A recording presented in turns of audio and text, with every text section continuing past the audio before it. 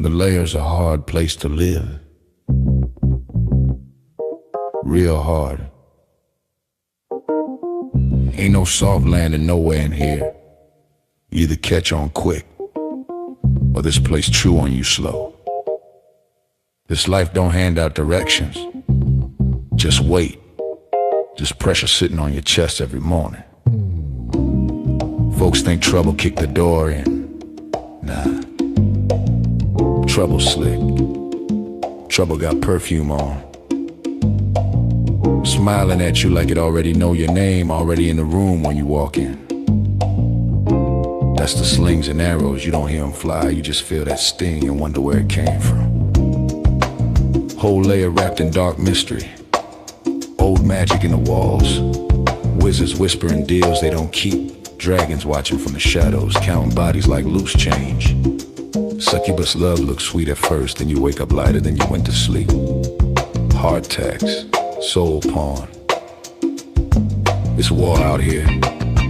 Quiet war. Betrayal wears silk and smile real nice.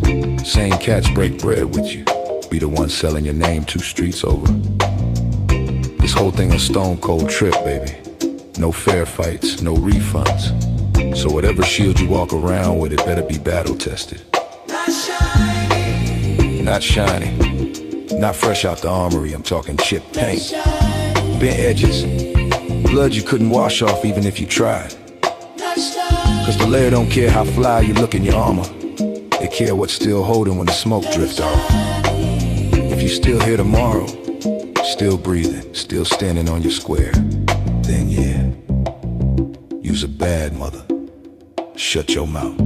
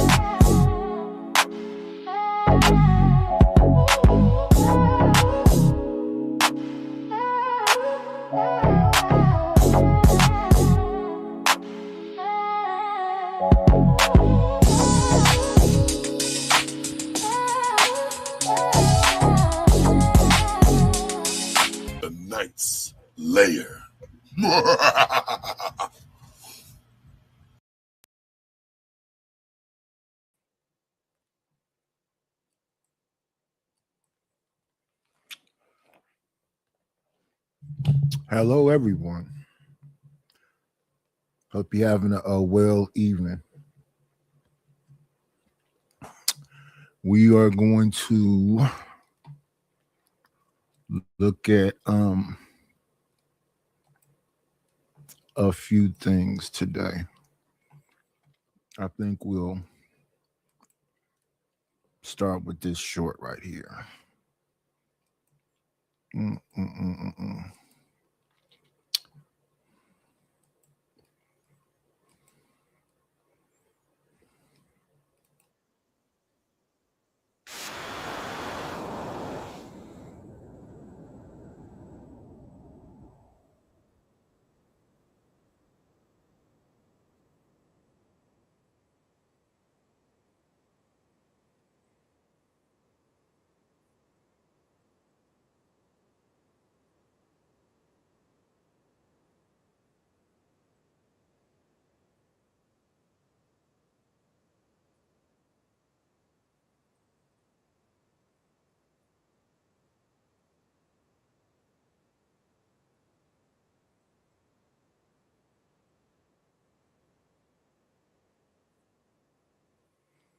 Hey, man, it's the music, though. Gotta remember when they have these shorts, it's the music. You gotta, you know, I shall see. You gotta be conscious of it all. You gotta be conscious of it all. Let me stop that.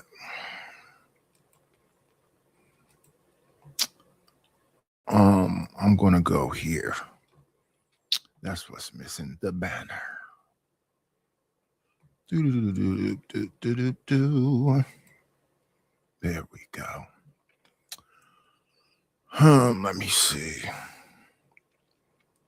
I'm gonna put this.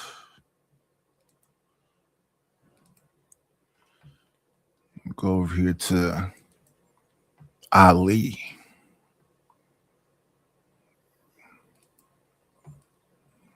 Let's listen.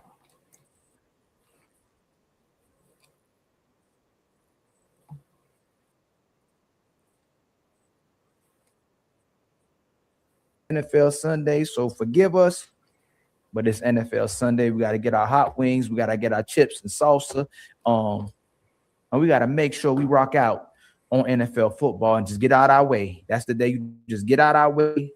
You leave us alone unless you feeding us or unless you want to support our favorite team. So, thank you so much for understanding. Smell the Roses, how you doing today? I'm good. How are you? I'm doing my best. I'm doing my best. To figure out this conversation. I know y'all having the conversation on Trey's show on Trey the Truth Teller. Make sure y'all go follow my brother Trey the Truth Teller. I want to continue this conversation a little bit and probably shed light on some other things as well too. But I don't know how y'all feel in the chat. I don't know how the Untouchables feel. I don't know how people in general feel about if men and women can actually have friends. So we will be discussing that. And just as a quick reminder to what happens when women believe they actually have And girls and guys just be friends. Yeah, I have a lot of guy best friends. Okay. And none of them want to get with you.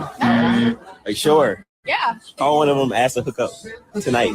Hey, do you want to hook up? Sure.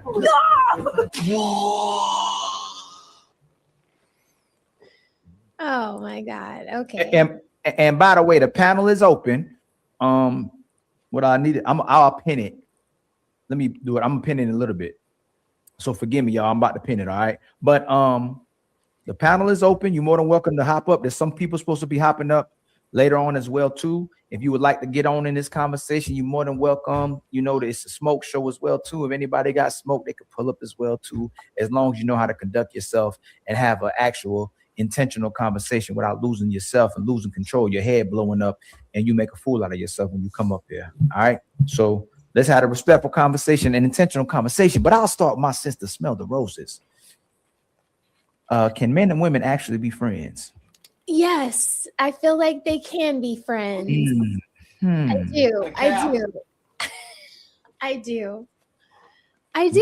I think that you can bond over things like humor, work, trauma, right? Like, Mhm. let's say you rescued me out of a fire or something like that. You know what I'm saying?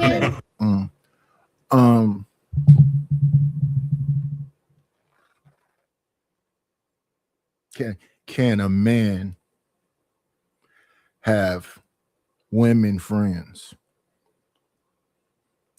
It's a lot of conversations that happen on here I never really have thought about. A younger, more immature me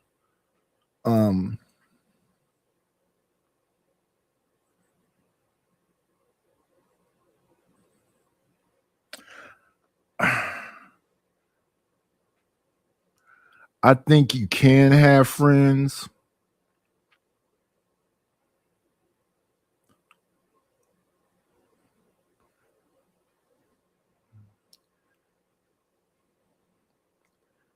Back, even when I was young, I had girls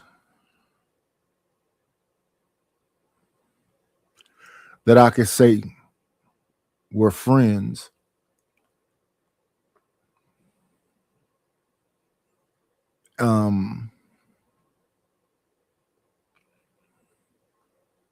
But not really.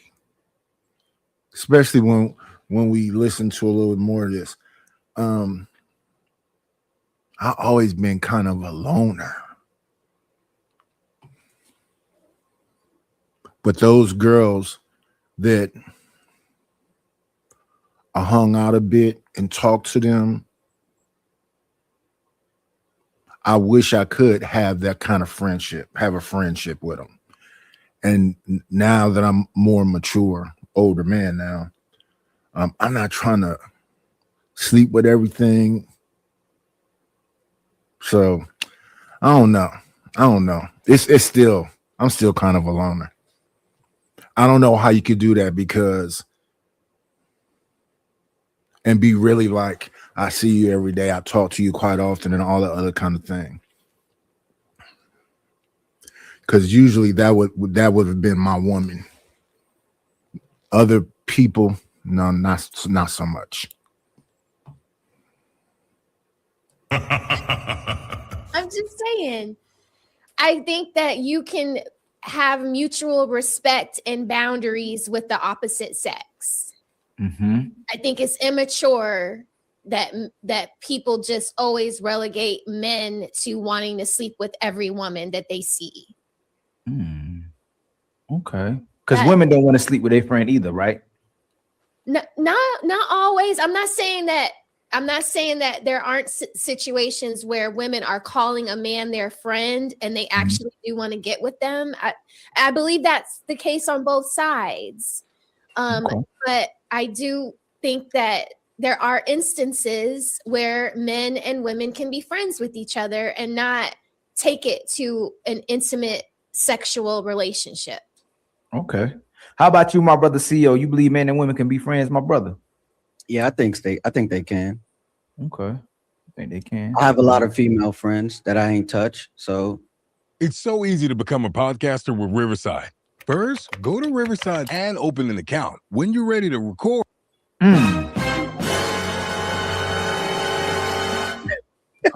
Yeah, right. Nah, it's I think once you reach a certain maturity level, like you're not trying to sleep with your female friends, because you know if your female friend called you with a call like that girl did in that video, you're gonna want to know as a friend what's wrong. You feel me? Like what's the real issue, right? And usually, you know, when you take advantage of that I want to do something right now situation, then that's why women be feeling like we be taking advantage of them, because we never got to the root of the problem. You feel me? Sometimes they just be trying to use sex as a release, but like if you mature enough, you're going work through that. Go ahead, baby. Okay. How about you, my brother Reese? What you think about that, my brother? I've done it. I've been friends with chicks for decades. Thank you, Reese. Thank you. Okay. See? Okay. So what's the difference between the friend?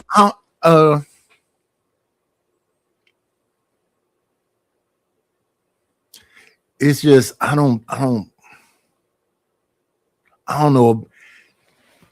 Since women are more social and it's multiple, I just don't know how it will work because I like to be private. I can only say my woman is my friend. Those other people, I don't want to call them friends. I'm going to say they was associates. But if you're attractive and you're soft-spoken and we spend a lot of time together, I'm trying to, make you my woman. And I'm not doing that with a whole lot of women. So to just get in there is a challenge because I don't be around a lot of people like that. And then that's a whole lot of stuff going on. I like to keep things simple. That the woman will sleep with and the friend that the woman won't sleep with. Can y'all give me context to that real quick since we can be friends? What's the difference between the guy that's her friend that she'll sleep with? Attraction. I'm gonna answer that too. Okay. Go ahead. My answer was attraction. You know, she's physically attracted to, and like she has a crush on you, and she's just like acting like y'all are friends because maybe she feels like that's the only way she can be close to you. But deep down, she's attracted. Deep down, she wants you to pick her. So I'm asking everybody, what is the benefit of a female friend for a man? What? The benefit of a female friend for since y'all say y'all got all these female friends, what is the benefit for a man to have a female friend? Like, what is the benefits? What comes? It's endless. I think my female friend set the vibe. I think my female friend set the vibe, right? Say I had a bad day, right? Because they female, their female tendency is going to kick in. They're going to clean up, cook, get your favorite bottle of wine. They cleaning up and cooking. Yeah. Why not? They see I'm distressed. I'm in distress. Yeah, maybe he just had a breakup. Maybe he just had a breakup, or his dog passed away. Yeah, they some Pico de Gallo or something like that. You know what I'm saying? I'm just trying to, brighten his day up. I got female What's up, friends Uncle Street? what's going on? What's up, my brother? What you think, Red Pill? Before we get on to everybody else, do you think that men and women can be? Apparently, CEO got female friends that's cooking and cleaning and coming to the house and protecting them from distress. But what you think, Red Pill? You think men and women can be friends? First of all, how everybody doing? How you doing, my brother? And the answer is yes, but from a distance. I think people are using the word friends too loosely up here. Okay. They talking about these associates. A friend is someone you talk to regularly, consistently, you see regularly, consistently, and you hang with regularly, consistently. If you had a friend for years and they stay in another state, you knew them from high school, y'all keep loose contact on IG or whatever, you can say that's your friend, but that ain't what we're talking about. Men and women can't be real friends, unless she busted, unless there's no attraction there. Ooh. If there's no attraction, I'm talking about she looked like she work on cars, she built like a refrigerator, she looked like Tracy Morgan with a wig. Oh my God. Then y'all can be friends. But if she hot, the tension gonna be there if y'all hang out like friends supposed to. You know what I'm saying? So, and one more thing, you had asked the question, what's the gain from it? And the answer is nothing. You end up doing boyfriend work. You would end up putting IKEA furniture together. You would end up listening to her whine about other dudes. You would be doing all the work. Somebody else, some dude getting the benefits. She talking about her terrible day to you, but Nug coming over there clapping her cheeks because she ain't gonna talk about all that stuff to him because she know he don't want to hear it. His contact go like this: "Hey, what you doing? Nothing. Can I come through? Yeah."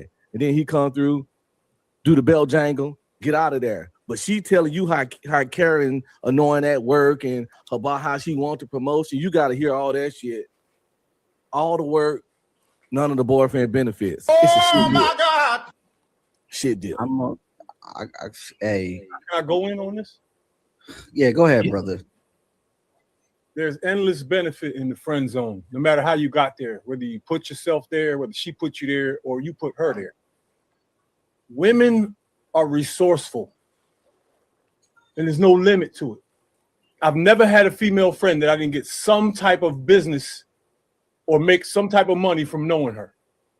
Not only that, if you get thrown into the friend zone, right, by a chick that you pursued or in the back of your mind wanted to nail, being her friend, you'll end up tagging maybe 2 of her sisters, 3 of her friends. You might end up getting 5 women for losing 1.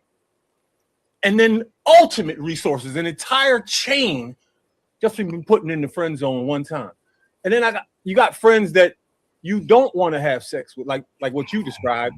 That's always a thing, because if I'm not sexually attracted to a chick and we get cool, I'm not gonna stop being cool with her because I don't want to nail her. And I got baddies around me that I've been friends with for years. And guess what? I will never tag them no matter what, even if they throw it at me. You want to know why? Because they didn't do it in the beginning. Right. You don't do it from the beginning. First of all, what you going to, this is what's going to happen to you ladies when you throw me in the friend zone. Okay, cool. You're going to see 10 bitches better than you in that first month hanging out with you. That's what I'm going to do to you. To show Maurice, what are you doing in this friend zone? It's okay if you're in the friend zone if you ain't doing nothing. See, we gotta read the word friend. Like I say, if you in the friend and you helping build furniture, putting beds together, helping her move, because you her friend, and they would ask you to do that kind of goofy shit. That is boyfriend stuff. I never had to do none of that for my female friends. Well, they one of your friends. These associates. How they not my friends? Friends ask friends for favors. If you do associates don't. Hey, I'm bored. Hey, I'm bored. Let's go to the movies. Hey, I'm bored. Let's go to the movies. Hey, I'm bored. Let's go to Central Park. I thought he was addressing me real quick. So you might do a little bit of that, but now you got a car you can borrow, a couch you can borrow if you're in between apartments, or you're beefing with your girlfriend, or you need to get low for a certain reason. You can reciprocate from that. It's not just a one-way street, dog, and it's endless. I've been friends with chicks since the 80s, and we still cool. Yeah. Old and gray. Yeah. So hold on, CEO. You just said a woman was cooking. These friends was cooking and cleaning. Yeah. And take care of your house. And then you said that you can't set up nothing in her house. You said, no, I ain't doing that. So No. I said I never was asked to move. I'm not a mover. I never was asked to put up a bed or something. I didn't have to do it. So if they asked you to put up a bed or move, would you do it? I would do it as a friend, but I would never had to do that. Well, like, you did my female friend, you know what she did? She come over, we watch football. We was Giants fans. We come over, watch football. What does she get bringing? She either bringing the champagne or the pizza. You feel me? She wasn't attracted to you? Yeah, she was attracted to me. Man. But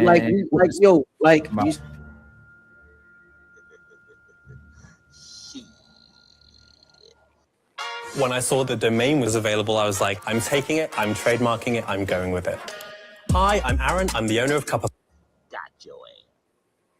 Yeah, we had so you would do the women the same way the women would do the men and put them in the friend zone and get things out of them. You would get things out of these women you were attracted for. You let them take care of you. I feel like if you would have banged, we wouldn't be friends no more. Well, this is the thing. If they asking him for the physical work, moving stuff, they asking him or something. He either a shoulder to cry on, emotional tampon, or he loan them money. Wow. Women ain't gonna be friends with no dude and get shit out of them.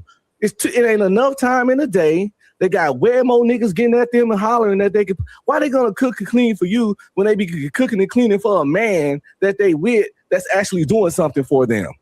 Why cook and clean for a nigga ain't doing nothing when they can cook and clean for a man that might actually pay something, that might actually get their hair done, that might actually get their nails done? It's stupid. That's like working for free. That's hustling backwards. That's not hustling. Why would my friend try to hustle me? No, I ain't saying she's trying to hustle. It's hustling backwards for her to do girlfriend work for you that don't do nothing for them when they could do that same work for another dude and get something out of it. Well, It's only I 24 hours in a day, bro. She cleaning your shit. She could be cleaning Chris shit, and Chris do stuff for her. No, the benefit Chris probably has is Chris could call her and say, "Hey, I want you to come through," and she pull up. Me, we watch the game, bro. Like I'm not worrying about what she's doing in her sexual life. Like this is my friend. I'm not thinking of her in that way. Because you're not attracted. That's not what I'm saying, though. I'm saying she wasting her time fucking with you. If she was attracted to you, she would and she literally tried to get something out of you for doing something to you, but she probably figured out that she couldn't. She'll say, "Why are you wasting my time? I'm wasting my time and doing all these things for you. I'm not getting nothing in return because you probably already laid it on the table that, hey, this ain't going nowhere. We just friends." But obviously she's attracted to you. So I'd be the same way. I'm trying to think. I got married so early, but I'm trying to think.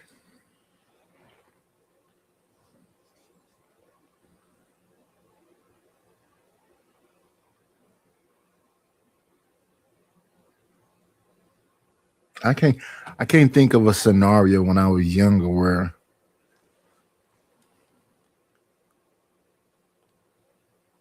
I saw women or young girls or whatever, come and clean.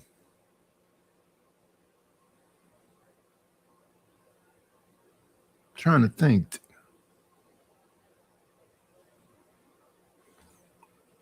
Yeah, I guess because I was too young. I got married young. So I never had no scenario where, somebody came where I was to do that kind of stuff.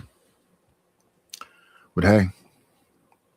Female friends I'd have, if it's my lady had female friends and my boy and his woman, I'll befriend my boy's women and I'll befriend my lady's women. It's nothing that I'm gonna get out of having female friends. There's nothing. I'm wasting her time. She wasting my time. I don't need no women around me except for the woman that I love and care about, or the family of women that's in my the family of women. Wow. It's typically when men talk like that, they typically on some game or vice versa, where the woman use those men for friends with benefit.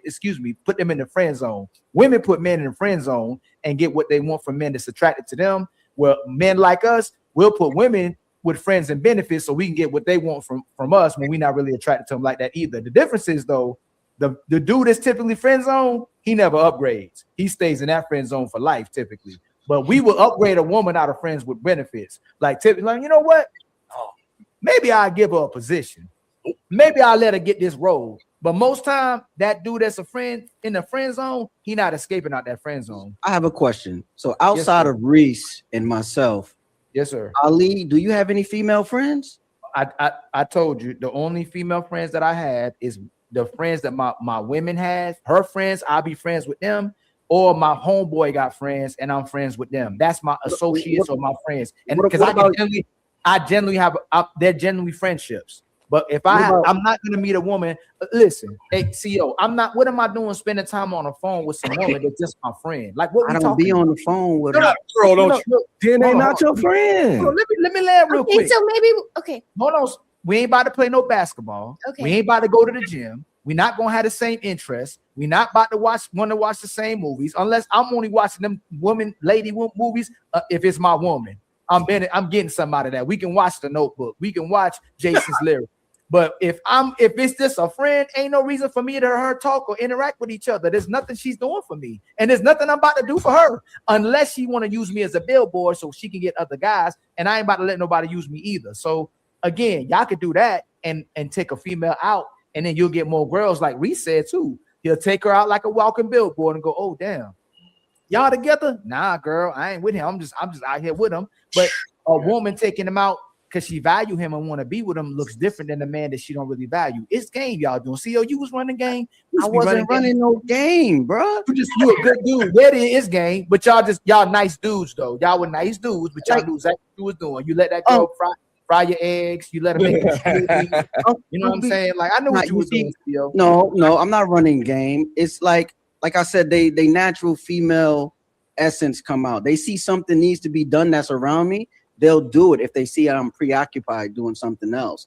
And it's like when Netflix came out, when Netflix started streaming, right? your female friends never come over. Yo, you got the Netflix? Yeah, yo, let's watch. No, that's called Netflix and chill. I'm finna sit and spend 2 hours with somebody that I don't want to. Why would I spend 2 hours watching a movie with her when I can spend 2 hours with somebody watching the movie that's gonna top me off afterwards?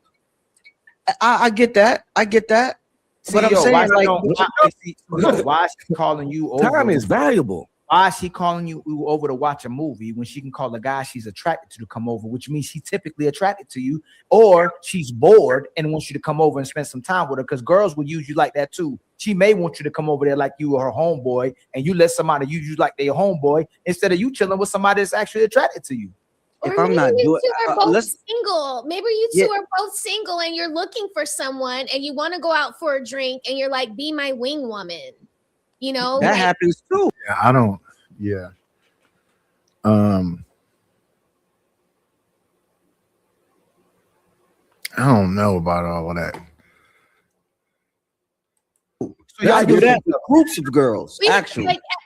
like you guys are putting things, like you guys are putting romantic things on friendships. I'm not Netflix and chilling with my friends. Yeah, I agree with that. I agree with the wing woman part. But we'll go out and we'll have hot wings somewhere. When he was single, you know, I'd be like, oh, she's cute, or you know, talk to the bartender. You know, So, it wasn't. so I'm it wasn't actually, like that. so if you asked him to have sex with you, would he have sex with you?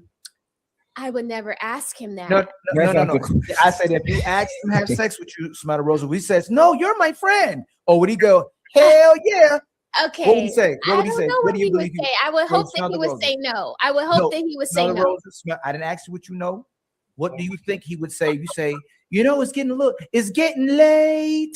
Can you stay over tonight? Like, would he go, oh, hell nah? Or would he go, Rose, just admit it. On a real red pill. Okay. And you know what? Okay. Yeah, he probably will.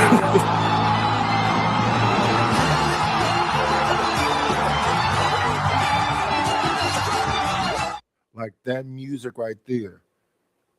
I'm gonna see if that's gonna be dinged, because that's or is it short enough? I don't know. I know I can't use the I don't want nobody messing with me in these streets, because I thought it was a short enough clip. It had been okay forever, but now it has it gets dinged. So yeah, I lost so many things, especially clips. And it's not arranged. That's a conversation. We need some folks over here. Let me hear about this. Bunch of girlfriends as friends.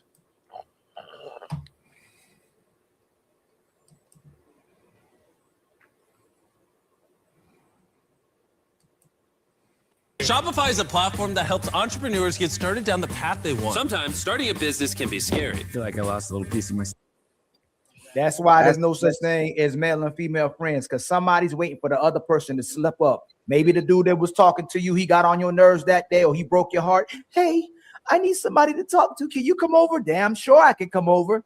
I got a place you can rest. Like, it's no such, most of these friendships are not real friendships. Somebody is always attracted to the other person, because the other person, when they're interested in somebody, is only going to waste their time because of that reason, or if they're going to benefit from that. So typically, men and women ain't friends. And Roses, if you're in a relationship, you're not gonna let that your man be in a friendship with a woman that you think more attracted to you. You're not gonna let them be on the phone. You're not gonna let them go on no dates. You're not. That's wild to even think of doing that. Babe, I got a girl that's been my friend, you know, really long time. So she'll be calling me. I may be going over it. No.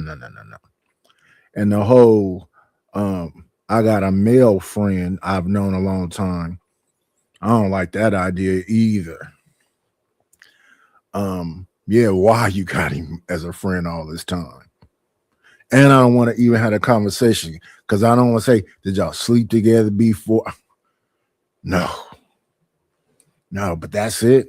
That's a maturity level you got to have to be able to understand that this person came with their own friends and all this other stuff. And what is that?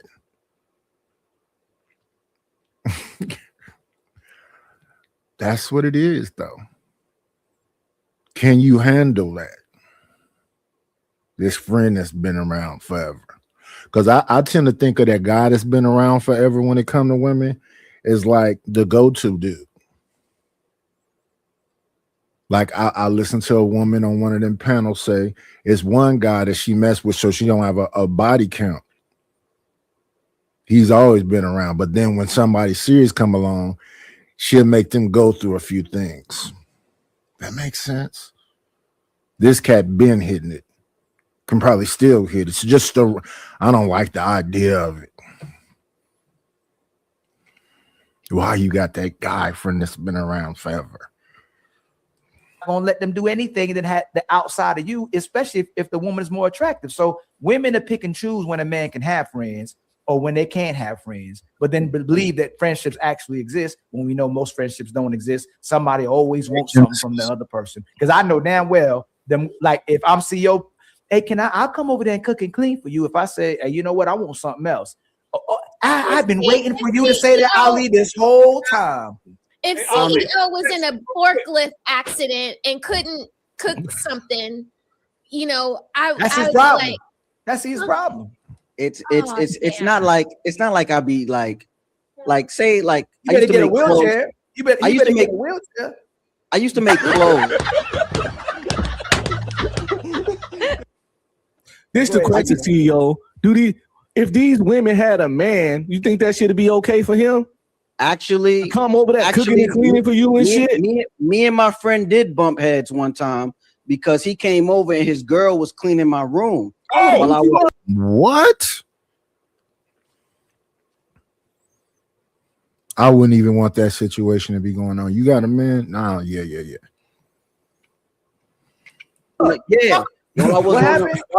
Yeah, his girl was cleaning my room. She was folding up my clothes that was on my bed.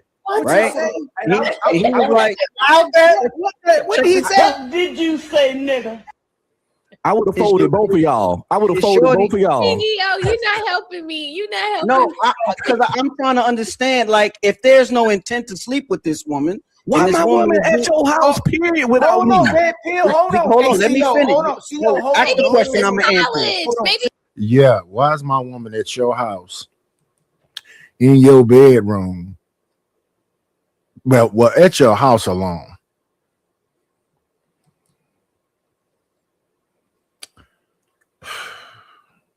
But look, people can do it anywhere. They don't need all day. And I always think that women is getting a holler about a whole bunch of folks.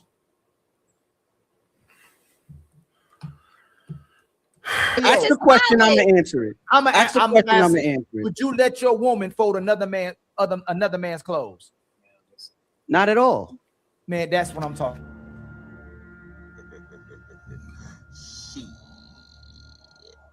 Got your ass. Down hypocrite. What's good for the goose ain't good for the gander ass nigga. Hold on, wait. You know it ain't right. You know it's not right. Listen. The way you framed that question, you said, "Will I let my girl fold another man's clothes?" But if she was at her friend's house and ended up folding some clothes, there's nothing I can do about it. It was already done. I would tell her I didn't like it. You feel me? Hold on, my bad. So you would let your woman go to inside another man's house and fold his clothes? My bad. That was the wrong question I asked you. I'm gonna ask you again, CEO. Would you let your woman go to another man's house, inside his house, close the door, and fold his clothes? If that was her friend, why not? No. Damn. So you let your girl just hang out at another guy's house without you?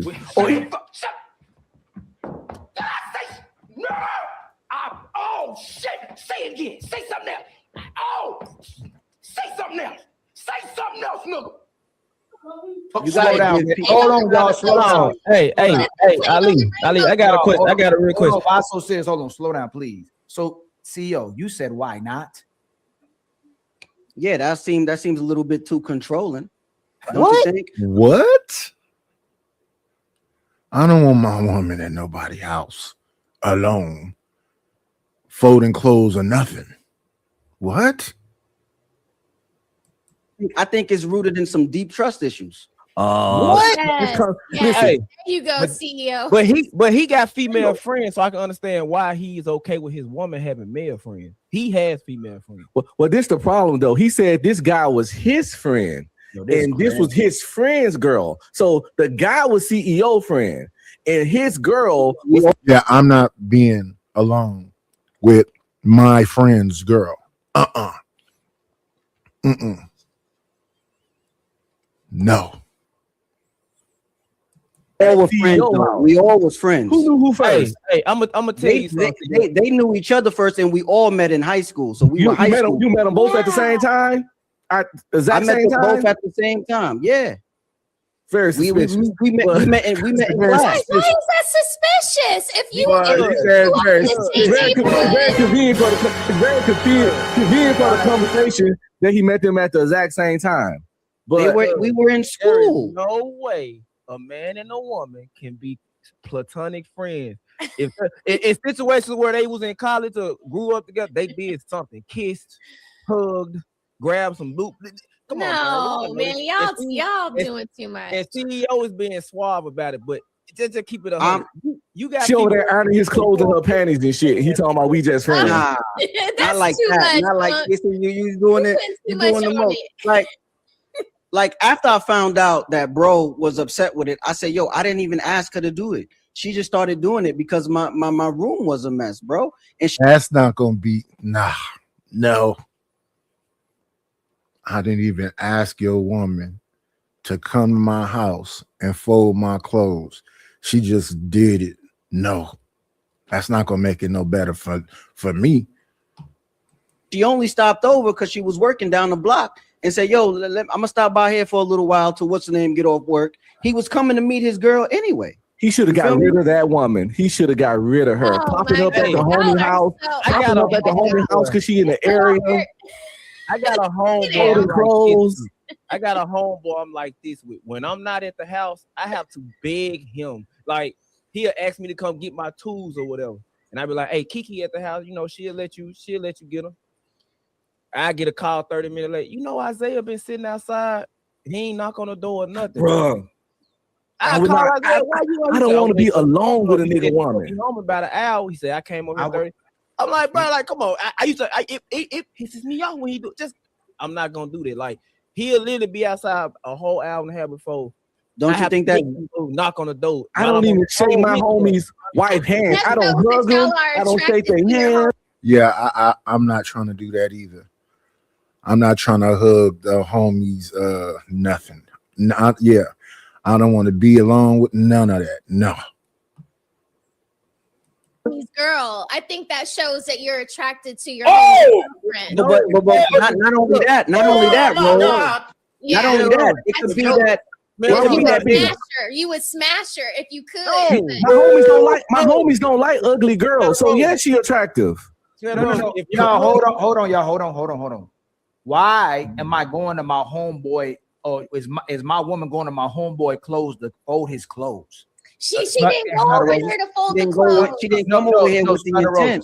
Smell the roses. Why did my woman stop by and fold some other man's clothes, even if that was not her intent? Why is she folding his clothes? What are we talking about? That's insane.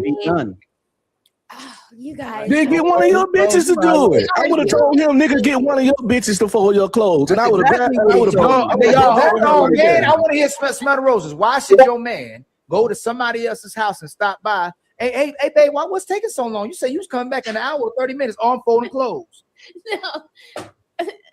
These are ridiculous scenarios. No, it's not. He just that's a realistic scenario. He just said that his homeboy girl came to his house and folded his clothes. So I'm gonna ask you again, why would your man, Roses, I'm going over to Lisa's house. I'm just gonna stop by and say, hey, we have male and female friends. Oh, that's fine. Hey, you taking a little longer than usual. What are you doing? I'm folding her clothes. I wouldn't like that. You guys are right.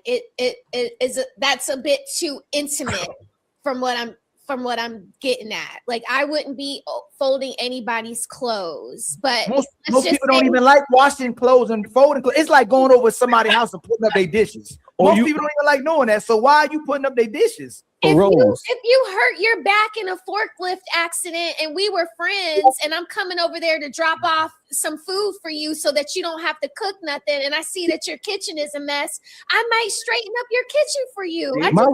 That's all bad. I'm at my guy friend's house. He's not doing well. I'm gonna stay here for a little while and help clean up and you have to be able to trust me, you know.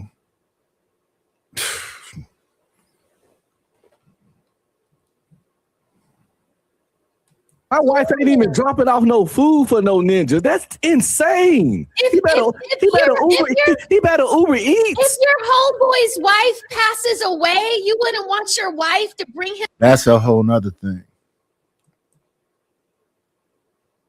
That's something people do. That's a whole nother thing. Some food. That's what people do when I'll bring it. She'll cook it and I'll bring it. Hold on, y'all. Slow down, please. Roses, you went way. Roses, you went so. The person died. I'm trying to think of instances where a woman would do something like that, and it's not so cringy the way you guys are trying to make it. No, I'll bring the food. My wife took this. Friendships. We're not talking about somebody died, lost their feet and arms. We're talking about just regular friendships. Okay, we ain't going that extreme. I would think about. Let me see. If my friend lost his woman, would I be okay with my woman cooking the meal and taking it over there? I don't. I may not. But we're not talking about somebody died. Okay, well, but we can talk about Netflix and chill. Who? Like there's all kinds of scenarios. Hold on, y'all. Please slow down. I'll give you. Hey, why so serious? Slow down, please, y'all. Please. No, I'm still now. There's no reason for her to go over there and start washing dishes and folding clothes. He's a grown man. We all used to be adults before. I'm so sorry for your loss. Here's some cake. Here's a dish. I'll see you later. Ain't no reason to start folding clothes and washing dishes. Yeah. Yeah, there's no reason to go in. You can knock on the door, knock, knock, knock. Say, heard about the situation, pass me that tray. There's no reason to go in. I remember. Now, where was the friends from? I don't know, but they went in the house and was talking to the kids, and then started talking to me, and I was like, no. Here go their number. You can call them and talk to them, but no.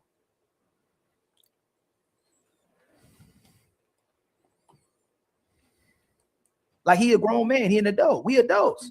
Okay. I was washing my clothes and doing my dishes way before I met a woman. Okay. I said some Rose Mike can catch. What if he was over there painting the woman kitchen? What if your husband was over another woman's house painting her kitchen and putting in new cabinets in her kitchen? With a wife, you like, yeah, I went over to Carol's house and she was about to paint her kitchen. And I was like, no, I got that. The contractor? No, he just your husband.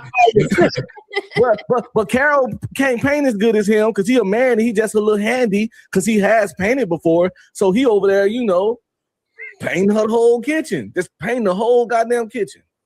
I mean, that is, again, that's a very intimate thing. I don't think that I wouldn't like that. I wouldn't folding like clothes that. and cooking is intimate too. Certain circumstances, like folding clothes and cooking is intimate.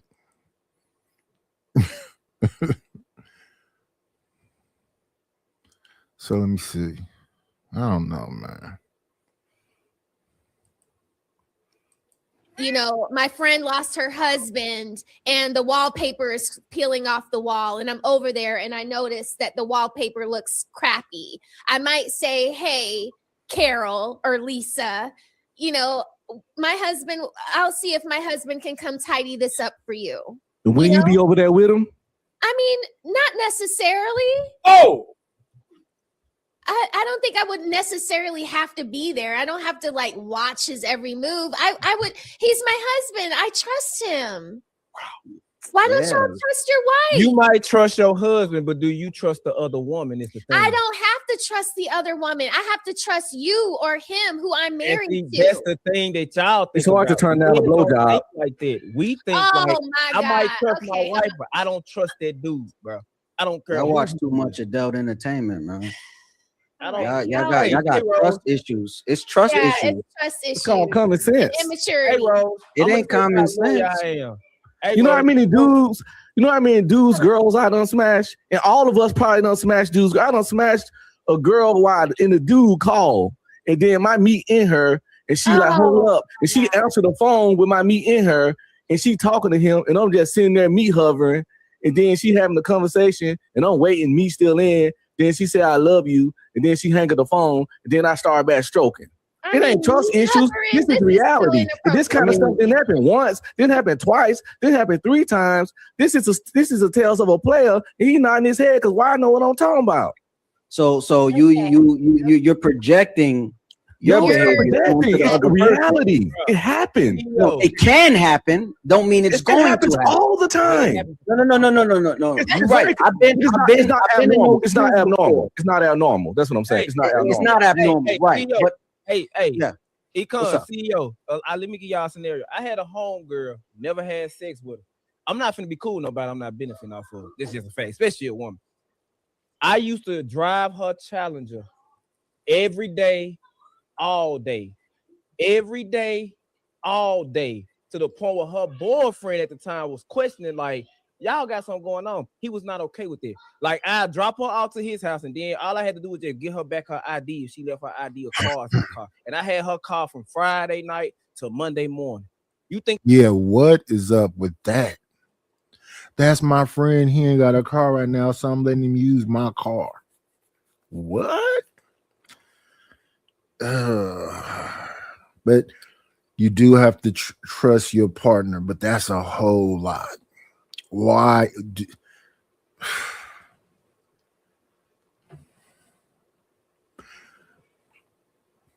Yeah, but why? That's cool.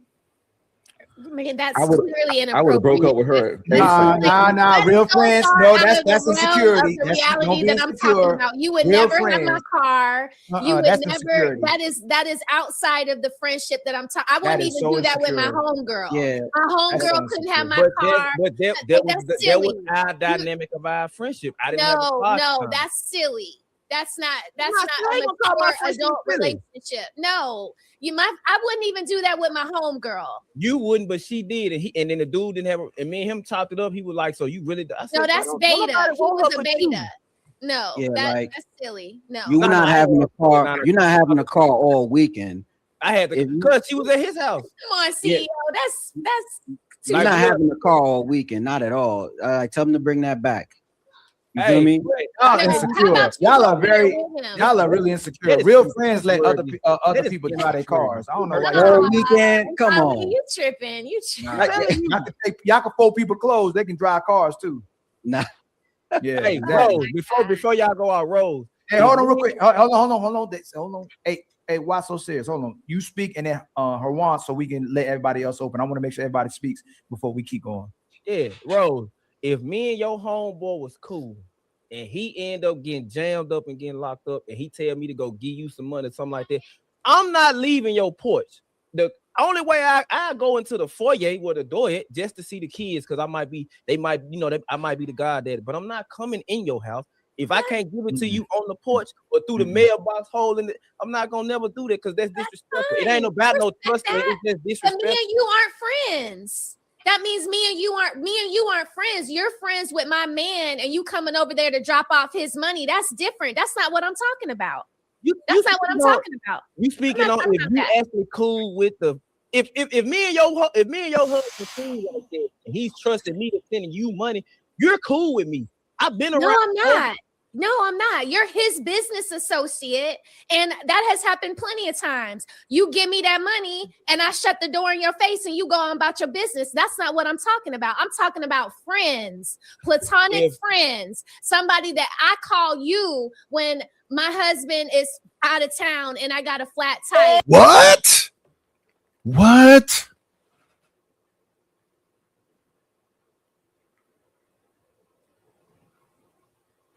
What is going on with this cat and Reese? It's a lot. I'm out of town. You call? No, don't do that. Oh my Hey, I God. don't know what to do with this flat tire or this pizza flat. You come meet me at the I ain't gonna QT even and lie fix to my you. tire. You better call AAA. Rose, you better call AAA. You Don't better be call screaming. I'm just trying to think of examples off the top of my mind because y'all talking about Netflix and chill. You talking about de-hovering. Like that. This is My so wife can't call no nigga but her uncles. Her real blood uncles. You better call your brother. Her uncles and her dad. Hold on, y'all, real quick. Hey, Smell the Roses. What can a female help your husband do? I don't know. If I was to pass away, maybe she could cook. No, you did that again. No, don't do that again. We're not talking about extreme. You said if he dropping off some money or somebody coming over your house, if they're strictly platonic friends, what can a woman help with your husband do? Take my dog to the vet. Babysit my dog, my Doberman Pinscher. No, you said babysit the dog and take Yeah. the dog to the. No, I'm saying to come in the house. What can the Babysit my dog. Let my dog come. We're going out of town. No. Smell the Roses. If she gonna babysit the dog, he's not there. You can't use that. That where he's still in the house. If I'm out of town and he got to go out of town and That's not fair. That's not the one. You can't use that. Okay. No, Smell the Roses. You can't. You gotta both be in the house. What can she come over to do while he's in the house?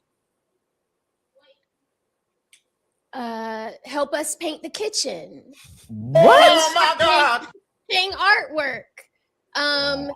Stage a home for real estate, Ali. I've done this. Most with my women friend and her ain't. Most husband. women ain't.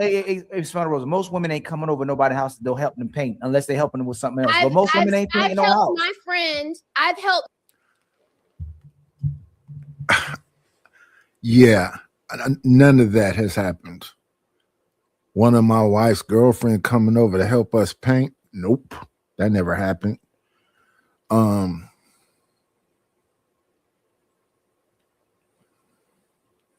But again, you know what I'm saying? It's about it's touchy. So this is a touchy subject because how can you really tell this woman that's in your life now she can't have what's been her friends all this time? It's touchy. It's touchy. I don't like the idea of that guy that's been around all this time and you're my woman now. But there are people who with those relationships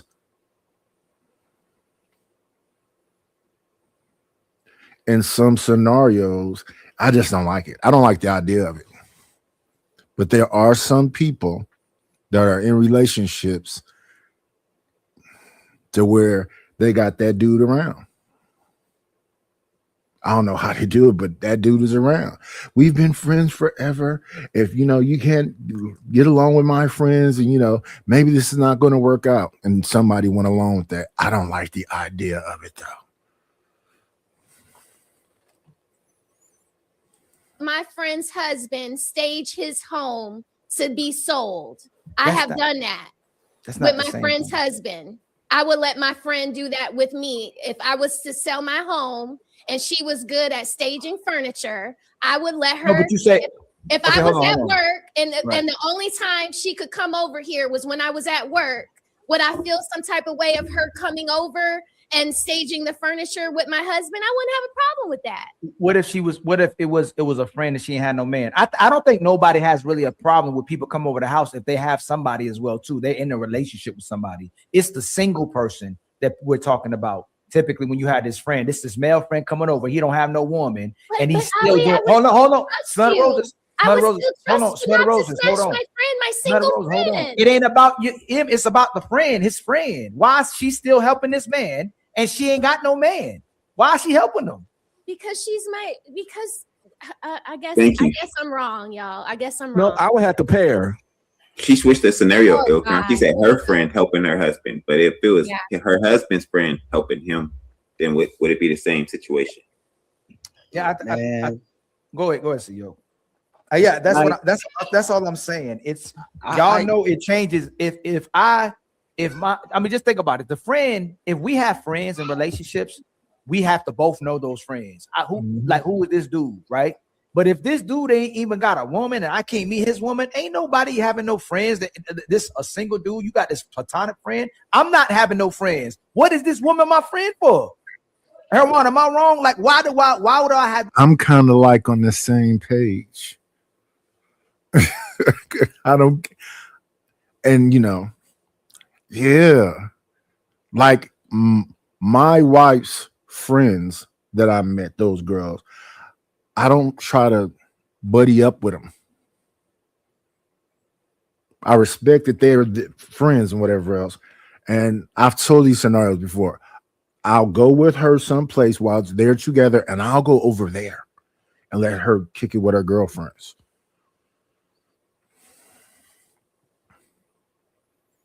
What? Who you talking to, babe? Oh, I'm talking to Michelle. And Michelle, how was your day? Yo, what's good? You know what I'm saying? Like, what are we doing? You know what I'm saying? Like, the only reason why this woman is still, the only reason, because women do it too, this woman is still in contact with me is because she's attracted to me. In case things fall through, she's right there when something happens. She's hoping that she can get involved. That's exactly what it is. Thanks, Summer. Hey, listen to the women, right? Listen to the women, because they know they always tell the truth. They're helping me with examples. Like, what if he wants to do a vow renewal? Women ain't getting married in 2026. So what vow renewal? What I've been married 19 years. Let's just say he wants to do a vow renewal at my 20th wedding anniversary. Why you just won't hire the woman that actually planning the wedding? ChatGPT is perfect about renewals. It's crazy. It's crazy. Just thinking about it. What you think? think? Look, go ahead, CEO. I got a scenario, right? One of my female friends I ain't seen in about 8 years is coming over on the 20th for dinner. Like, say what?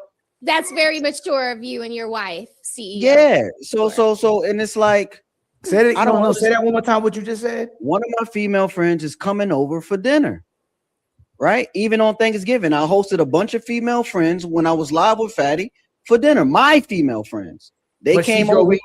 Is she your woman's friends too? They are now. So that's the thing. She's Was friends your woman with there? you. Was your wife there? Yes. Then that's cool. That's Gucci. That don't mean nothing. You there? Your wife is there too. They're not coming over there partying with you if she's not there. But these are the same women that'll come over if she's not here. Like, I don't understand what the issue is. But see, that's different because that's y'all friends. If your wife know them, that's different. Like,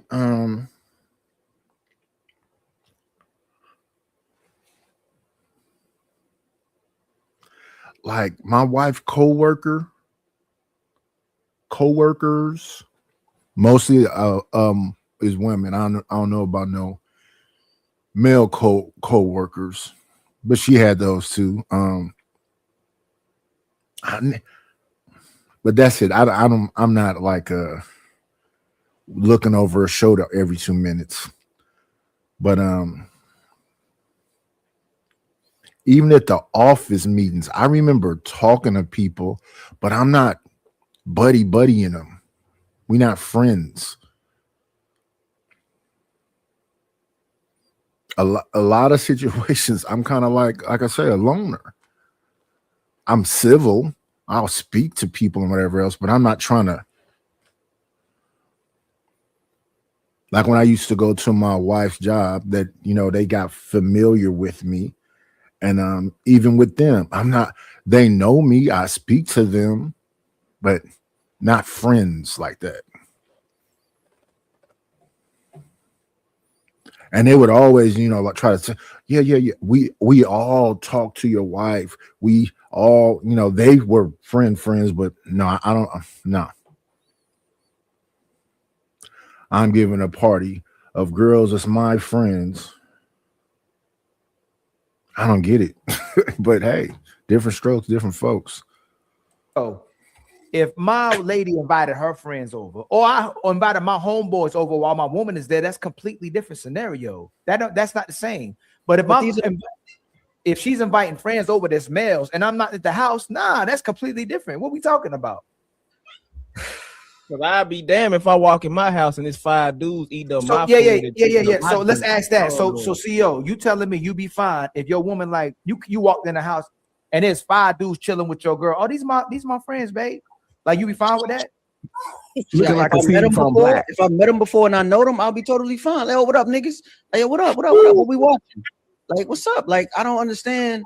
I saw that movie before, CEO. I saw that movie before on black.com. Me too. Me too, Red Pill. You see where the mind go? The mind is poisoned, man. Like, Nah, the mind ain't poison. Usually when it smell like ish, it look like ish, and it feel like ish, it's ish typically. It's very rare for it not to be like ish. You know when the tension is if I came home and the tension got tight, yeah, I'm Right. You if would the know. tension is vibes, like if it's like, oh, we chilling. Y'all say y'all would know. So we Man, can I go real quick? Bro. Why are you so serious? You and Unc be streaming. Y'all I'm the worst. cool with dude right Examples. now. He's married to a girl I knocked off. He do not know I knocked off. And Oh my God. I took her virginity. So like I'm saying, and I That's still a love dog. her. Baggage. I'm saying, and they cool. He got a baby with her. Like, what did you say? And he don't know. And you, Why and don't you he call know? this man your friend? You call this man your friend? He not my friend. Who your friend? Ooh. She my friend. Or she used to be. We after life went on, I stopped having female friends because I ain't no getting a relationship. No, how many times I got introduced as a friend to some goofy dude by a chick, and I be all up inside of her. She done gobble, she done gawk, she done did it all. And I run into them, and this my friend, such and such, whatever my real name might be. And I'm like, hey, what's up, homie? He like, what? I done played dominoes with cats, spade partners with cats, and I've been all up in they chick womb. But I got introduced as friend or brother and all that goofy stuff. And I don't like it. And I try to tell her, but she like, don't say nothing, don't say nothing. So I don't want to bust up their stuff, but I had to stop coming around because it makes the masculinity in me feel uncomfortable that we playing in this dude's face. I don't want to be part, but she doing it. That's I a don't clear want- violation. I don't want to be part of her playing in this dude's face. You know what I'm saying? And that also has happened more than once. Not one time, not 2 times, not 3 times. Many times I've been introduced as a friend when I've been all up in that womb multiple times. I'm not talking about any kind of scenario like that. I'm not. That's crazy. That's crazy. I wouldn't want to participate in that either. I done slept with you and you introducing me to your man as your friend.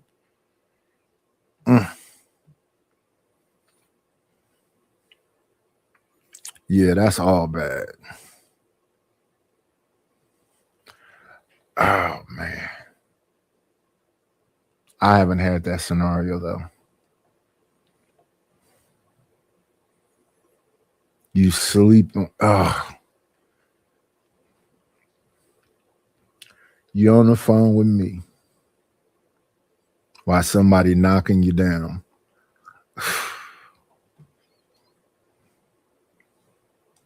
I would But never. that's do very anything common. like that. That's very common with this I would friend never stuff. do that. I would This never do friend that. shit. Most females who are, and I will argue, I would die on the hill with this. Most females who have male friends, not CEO situation because he's suave.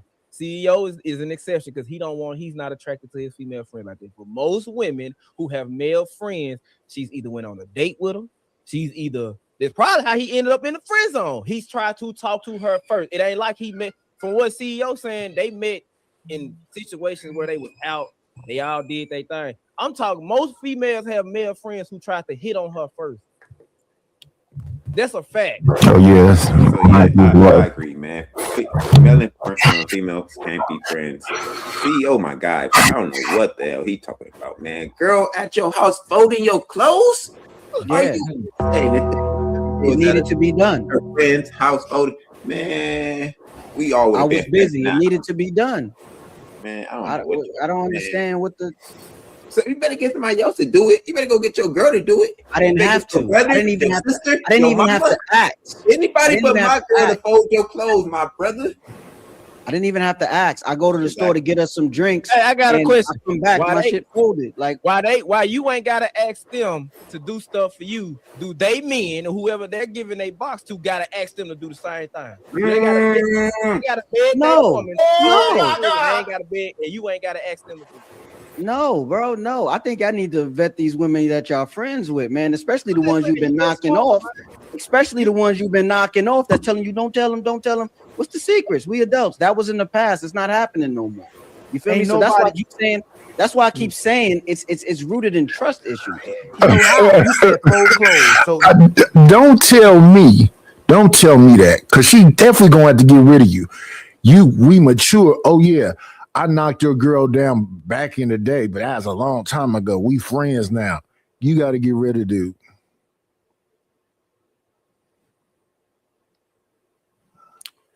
I don't know. People can still sneak my. Oh man, this is all bad.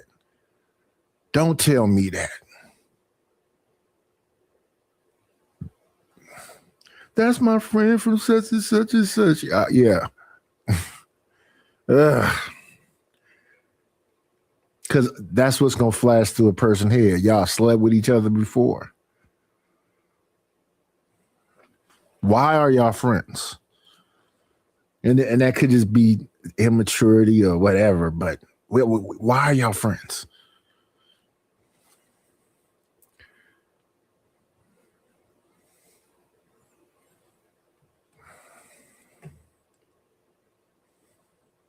if she it's okay for her to fold his drawers. Clothes is clothes, bro. His little doo-doo stain drawers. Yo, this is crazy. Yo. Hey, this is crazy. Ain't no way you gonna let his girl. So wait, you gonna let his girl fold another man's Yo, clothes? there's another man drawers. He's fine. Hey, You'll let your wife fold another man's drawers and clothes Clothes is clothes, bro. at his house. She put it up to his house, start folding his clothes. You'll be okay with that. What Wow. does she see? What does she see the crotch of his drawers stretched out more than yours? Then you're in the situation. Oh shit! Oh shit! This is That's some insecurities, bro. I'm secure, bro. That's Like, not insecurity, man. That's it is. No, that means that's boundaries. That shows you secure. Hey, my woman can't do all this. Hold on. You said secure. No, usually men that let their women get away with a lot of things aren't secure. They need to feel good. They need to allow their woman to get away with those things so they can keep their woman. A man who got boundaries and respect himself, he gonna set that. Nah, you ain't folding nobody clothes. That means he's secure. But if you letting everybody and your woman going around houses, yeah, what's going on? I'm here to fold your clothes today. Come on, that ain't going on, CEO? No, CEO, that's how it is. What you talking That's about? not how it is, man. That's Smell not Rose, how you it on- is. you So on- my point last night was that if platonic friendships are completely impossible, then men and women could not work together in workplaces, and the whole freaking world would just collapse. It's not a friendship. That's At some point, Well, that's the thing, though. I think that people that be working together do be banging each other. Go to school together, do be banging each other, because they done got comfortable with being around each other just because they work together. So maybe, a person is a little bit more accepting because this person has been. That's why I was saying earlier, like my relationships came from people that were around. All the cold approach things I did. Let me see.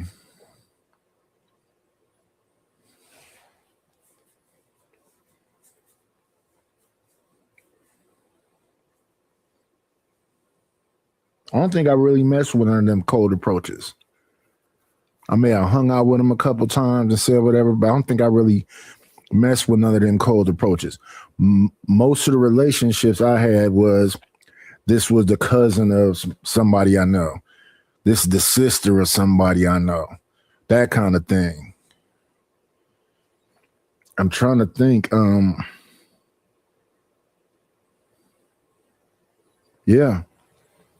I don't know about all these friends, but yeah, if you working with somebody all the time, you seeing them all the time, they get familiar with you, get comfortable with you, then So like they talk about these YouTube streets. Okay, in these YouTube streets, we seeing each other a lot back and forth here. If somebody hop in a DM or do something else, you got a somewhat idea of who the person is. That kind of thing. So no, I think the people that work together, yeah. Drinking and going out to clubs and doing whatever else. Such and such from marketing kissed me. Yeah.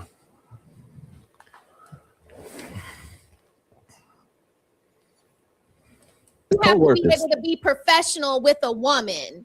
And if you can be professional with a woman, you can be friends with a woman. That's not the same thing. That's That's not the same thing. at Okay, Smell the roses. it is the same thing. Smell the It is roses. the same thing. Smell the roses. Do I have to be friends with a man to do business with him? No. No, you don't. You don't That's have not the to. same, it's not the same thing. Them women not my friends either. When I work, them my friends, them my associates. I don't go drinking with them. I don't go hang out with them unless like it's a. But our communities, but do communities exist if there's no mutual respect and boundaries? You do know in It is communities. the same thing. We are in a community. We have respect and boundaries with one another. You're in a relationship. I'm in a relationship. That's platonic. It's co-workers and associates though, not Not friends. on the table. It's just not gonna happen. Like I can work with somebody and not have a phone number. Friends. That's silly. This is childish. It's not Like, childish. It is. It is But childish. ask the men who was cool with that girl, being cool with a dude, and she ended up getting pregnant by him. I know it personally. You Ask the see, men that's cool like this. Again, It it's doesn't- just this remedial, silly, taking it too far. This is not taking what it I'm too talking far about. If I witnessed it No, happen. I'm a It's not stop. remedial. It's not remedial because we don't agree with you. It's just regular. I'm not First of all, talking second to of all, I'm not talking we can exist with men and women working separately. They don't have to work together for us to exist as a community. They got separate schools. They can have separate workplaces. We don't have to work together. And how many women you know have work? Last How one. many- You heard her talk about don't talk to me. So I told you it was facade, Ilkan. She keep How many- moving it every day. How many people What you happened? know how many people you know meet at work and start having sex at work, start having sex outside? What is you saying? Like men and women cannot work together or be together because somebody's gonna cross their boundary. So Now- you sleep with every woman? You think that you can sleep with every woman that you work with? Yeah, I think it in my head. Of course, do I act on it? No. But What you you mean? can't She's a though. woman. You can't though. I bet you don't. You Okay, can't. that If we means- work I have a together, you woman. cannot sleep with me.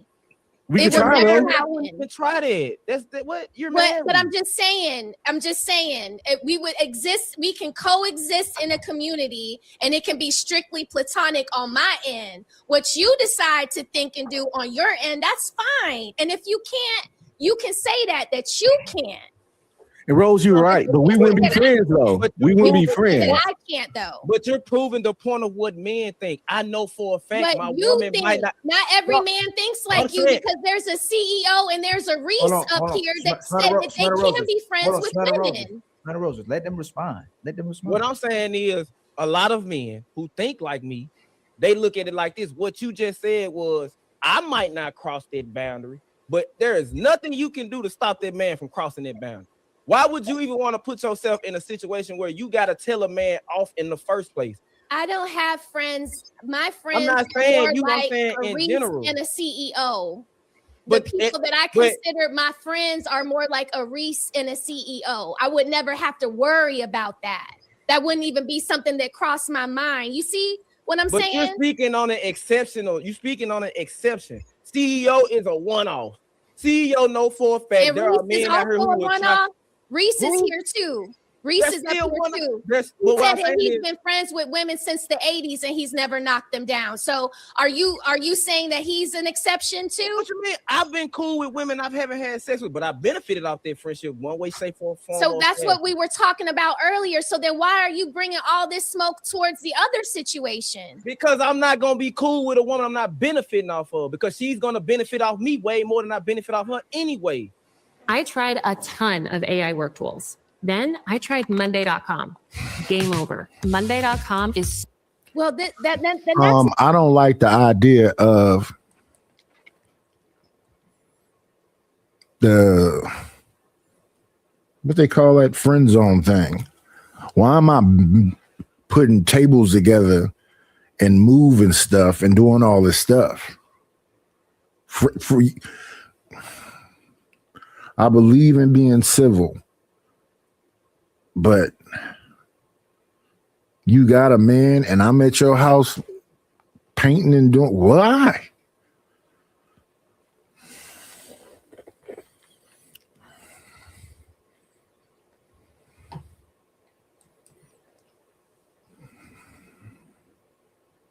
Not a friendship. And exactly. That's not, see, what you're talking about and what I'm talking about are not the same things. We're saying there is no way. The only way a man, I'm telling you, there are ways that somebody can actually be platonic if you and CEO situation. The only way I look at it, if it's platonic, is if the man don't want intentions with you. A woman can say what she wants 24/7, but let's just say you and your boyfriend break up. I'm speaking in general. You and your boyfriend break up. It's only gonna work if the woman is sober or of same mind. If you and your boyfriend break up and you get drunk and you out your mind and you go over to this man's house, anything can go up from there. It happens. Just because it don't happen in your world doesn't mean it don't. It happens. You talking to multiple men on here who's been in them situations, who's seen this. Not saying it's right or wrong, but there is no way a man and woman can be platonic because somebody's gonna start doing something. And then how I know if the woman gets in a relationship with somebody and the man slowly backs up, he slowly start acting. I knew something was up. It happens. If you was cool with this woman when she was single, you should be cool with her when she in a relationship. You should be able to come around and be doing the same stuff. It don't work like this. To that point right there, right? That same female friend that came over for Netflix and we watched football and all that, when her man was uncomfortable with our friendship, of course I have to back off to keep their relationship going. But when he's gone, like he is now, that's still my friend. Yeah, I'm not saying that, but it's certain boundaries you can and can't cross when you come on. That's all I'm saying. You might be the reason why he gone. See, that's why you don't let your grandma have these weird ass friend niggas, because your relationship get busted up because shit get weird. Now they would have been together if your ass she wasn't folding your dirty drawers. But you done messed up love because you let chicks do shit that you wouldn't want your chick to do. No, see the thing.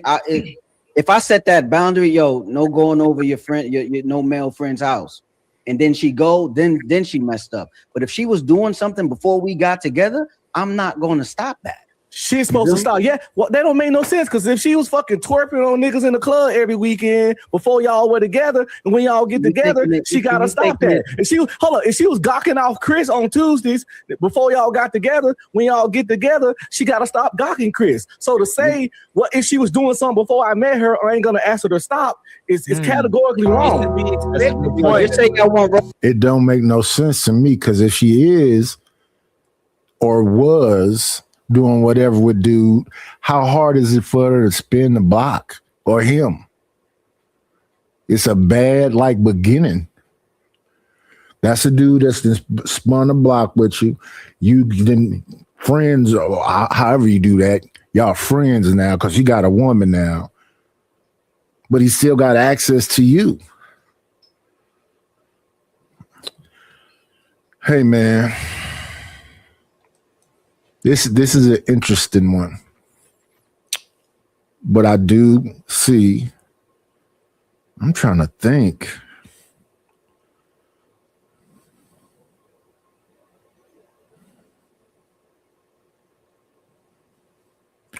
And I know some guys that, they believe in taking care, like my cousin's husband is one of those guys that if you go out to dinner with them, he's trying to pay for the whole thing, everything there. So he believes in taking care of everybody around. So, and they're the kind of huggy people. Yeah. It's different strokes with different folks. It looks a little off to me because everybody goes to him. All the women, it's just, I don't know. I don't want to hug your wife.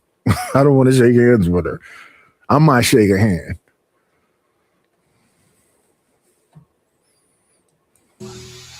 No, you gotta hold on. Y'all. Can we do this for the show, please? Instead of going left or making it something other than what we're talking about, we address exactly what's saying. Like instead of saying somebody being insecure or somebody just doing it different than how you doing it, like address what he said. He said if that's what she was doing before you got in a relationship, then you need to address all the other things she was doing before you got in a relationship. Because as a single woman, hold on, CEO.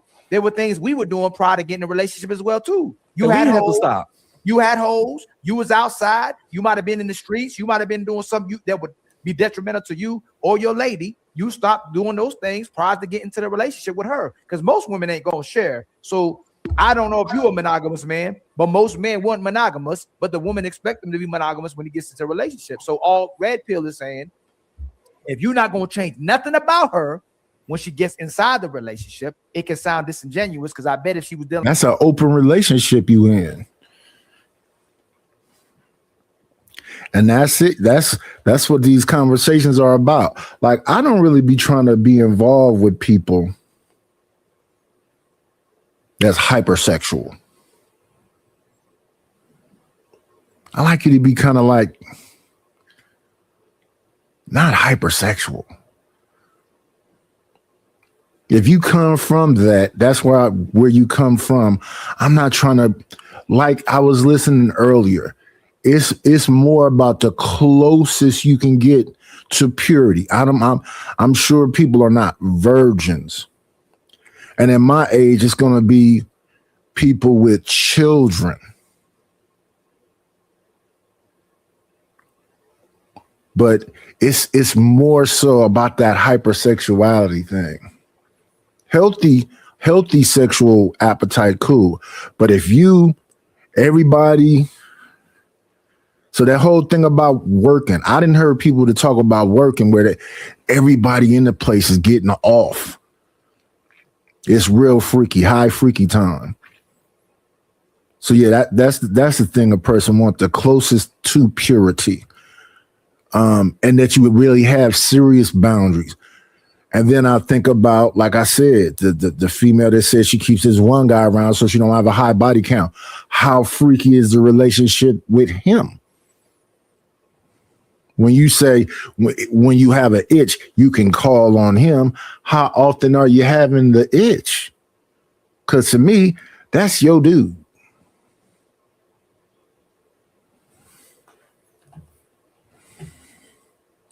with other people, she had to cut all that off too. That's all he's saying.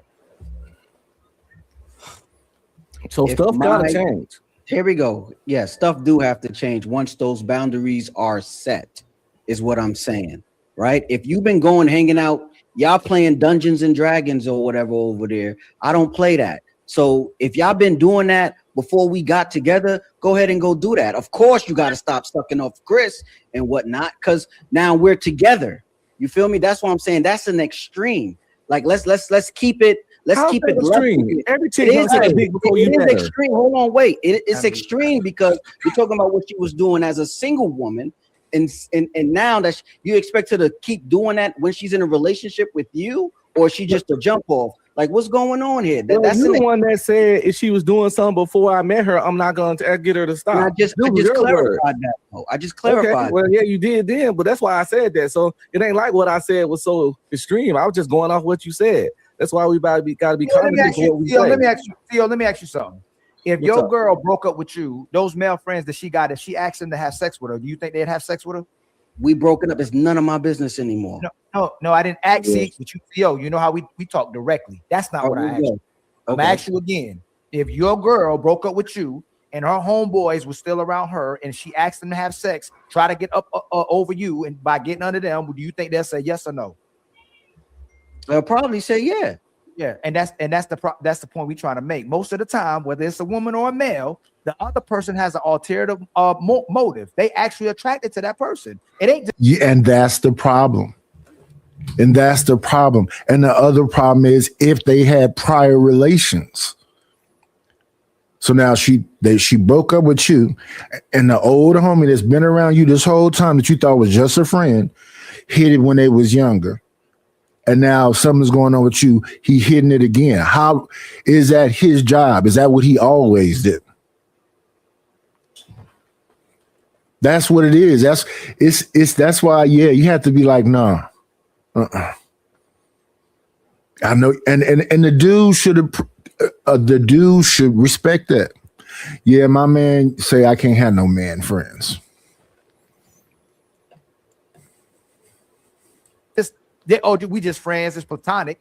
Unless, like I said before, you're friends with somebody who already in a relationship as well too, and we all friends. There's nothing where we can benefit. She already has a man. I already have a woman. Like, we ain't no benefits. We're all friends. We don't need each other for nothing but being friends. That's what we there for. Ain't no intimacy. Ain't no you cooking me this or cooking me that. Unless we all eating together. Outside of that, there's no reason for us to be friends. Ain't nobody and even them friends. One of my closest friends. My woman is not about to fold his clothes, and his woman ain't about to come on my house and fold my dirty drawers either, or pick up my dirty drawers. That's crazy that we talking about folding clothes. That's a boundary. So hold on. And I ain't gonna take away from. I'm gonna respect your life. That's a huge boundary issue, in my perspective. And again, I don't see someone folding somebody else's drawers unless they're benefiting from that, or they're actually into that person as well too, or having attraction to that person. It's not normal. Yes, sir, go ahead. Now. With the folding clothes situation, right? When he expressed that he had a problem with it, she stopped helping me around the house or whatever. And then when I saw that she used to sneak over there just to be around for a little bit, kill some time, I'm like, all right, look, let's stop, because now it's we're sneaking, right? And it's gonna come off wrong. So you stop. Yes, the same girl. Now you're proving our point. Hold on, wait. Let me. No, I'm showing you the maturity. I'm showing you that the maturity that I have, and why I don't sleep with my female friends. If Tina boyfriend cheated on her, and me and Tina is friends, and Tina's like, yo, come over, I need you to no. If she do come over, we gonna have a discussion about her behavior.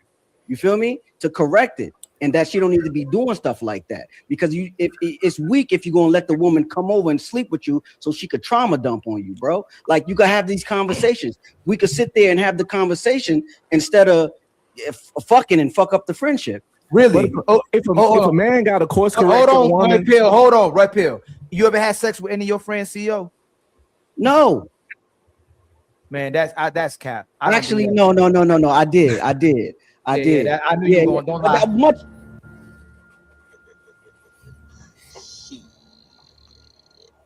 Got your ass. We're talking about 20 years ago, 20 years, 19 years ago. Now, CEO, what's up? If another man got to course correct your woman, you already lost. You had to tell this man that sneaking to your house was wrong. So if you got to course correct this woman, this man is already in a loser situation. Hence why it shouldn't be no male friends coming over there draw wine. You had to set another woman on the right path. Do you know how insane that sounds? That was his friend, Red Pill. He said that was his friend that was sneaking over to his house trying to get jingling. Is she one willing to stop? She betrayed her man for you. She backdoored her man for you. Why you can't have friends? Why would I trying to get jingling, brother? Only reason she didn't suck your meat because you didn't want her to. No man should be in that situation with his woman. If you had been like, hey girl, gawk me out, she probably would have did it. So no man should live a life where his woman only not cheating on him because another nigga sparing him. That's crazy. That's crazy. That is crazy.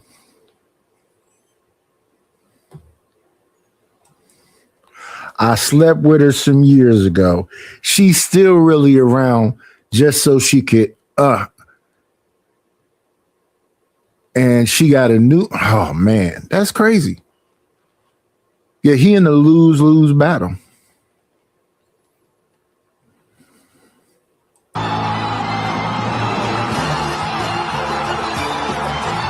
Yeah, I don't know how that that might be a problem in music. I'm still not coming over the house. I'm not chilling with you. I'm not going on no dates, no nothing like that. Now we friends. You know what? I'd meet him. But even then, why I gotta meet him? I need to go get my own girl. I met the dude. He came to my another friend, right? Another female friend. I met the dude. He came to my party. We was beefing at the party because he got disrespectful at the party. But once he saw that we were friends, I started to get the invite out with them. You gotta show these people that you're just friends. Like literally just friends. It's what Red Pill said. You didn't want to smash his woman while y'all were together. That's why you did him you gave him a favor. You did him a favor. You ain't smashed her before he got her. Because if you wanted to smash her, you would have smashed her. You was giving him grace, CEO, by not smashing his lady. You know what I'm saying? Because the situation, like we're just talking about majority situation. I'm not talking about like you would have did it. I'm saying in that scenario, majority of the times, if you have the option to smash the chick, you're gonna smash her. You gave him grace by not smashing her, and that's not like it's not a knock on you, but I'm saying that puts him, the guy, in a precarious situation. It's a knock on her because she out here like that. It's a knock on her, not. And then there goes the so-called bro code. Because why wouldn't you say she really do be trying to get at me? Why would you? Yeah, it's all bad, man. It's all bad. That's his lady, right? So she's sneaking off to see you, even though you're not smashing. It's still crazy. You see what I'm saying? Like even if you're not smashing, her sneaking off to come see you, whether she fluffing your pillows or to have a conversation, still doesn't matter. Because if roles were reversed and your girl was sneaking off to go see me, and me and her just talking, I'm in some shit with you. I'm in some shit. You looking at her crazy and you looking at me crazy. You looking at her crazy because why you sneaking off to go see Samson, and you looking at me crazy because I'm supposed to be your man. My girl sneaking off at your crib to talk to you in the middle of the night. You on my ass. And we know for a fact, he knew if you wanted to crack, you could have cracked, and you was helping him out by not cracking because she was sneaking off, hoping that eventually you might crack. She wanted to be around you. She wanted to spend time with you. If you would have said the word, she would have let you smash, and that's why that man felt some type of way, and that's why you felt some type of way because you're like, yo, this is disrespectful to your man, and I don't want him to think nothing about this as well too. You can't continue to keep doing this. Go ahead. I only felt the way because she started to sneak. And once I knew he had a problem with it, I'm like, yo, let's not fuel this fire. Like, just if I'm gonna see y'all when y'all together. Like, I gotta interject. CEO, I gotta interject. CEO, you said you stopped once you realized he had a problem with it. Was it not already a problem before he had to say something? No, he had to say something.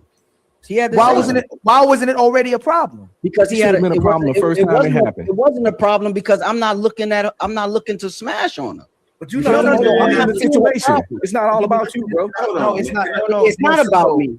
It's not about me. That's why I didn't smash. That's why when we was sneaking, I said, yo, this got to stop. Like, we got to stop that. Now, it should have happened the first time. I'm not going to sit here and lie and say you were her friend. She wasn't your friend. She was attracted to you. That was what me and Ali were talking about before the show started. If the woman is attracted to you and she's playing like y'all are friends, but really she wants to give you some gawk, that's not considered friendship. But that's not what I'm talking about. No, I would never call a man I wanted to give gawk to my friend. That's silly. No, I'm going to be trying to date him, and I'm going to be actively pursuing him. Slow down. That's exactly what we're talking about. You change it again. You're not attracted to the person. That's why I asked you if you said you want to have sex with them, they would say. That's the only way it works. Is when they're the girl is extremely attractive, though. Yo, hold on. CO, smell the roses. You can't conflate those two because again, somebody's always attracted to the other person. So when you say you're platonic, you in your mind, you believe you're platonic. But the other person is attracted to you. That's why they're around you. That's 99% of the time somebody is attracted to the other person.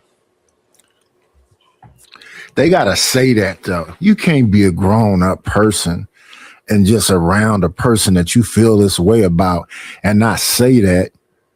And you need to say that up front. Because then your niceness is a lie.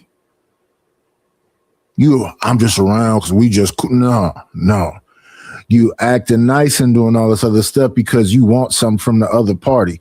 That's being fake.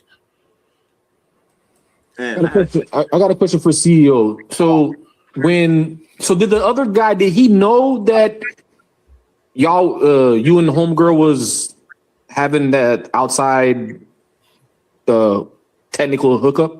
Yes, she will let him know I'm going to O's house. All right, I'll pull up later. Yeah, he knew she was coming over, but when he expressed that it was a problem and he told me and she still was coming over, that's when I had to put a stop to it. How many times did she come over before you stopped it? The very next time she came over, I said, "Yo, A don't like this." So I this going, you could chill for today, but like we can't chill no more unless we all together. And you don't see that as strange that she did that in period? One, the conversation. Y'all, I'm gonna be switching y'all in and out. All right. So that's everybody cool. who spoke, I'm gonna be switching y'all in and out so other people can speak. All right. I'll get out of here. Okay. Damn, we asked the question. Unc, we asked the question. Unc, we asked the question. I said, you don't see that strange or something, period? The strange period that she would come over after you done told, everything out and she knows it's a problem. See, she didn't know. No. See, she didn't know he told me. Well, when she came over again, right? I said she sneaking if she didn't know. Well, because he didn't know she was there this time. She just popped up. He didn't know she was. Damn, right? random pop up. Damn, yeah, like crazy. That's crazy. Y'all be dragging it. Nah, hey, CEO, you a grown man. CEO, if a woman's popping up at my house, sneaking off, and I know it, hey, yo, you violating. First of all, how would you still remain friends with a woman who's doing that to her man? How is that a friend? You know she. Exactly. If you really listen, that's what I mean by the so-called bro cup. If you meet this person's man, you get introduced as the friend. When you know you knocked it down, then you have a relationship with the man. You know the woman. You done slept with the woman. You stop sleeping with her. She just staying around now. She get a man. She introduced y'all as friends. Yeah, it's got to be conversations had. Thank you, Dub. What up, Deacon Dave?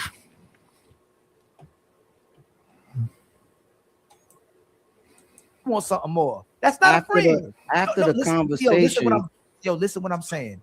If I have a friend and you typically with the person, hopefully, because you think they got good standards, a good character, how you still friends with a woman who's doing that to her man? I'm not. Yes. That is the question. If I got a homeboy and I know he got a good woman right now, my close friend, he cheating on his woman, we not friends no more. So how you still friends with a woman who's sneaking off, trying to spend time with you, doing pop-ups, and she's supposedly a good friend and not trying to have sex with you? What's she doing? Man, you must got a real nice house. Hey CEO, I'm just saying. Come on, CEO. From the standpoint of, you know I love you though. It's like I don't understand. Like you don't understand. You still don't. Hold on. I don't understand. Like why should I end my friendship? Because why should I end the friendship with both the people? No, right? No. It's more than friends for her. You see it. It's more than friends. She wants more than. So if you want to have sex with her, will she have sex with you? I never even pushed that button. Yes or no? And if she's sneaking around after her dude and said he don't like the situation, why wouldn't you just walk away from the situation? When she crept up over there, instead of telling her, yeah, you can say it right now, your dude don't like this. And this is sneaking, so you can't even stay here this time. Your dude hollered at me. Not even that, just we can't do this no more. Because if he hollered at you privately, just end a relationship with the girl. You just did a Rose's answer. pushed the button already. You didn't smell the Rose's answer. I asked you again. If you wanted to have sex with her, would she say yes or no? It's a possibility.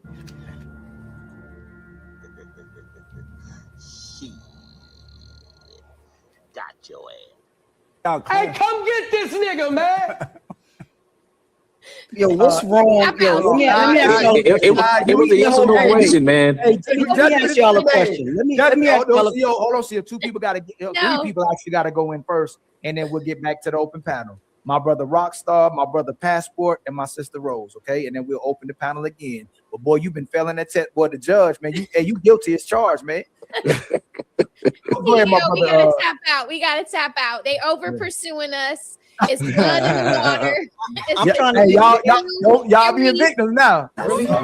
You're a victim. It's not a victim. It's more so like, yo, what's the problem with respecting someone else's relationship? You didn't respect someone. You didn't respect it when you said it's okay that she stayed there at one time. And then, yeah, you can see that it's something more than even the folding the clothes. Even the folding, all of that stuff implies certain things.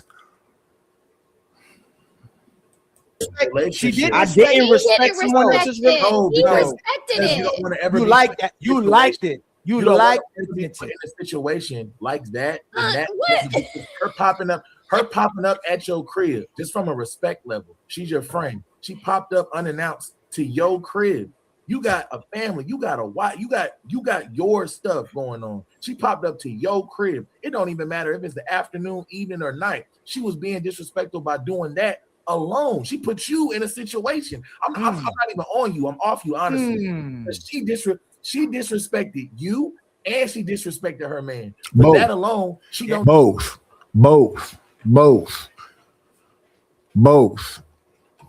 That's not, you're not being my friend then. Need to be your friend, dog. Like, She ever come over in booty shorts? And let's just say, work attire. Let's just say he had an Come English. He was up to no come good, on, and booty she was- shorts, Yoga booty shorts pants. around your friend. Hold on. Yoga tights. Like this is Workout pants. elementary. Lululemon. Come on. You know what's crazy? This is for Hold adults. on. I agree with Samson on that. Let's just say he had an inkling she was up to no good, and he decided to follow her, and she pulled up to your house, and he would have knocked on your door too, and then just hit you upside. Cause what you think he gonna do if he see that? It's gonna be a problem. No one would do that. No one would. It's that he talked to the guy already. He don't like the situation already. She already done folded the clothes up and did whatever already. Yeah, you gotta end that.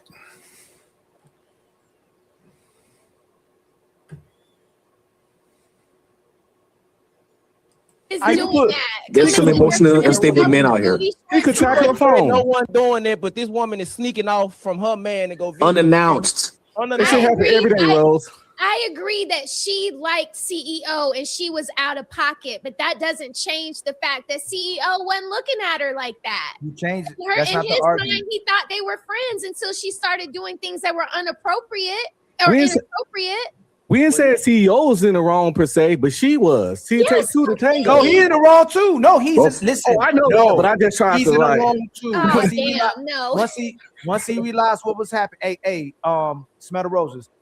If my girl if I have a female friend that's starting to do too much and popping up at the house while my girl's not there and she's calling me trying to see me, I'm disrespecting her too. Let's not do that. He's wrong too. I agree.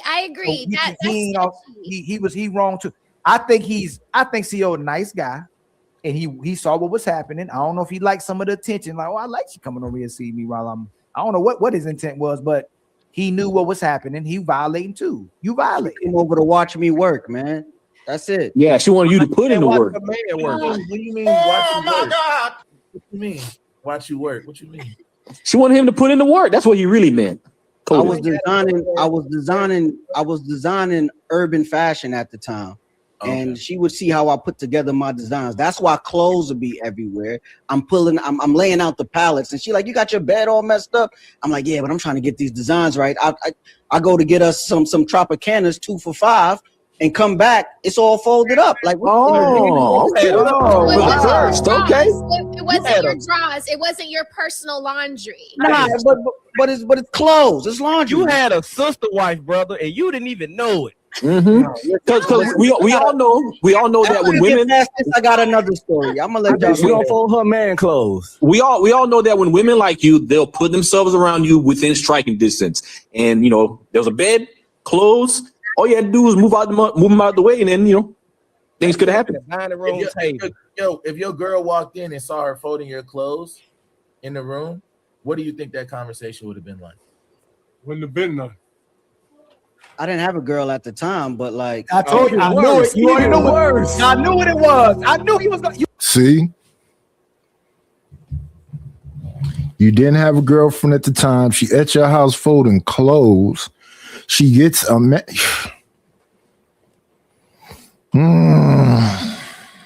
That's what I'm telling you. He didn't have a girl that said that. Yo, I knew CO. I was actually banging her friend. Her friend probably told her about the I D. mean, what's that got to do with her? Words, you ain't helping yourself, CEO.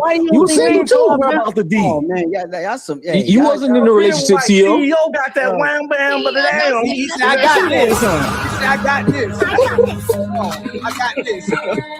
That's the tag over time. I got this. Yo, don't say that. From the top belt. Right. Smashing her friend? Yes, she actually hooked us up. Oh man.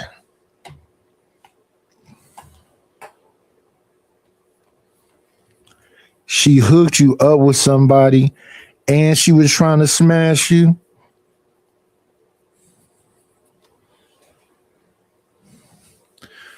Oh man. And that was the first woman. Her friend was the first woman to pay for a date for me. Like she took me out. Stop it, CEO, please. You don't think women talk like dudes? But you didn't like her though, so it don't matter. Yeah, well, She was all right with the friend coming over though. Which one? one? Yeah, exactly. No, I'm telling y'all, man. You already know what time it was, CEO. She was this close. She was this. You like, dang, she got in a relationship. But I did want to crack a little bit, but she got in a relationship. Is that true? Nah. She was in a relationship with my friend, and I was dating her friend. You feel me? So it's like, why would I? This is all bad. This is all bad. She was in a relationship with your friend, but at your house folding clothes.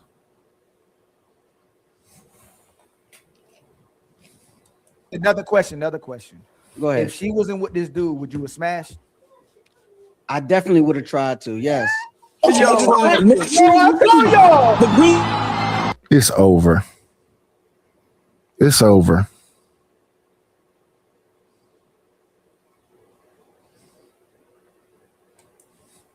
So y'all both basically flirting with disaster.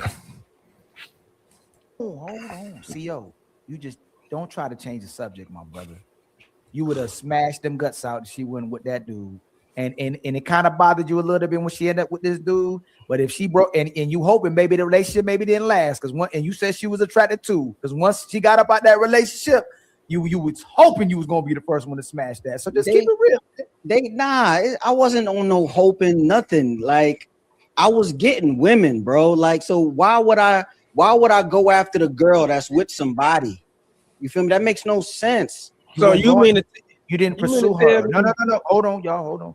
You weren't pursuing her. You were allowing her to pursue you. In case that relationship messed up, you allowed. And like, I ain't gonna say nothing. She keep coming over here. Like, this relationship might not last. And if this relationship don't last, and I'll be rhyming by accident, I'm gonna smash. That's exactly what's on you. If this relationship don't last, I'm gonna smash. That's what happened.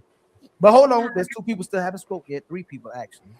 We done covered that CEO would. That's why we men and women. Oh ain't my God! Somebody always wants to smash the other person, and they'll wait till you get out this relationship so they can smash you too. So, our brother, Rockstar, man, what's your piece on this conversation, man? You think CEO he playing with us, man? Either he don't know, one of the two. You know, I got a saying. I fuck friends. So, Oh my God, yo, that's crazy. My nigga. Nah, we not gonna play that role. You know what I'm saying? And my thing is it possible for a friendship between a woman and a man to, you know, be platonic? Yes, but that's equivalent to the stars and the planets aligning. You know, every now and then you have a solar eclipse, but that's not the norm. It's not the norm. You know what I mean? I like this guy. He said every now there's a solar eclipse. My nigga. That's what I not. mean? Sit down. You too crunk on this. You too crunk on That this. boy sound like a young Coach Ferg. My brother passport, man. This why you won't be a passport. They be over here lying, don't they? Always lying, man. Always lying. Be friends, right? All the mind they plotting. Hey, well, I mean, CO kind of already illustrated on why they can't, because like you said, one person is going to want somebody other than the other person. So, and you know, like I said, if there's only way it can work if there's a zero sexual attraction, but and that means on both sides. Well, So, passport. Can I respond to that passport? Good. I don't think that's the only way it can work, right? I think there's some elements that have to come in play. Hey, too, Samson, right? look at the back chat for me. For example, you know, I ain't gonna lie. I had a pimp partner, man, and he used to tell me one or two things gonna happen in life. Either you're gonna pimp life or let life pimp you, right? So when it comes to relationships with women, my thing is this. I think with both heads, right? And so, but the head that make me the money is up here, right? So for example, I'm a professional boxing coach and fitness trainer as well. Two things I never done was sleep with a coworker or sleep with a client. Why? Because that's my money. So that not, you know what I'm saying? It takes a level of discipline. I can be friends with a woman, but at the same time, there has to be some type of benefit. If there's no benefit between me and her reciprocating that benefit other than sexual activity, then no, I don't have no reason to be friends with you, especially if I got a woman. You know what I'm saying? So that's important to know. You know what I'm saying? That matters, because for me, if I could do business with a female, or there's some kind of way I can benefit some kind of way that's just as valuable than knocking her boots, then I'm okay with that. I have enough sexual discipline to separate the two, because there's plenty of fish in the sea. So I ain't got to conquer everything. So that's my take on it. Hey, Rockstar Passport, y'all gotta let Rose get in. She the last one. Go ahead, Rose. Oh, here we go. I'm so surprised at CEO. I've been watching him. My boy running already. Come back, CEO. Hold on, let me. I'm just surprised. Surprised at what? You thought he was a nice guy. You thought he was a nice guy, didn't you? The last 30 minutes, I'm on your side until you got to the end. The last 15 seconds. That's crazy. But that's a hypothetical. If we both were single, like, and I got that vibe that, like, hey, I need some cracking. That's the same thing, though. That's the question that they ask on the sidewalk. Is the friend that you have, your platonic friend, your friend? So if you call in right now and say you want to smash, he's going to say, no, friend, what's going on? And they call and they say, yeah, when you want to meet up. So that means that it's in the people's mind. And it'd be one-sided. The person that think, like, what's her name is saying that, yeah, she can have a platonic friend because she don't have no attraction or whatever else. That's not what it typically is, though. Why is he participating in that friendship? Is he on the same page with you, or is he just saying what you want to hear to be around so you get to know him? So I must lay the cracking if you need some cracking. Friend, but we talking about a 19-year-old, 20-year-old CEO, right? Now, in my old age of 39, I'm not looking to crack on my female friends because that's going to destroy the friendship. Even if she initiated it. Yes. You're going to say no. Yes. We're going to have a conversation about what's going through your mind, because why now? I need to know why now. Explain yourself. What is going on with you? that all of a sudden you has this, I get you moist now. Like, what's going on with you? It's But something just you else. It's not me. entertaining just you entertaining that conversation alone says enough. Like, if you're not into it, just shut it down. You don't have to find out what she's thinking and how she's feeling and why she's feeling like that. Because He does have to find it out because he's interested, which it makes the situation all bad. At all points of this conversation, it's been examples of attraction. And then it's just about the proper timing for him. Because if we can get you mentally to engage in that, guess what's gonna come next? The physical part of it. No. That sound like manipulation, Rose. Like, we gonna talk about it. We gotta know what's going on. What? I'm at the house. I go to get 2 Tropicanas. I come back. The bed is completely made up. Something happened. Yeah, I'm confused. The story is confusing to me now. But it's like flirting the whole time. Because why would nigga? Huh? You too friendly. You want the girl to say, like, I don't like no friendly ass nigga. You one of them niggas the ladies be talking about. I don't think he's too friendly. I just think he respectfully lying. That's what I think. He's a naive ass man. God dang. Okay, so my question, he's not naive. my question I want to ask the panel is going to be: what do you guys think the majority, fellas? What do you guys think the majority is the reason? Your audio went out, brother. Say it again. Can you guys hear me? Now, yeah. Okay. For the majority, for the men, what if a woman is approaching, she's your friend, and she's offering you sex, and you turn her down? For the majority of men, what is the reason that they are turning her down for sex? I got you right here. Go ahead, Reese. If she didn't throw it at me in the first couple of days of knowing me, then I don't ever want it, ever. Okay. My reason is either she just busted on all the chords. I'm talking face and body, because I'm not down a butterhead. You know, body of a goddess, face from hell. So she got to be busted on all scales, physically, face and body, or she just a nasty slut bucket of the streets, to where I don't even want to get contaminated. You feel me? If she's like the neighborhood pass around, I'll pass. Cause yeah. I heard a good answer. If she didn't offer it to me within the first couple meetups, like, I don't want it. Like, so that's why I sit him down and ask, like, why now? What's going on? Like, did I give off what was I acting like a boyfriend or something? Like, what happened? Like, what shift? You feel me? Yo, let me tell you why I said that, right? I've been the other guy all my life, right? That's why I know how chicks move.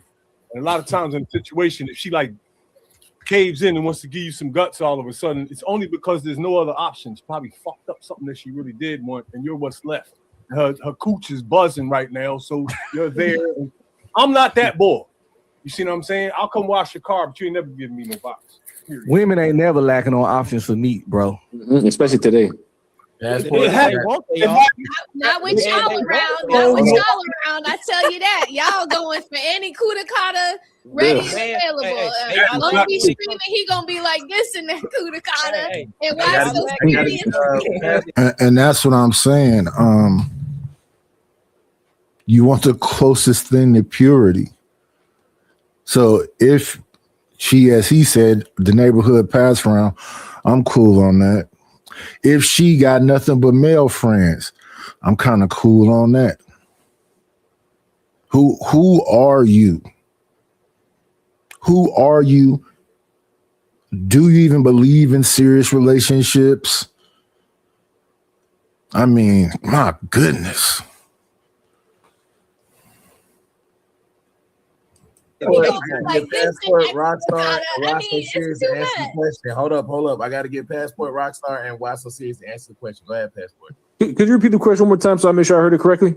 Okay, so for the majority of men, you have a friend, she's offering you the box, and you turned it down. What is the majority of men? What is the reason why they are turning it down? For what? I don't think majority of men would turn it down if they're single. because I mean you have a relationship with her, so I don't see why would you turn it down if I guess if you're healthy to engage in that type of activity. But I mean I'll be confused I'll just need to know the why. Why now? Especially let's just say if I'm y'all asking why. Hell no. In your mind right now, it's irrelevant. Trust me, for the most part. Okay. For me, the only one telling the truth. okay. For me. Okay, let me name the visualize it. For me, I would want to know the why, because especially if I knew her for like I don't know some years, I would want to know why. Especially if I shot my shot in the beginning and she put me in the friend zone, and then a couple years later, now all of a sudden she want to give it up. I would think that there's a motive behind it to me. Now, Why does the why matter? Wait, Pastor, you said you want to know the why. Are you still cracking and you want to know the why? Or are you not cracking? Oh no. I'm a crack. I'm gonna know why. Wait, so you got to answer my question then. Let's go back to my question. My question is that your friend offered you the box. You said no. I want to know why would you say no to the box? I want to know why. Because I'll be confused if we have a relationship to why all of a sudden she would want to do it all of a sudden. I think like that type of scenario that you're describing right there, they've gotten to know you now. They've gotten beyond the physical aspect of whatever else. They gotten beyond. It can be alarming, I guess, to some people when you just come straight up to them and be about that. Some people want to make you wait because they don't want to look like something. It's a few things, but yeah, over time they could have, got to know you better and like the person that you are. But I just don't see it. That's why I would be. It is in my. And I'm not doing the friend zone thing.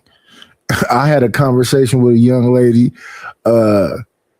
and she was like, not like now, but we can be friends and like I can get to know you. And I'm like, nope. If I'm sexually attracted to you, I don't want to be in the damn friend zone around you and I can't have you. So I accept rejection and I keep it pushing. I'm not finna sit around and salivate on something I can't have. That don't make no sense. Brain, I'll be confused to why all of a sudden. Now, out of nowhere. And you still wouldn't smash? Or you confused and still smashing it? Confused and still smashing it. Okay, so I'm going to ask the question one more time. This is my third time asking you. Your friend offered you the box. You said no. You're not smashing her. No, I'm not saying I would not smash. I'm saying I wouldn't want to know why. No, this is a hypothetical question. I'm okay. Hypothetical. In this hypothetical, you did not smash. Okay. I come up to you and I'm asking you, hey, Passport, why you ain't smash? She offered you the box. Why not? The answer is what for you? Probably out of spite, because if most likely I would have wanted it first. Well, you said if I said no. Yes. I wouldn't really have a good reason to why I said no. Just to say no, really, because I mean, I wouldn't turn it down. But if I did turn it down, I'll be confusing myself why I did turn it down. Maybe regret it later. Okay, wow. Rockstar, same question. Okay, what is it again? I kind of got confused with it. Like, here's the question. Yeah. Your friend offered you the box. Yeah. You turned it down. Said I don't want it. I'm asking for the majority of men. What is the reason why you would turn down the box that's being offered? Why? Well, I think most men married or not wouldn't turn it down. But me personally, I would. For one, I'm happily married. I got a beautiful woman, and heck, I can legally have up to 4 wives. My wife's a Nigerian woman, so it would be easy for me. Let's say you're not married. Let's say you're perfectly single, and she offered you the box, and you said no. What would be a reason why you said no? Why? Now, me, I would turn it down initially because, to me, I'm thinking she's making a mistake. She's in her emotions. She's totally vulnerable. And I don't want to lose the friendship that we had by taking advantage of her in a vulnerable state, because CEO about to lose it. CEO about to lose it. So after that, it probably will mess up the friendship. Now, if she keep trying and I'm single, oh yeah, I see this is what she needs. This might be her healing. So I'm a healer. He said what Yo, is she needs. anybody up here still cool with chicks that they tagged already, or is it just me? Say what? I'm still Is cool with anybody some else chicks that there still cool decades later with chicks that they tagged? And Hell they no. tagged? Yeah. What's the point? Yeah. I'm not friends. No. Yeah, I'm cool. Yeah, I am. I am. CEO is. You're not my friend. I don't even know if they're alive. That's crazy. What, Facebook friends? That's all. The last one to answer the question. Go ahead, answer the question. I mean, for me personally, the only reason I already said it, like I wouldn't knock her off because I'm benefiting other ways. I already said a scenario. Or it's a situation where we too tied in, like my mama, her mama fraternity sisters, and her dad and her dad and my dad been best friends since they was kids. Like I would that'll be in my mind to be crossing the line. Like cause So if y'all have some type of history, that'd be a reason why you wouldn't. yeah, like we family. Yeah. If we was raised, If I don't, nah. But I really think it's now if her mama was a single mother and her dad wasn't in her life, I probably wouldn't care. But the fact I have a lot of respect for older men, especially father figures, I wouldn't do it for the simple fact if my dad and her dad was cool like that. yeah, that's almost like a sister Like a of sorts. sister. Yeah, Yeah. exactly. You know what I'm saying? But if her mom was a single mother, oh yeah. I think Rose has an issue with what was just said. Go ahead, Rose. I just don't believe why so. I think that's a bunch of BS. I believe. Hey, Rose. What I tell you weeks ago? I'm a lot of things, but I'm not a what. I mean, I believe them. That's just like, for example, you know, I've never slept with a coworker. I've never slept with a client, and most people tend to think that most of us sleep with our clients we train and stuff like that. But I just never could do it. It's just, it's too much. Yeah, that's a they say like gym instructors is banging everything and nurses. That's you know.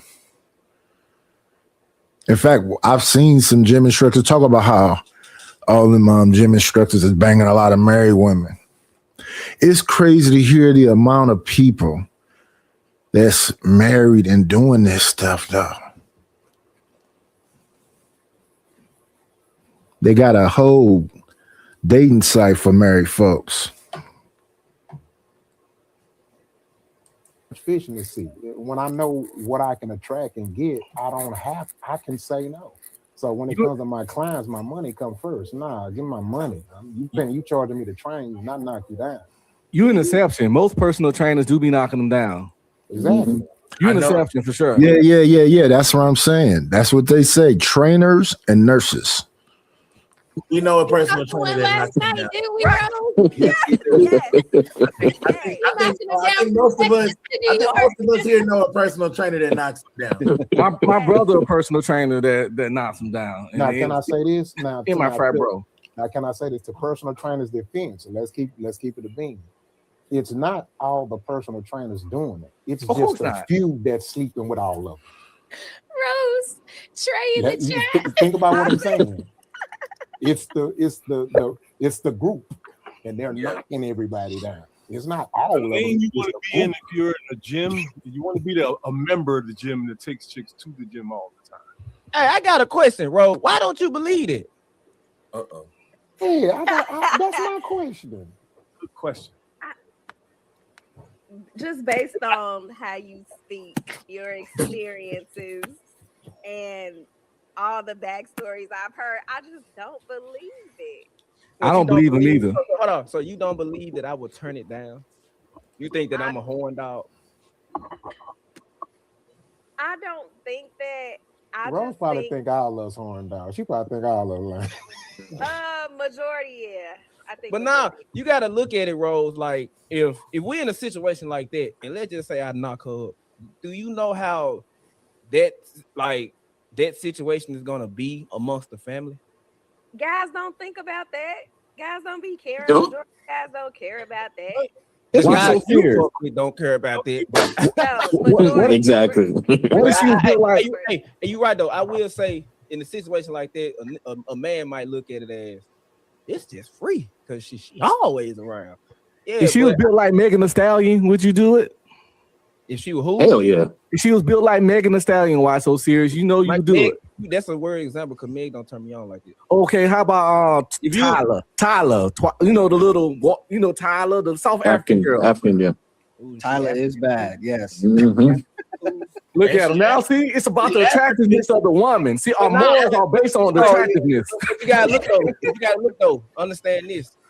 I don't care if she's my supermodel bad. I still respect her father more than anything. I always say we talk about a minority of people when we talk about people, but just looking at, you know, these social media streets, it's a lot of bad women. I think it's more very attractive women than not.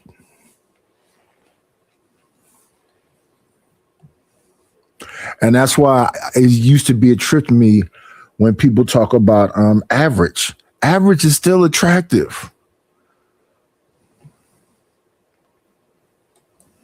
Cap. I don't want to put my father in a situation where he got to probably put his hands on his best I friend. hate to do this to you. Why so serious?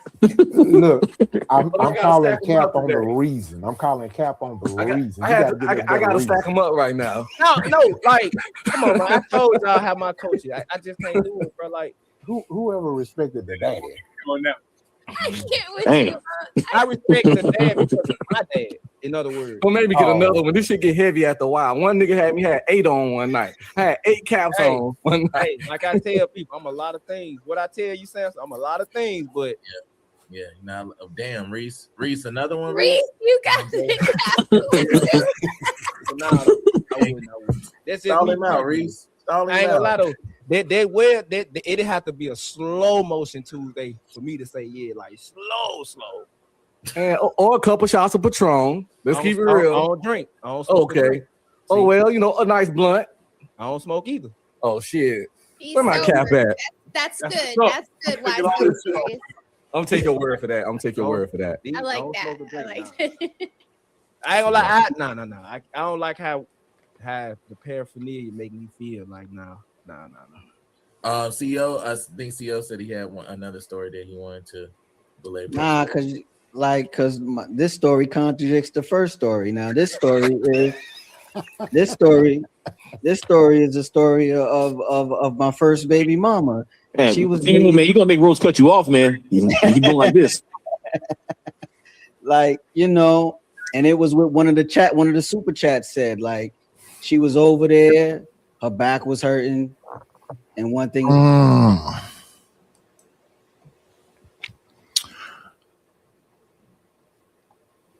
Sunday. Now let's see, Ilcon.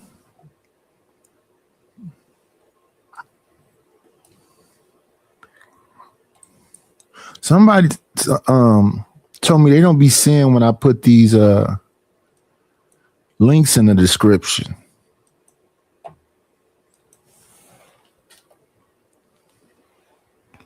Let me see.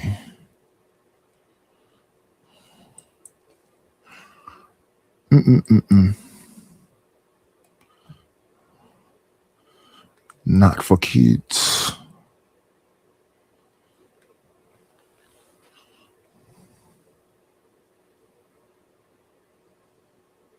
Yeah, that's the description.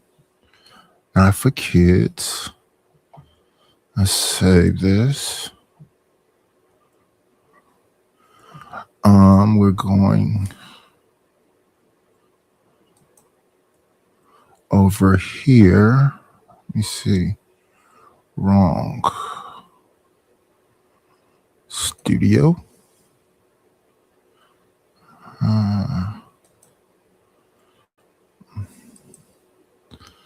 And then here. Not for kids. I gotta do this every time. Say.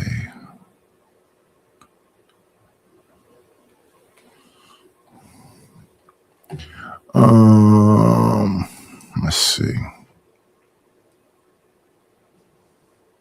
I thought that was a smoke show. They having fun over there. I always love the kindness of a stranger. So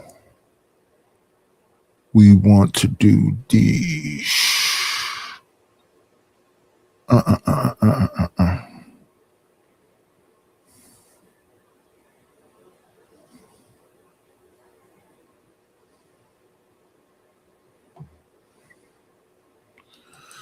Let me see. Let me see. Let me see.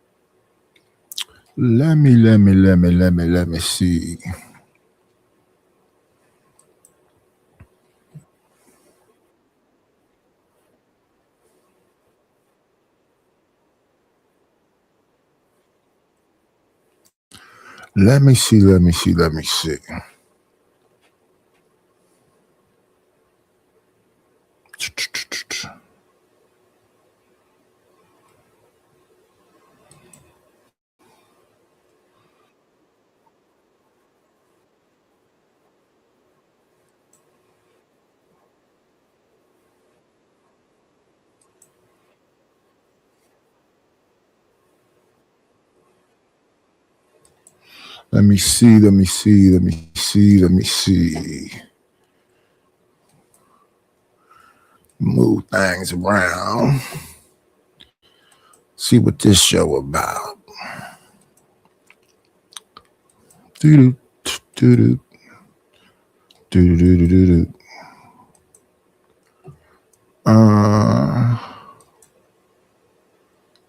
check this one out.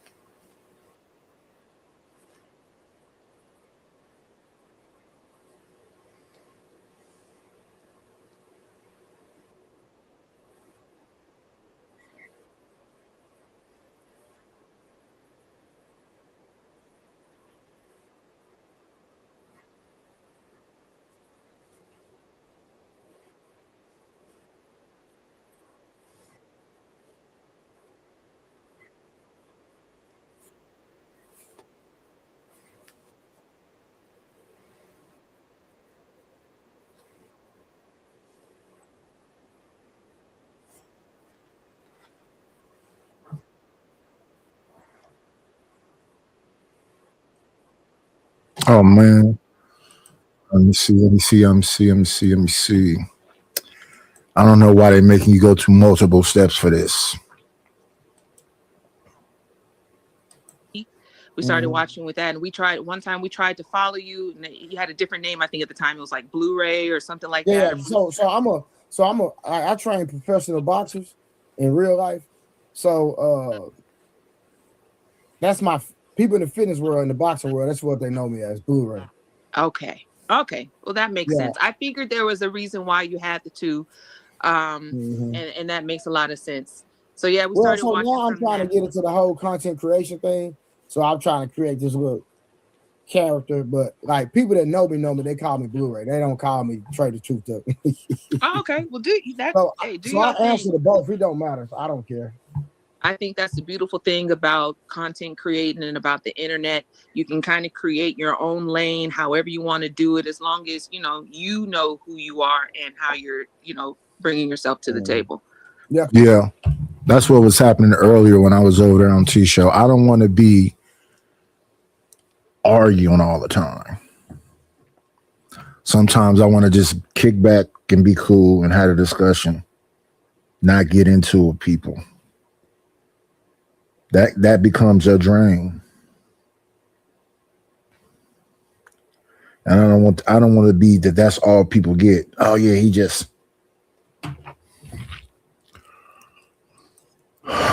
I got to get back into the algorithm. I'm actually going to start a fitness channel as well. So I'm gonna go ahead and because I trained one of the best boxers at one point in time in the world. So I don't train him anymore, but I did, and people even to this day, I haven't trained him since 20. No, I take it back because I trained him for the Manny Pacquiao fight. So let me take that back. I did train him for the Manny Pacquiao fight, but when he did his physical, he didn't pass the physical, so that fight didn't manifest. But his name was Earl Spence. Oh, he just fought not too long ago, right? That's 2 a years big ago. name. He fought Terrence Crawford. I trained him for his first world title. And That's so, lit. That's what's up. So people, ever since he left me, people just been like, "Why y'all?" It's been a whole thing, but it wasn't nothing. You know what I'm saying? It wasn't nothing like that. It's all was good. knocking That's people out when he why was that's training only you one too. person. There's opportunities for many more to come, and you keep doing your thing, and God's definitely gonna bless you. Yeah, I got another fighter. I ain't gonna say that online. I got another fighter fighting on February 27th. So no, Earl is not retired. No, he's not retired. But I got another young fighter. I think he's like 12-1, something like that. He's fighting February 27th down here in Dallas. So, man, he fight just like Earl Spence. Not exactly like him, but he's an orthodox fighter. But he's a body hunter. He likes to go to the body like Earl. So a lot of people like that. And he's pretty strong. He's not where I want him at the moment, but like I said, he's still a young fighter, so we got time. But once he get up to like 20 fights, he gonna be a force to reckon with for sure. Have you ever thought about also training MMA fighters that need to learn like the skill of boxing before they take on a new skill? Nah. Like I will though. Don't get it twisted, but I just hadn't had nobody like come to me. So yeah. Okay, my husband he used to train and he fights and he doesn't fight. Let me say that. Mm-hmm. But he knows and trained with Bobby Green. He's a MMA fighter. Okay. Okay. He said that in the chat one day. I remember that. Okay. Yeah. So like, that's why I mentioned the MMA things, because a lot of them, especially the new fighters, they don't know all the different skills that you're supposed to have to be a mixed martial artist. Oh, so 100%. there's some that learn boxing from someone and then And a lot of them people, they don't fight like boxers. It's different. So if you actually took boxing and learned boxing for your stand-up game, you'd be better than a lot of those other people. Because I look at a lot of those MMA dudes that when they're standing, they head be up too high. It's just a completely different discipline that I think you have to learn by itself, then learn the other things. they learn taekwondo from someone else, and so on and so forth. Yeah, like a lot of MMA fighters, they're not good when it comes to actual understanding Yes. the true skill of boxing. Yes. You know, and like kickboxers, like kickboxers have so many holes in their arsenal, it's ridiculous. But like somebody like me, that I've done it all, I see everything. You know what I mean? So the only thing I got to get better is jujitsu. Like I can do it, but I'm not as where I want to be with it. But that's another skill set that I really want to master is jujitsu, because that's a real good one. Well, I ain't gonna hold you. I was not lying. Like the last time that I was really into boxing was Mike Tyson. And that's funny as hell. But I know like Mayweather and all those type of cats. But to me, like heavyweight boxing was like a big deal when I was coming up. And now, it's all these different weight classes that I'm not really familiar with. So I don't really know nothing. When I was younger, we look at everybody. It wasn't just heavyweights, because it was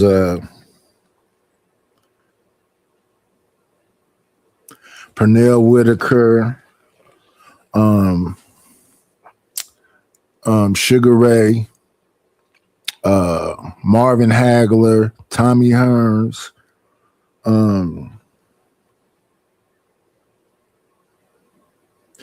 so I'd probably say 135 up to the heavyweights. Not really too many smaller cats. Like Gotti Ward,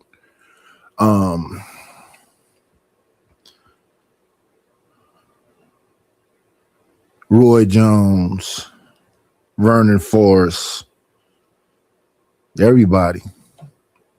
Bunch of different weights. These new guys, but if I can watch a fight and a lot of people saying it's supposed to be good, I'll try to catch it. But again, I'm not paying for anything. I've decided that I wasn't doing that. If I don't know them, if I don't follow them, if I don't have any, skin in the game, I'm not doing that. I'll just catch it later. Yeah, on. I feel you. Yeah. Listen, they gonna have the highlights out there anyway. You know what I mean?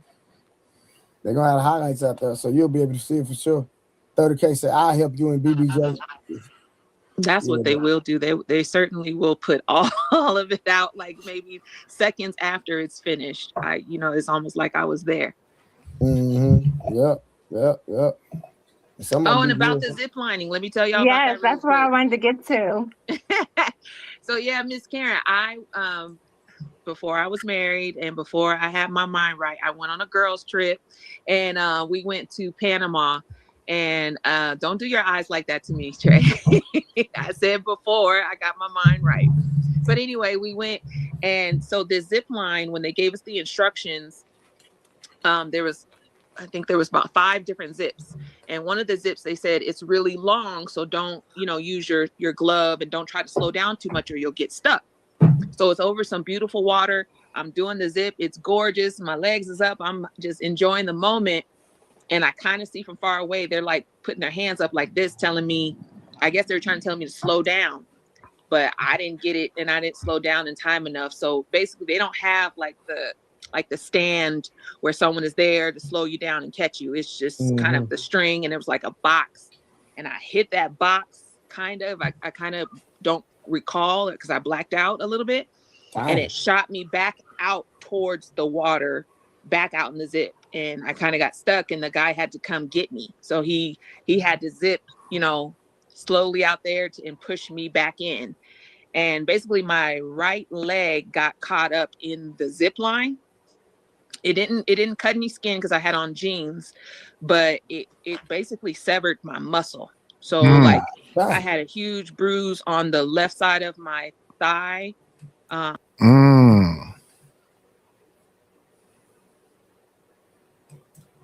It's a lot. Expecting a different result. Hold on, Auntie, give me 1 second. Hey, Soldier T in the back. Hey, turn your camera on because I don't know who you are. I need to see who you are, brother. Just turn your camera on so I can see who you are. Then after that, you can turn it back off. All right, appreciate it. All right. What's good? How you doing?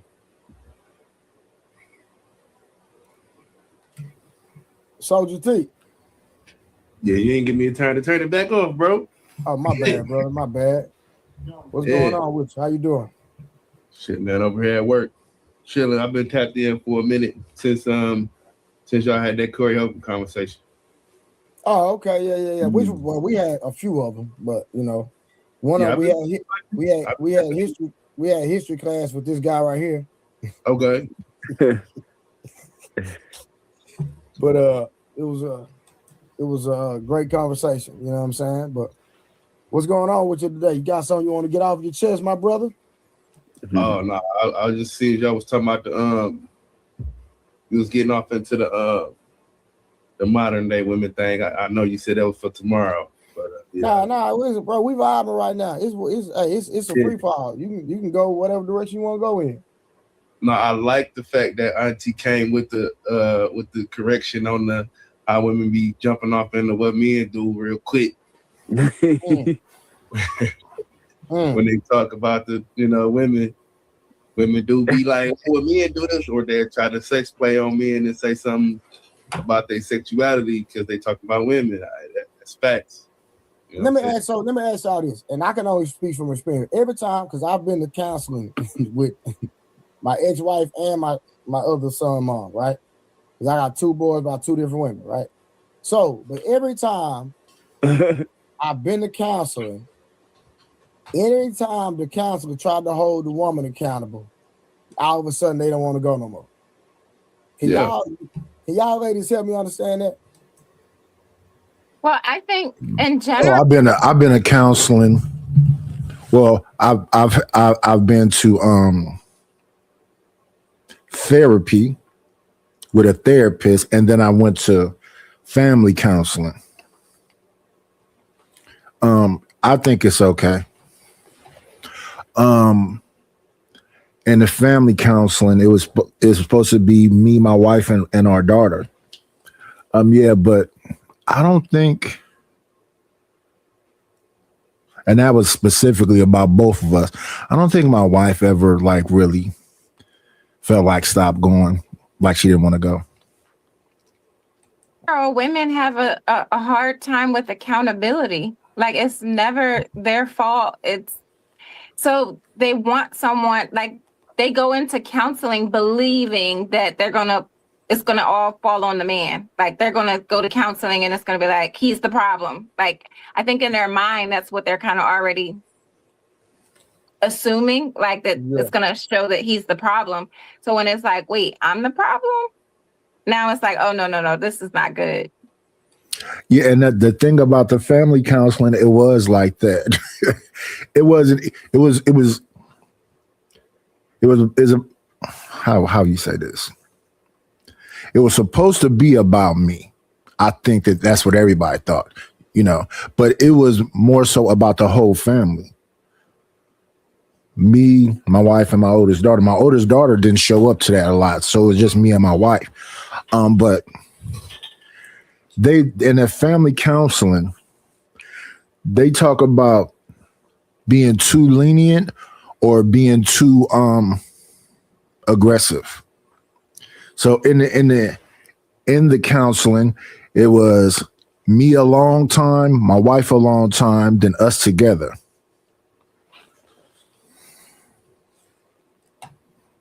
But I think that family counseling was better than the therapy I took earlier. The therapy I took earlier was different.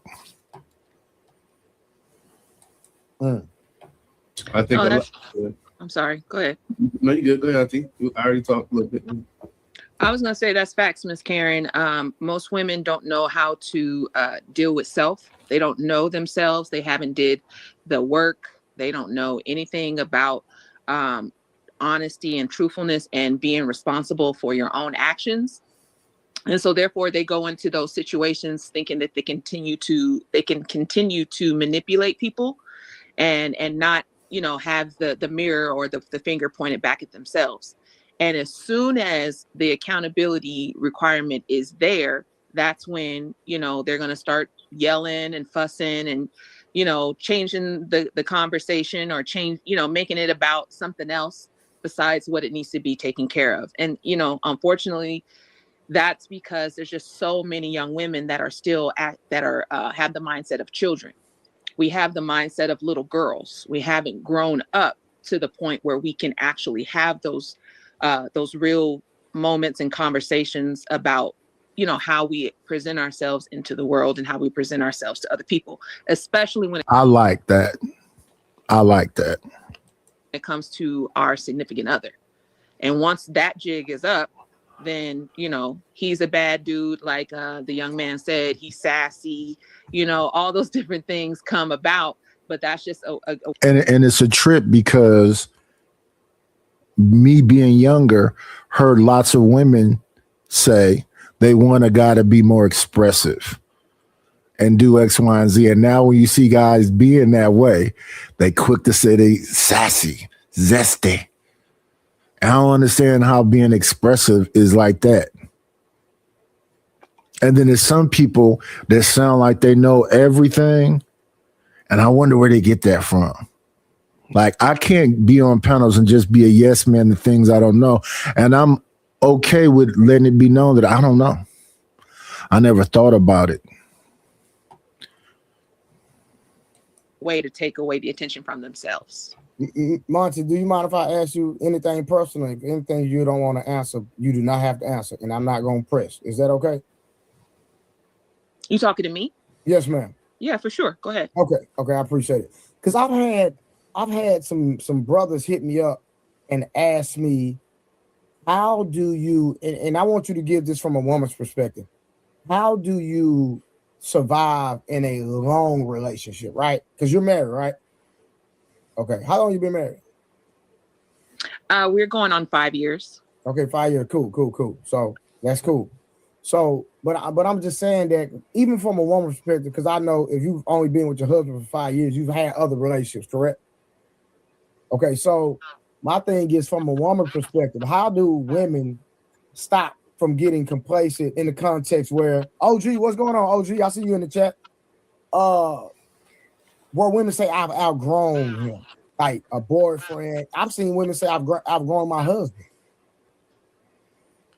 Yeah, that's some stupid. That's stupid. Here's the thing. The thing is, most women, especially nowadays, they don't allow themselves to be selected or chosen by a man. They do the choosing and selecting themselves. So, you know, basically it's like, oh, you like me, I like you too. You gonna rock with me? Okay, let's go ahead and walk down the aisle. But that's out of order. I come from a time where, you know, your man is supposed to court a young lady and then she gets selected to be his wife. And when a woman has that opportunity, that's when she uses her submissiveness, her femininity to show that particular man how much she does love and care for him. So that's why she nurtures him. She cooks, she cleans, she does everything. If he has a business, she's his secretary, she's doing work.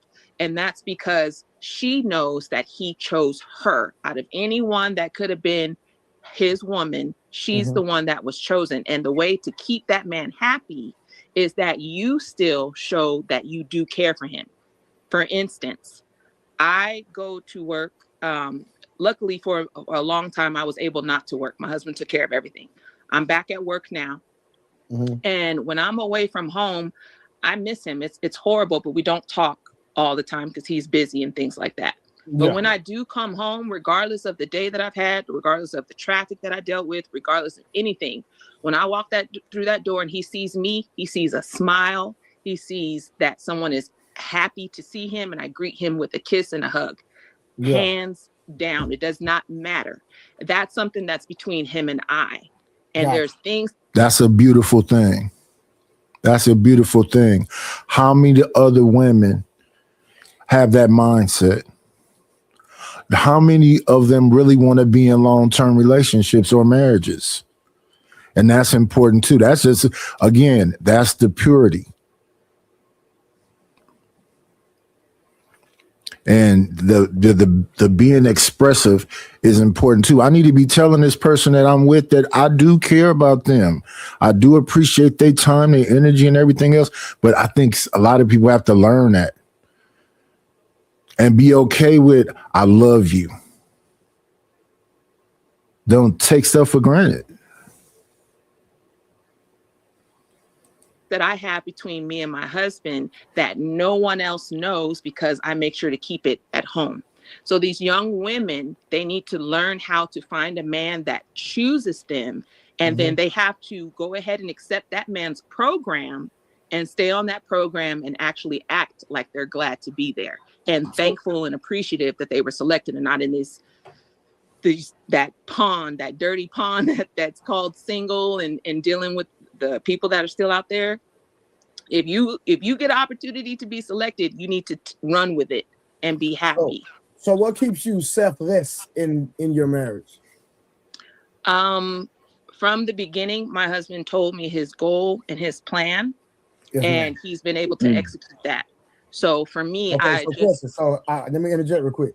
So hypothetically, because we know he's on his purpose, if he wasn't executing his plan, even though he conveyed you his plan, what would be your response to that as a woman? In most things, I would have to look at it as what the situation was. Was it something that happened, from his actions, or was it something that we have no control over? Because things are going to happen. Life happens. You know what I mean? So not everything goes to plan. However, 100%. There's always contentions and there's conversations. So as long as the conversation is still truthful and honest, hey, I messed up, you messed up, whatever it is, it's always an honest conversation that always begins with just me and him, nobody else. Gosh, okay. That's a beautiful thing. That's a beautiful thing. We're not supposed to be with somebody and just watch them drowning. What's wrong? How do we fix this? What is it? What is,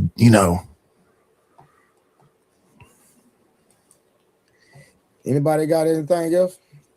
Yeah, I have a question. So what process did you go through where once you identified that your current husband was to be your husband, what actions did you take to make sure that there was no longer any more options or possibly any future options? That's a good question. Are you asking that for myself? Yes, for you. Like, how did you do that? Okay. To be honest, I was older. I'm 46. So I was 40 when I met him. And I was kind of at the point I was just tired. I was like, I'm tired of trying to put myself out there. I'm just going to be single. I had my little conversation with God, not the Sierra letter and all that kind of stuff. That silly stuff.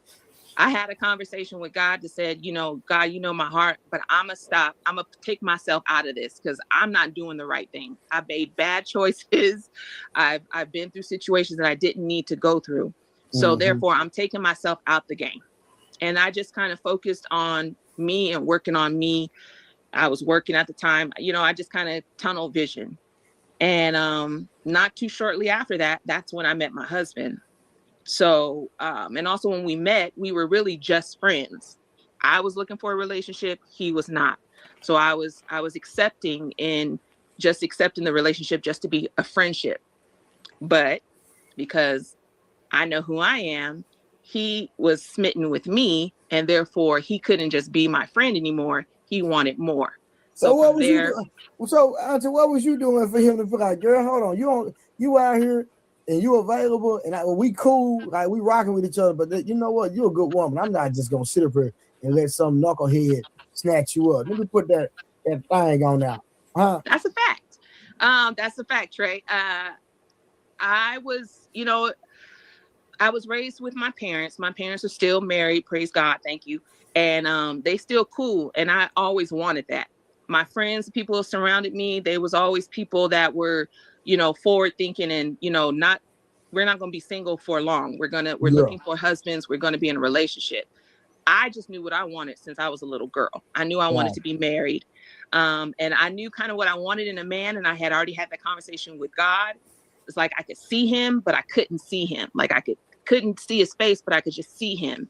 And when I met my husband, it was almost like God just wrote it out perfectly for me. And therefore, so when you stopped trying, God showed up. Facts. Facts. Hey, I apologize. Listen, I'm at the well, I've been married before, so it ain't like I ain't been married before. And like I said, I take full responsibility for my marriage. It ain't even no guessing that I messed it up, right? But at the end of the day, like that's where I'm at. Like I'm not even thinking about no wife. Like I don't even want to get back in another relationship because my peace, Lord Jesus, this peace that I have, you can't even understand it. But you know what I'm saying? Like it would take God Himself for me to get married again. That's all I'm saying. It would take God Himself for me to get married. Definitely God. Because look, I don't want to be responsible for nobody else's happiness. Like that's one of the worst things ever. Like you're not supposed to be anyway. And that's Exactly. another thing that a lot of these young women have messed up in their minds. There's no one but you yourself that's supposed to make you happy. And it's almost so silly. It's almost childish. Why do we always have to feel so happy all the time? Like that's not reality. That's a fact. That's a fact. They say you need women to be your peace. No, just not the problem. No, that's not the problem. Just not the problem. Not my peace, just not the problem.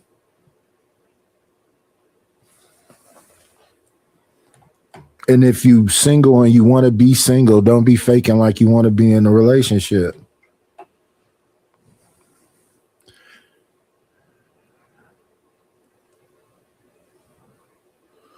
It's not reality. In my relationship, am I happy all the time? No. The majority of the time, absolutely. But it's not his responsibility. I got to deal with that. If I'm not happy about something that was done or something, that's on me to speak up and say something about it. If I don't and I hold it in, that's on me. If I blow it up, if I blow it up in his face later on, again, that's on me because I had an opportunity to say what was wrong. I didn't take it for me or whatever. I was scared or I was embarrassed or whatever the silly reason it was. As an adult, we're supposed to at least grow up enough to speak about what something is bothering us, especially to the one we love. That's an easy thing, but we make it so hard. So that's to me is the problem with women. You're expecting men to basically save you. You want these men to come on a white horse like you saw in a story or on a movie, and you think that that's supposed to be reality. It's not. And that's the other thing. Black people in general, we take too much time in entertainment. We watch too much TV, we listen to too much music, and our minds aren't right. We don't give ourselves an opportunity to really think and get connected to a higher power, whether it's God or whoever you honor. Is that we just don't have that connection. So we're listening to music and we think that that is the way that relationships are supposed to move and operate. And that's wrong, because a lot of these people that sing these songs, we've seen it, on the internet and stuff. Their lives are completely, their lives aren't together. So it's like, what's the point of us paying attention to that or living our lives that way? That's wrong. We need to just kind of detach from that and really start to focus on who we are as people, who we are as a person, and do that work. That shadow work. Yeah.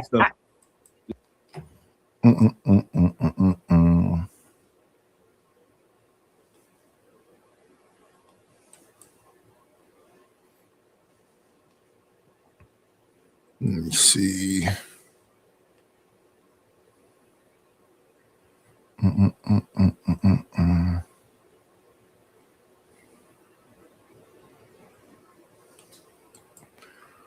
Let me see.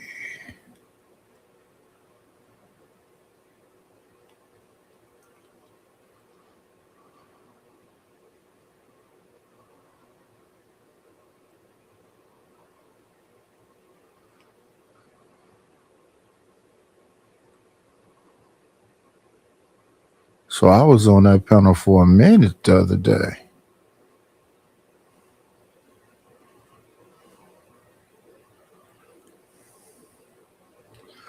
All night and day, drifting away, all in the day's job, trying hard to defend time that I spend alone.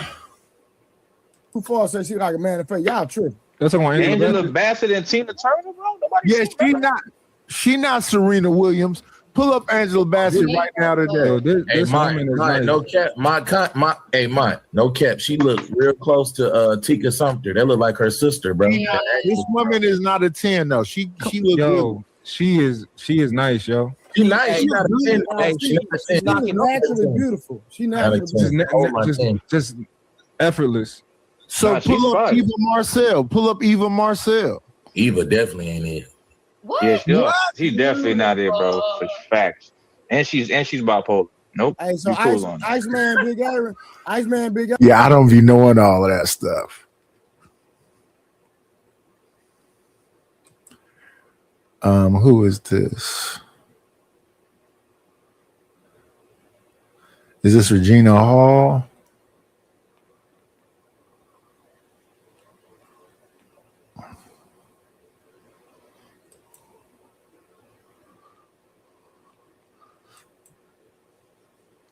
I don't remember looking at no pregnant women. All night and day.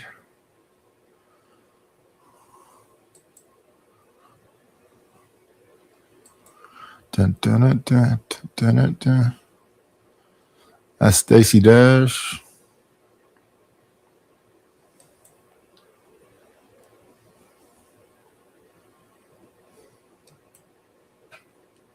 I don't remember. You know, making shit better. Yeah, I just want to say that, bro. I thought that was an epic battle. That shit is viral everywhere. That shit's fire. I'm not gonna lie, that shit's cool. It's super Hey, cool. Trey, I think you really the only platform I see where for you to be the moderator, you really don't say too much. Like you just let the conversation go. If it get out of line or it get, too Yeah, because even on my channel, I don't really want to dominate the conversation. I just want to, keep it flowing, keep it fun. I don't really want to dominate the conversation. And I see that I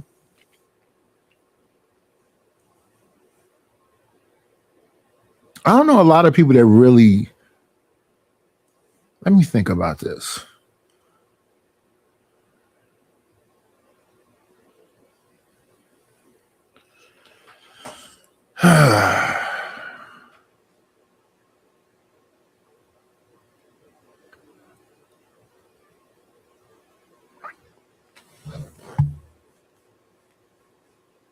You know what? He might be right. Because other people really do be controlling. They have a strong presence, voice, and they want to keep the conversation flowing or change up the topic and do whatever else. Yeah. I'm trying to think. Like me, we don't have to stay on the same topic if I'm on for hours. And we depending on who it is, if it's Lord ADS or Stan Lee or whoever, they can take it in different directions. We can talk about those things. I think it's more so about making it a pleasant panel to be on in the first place.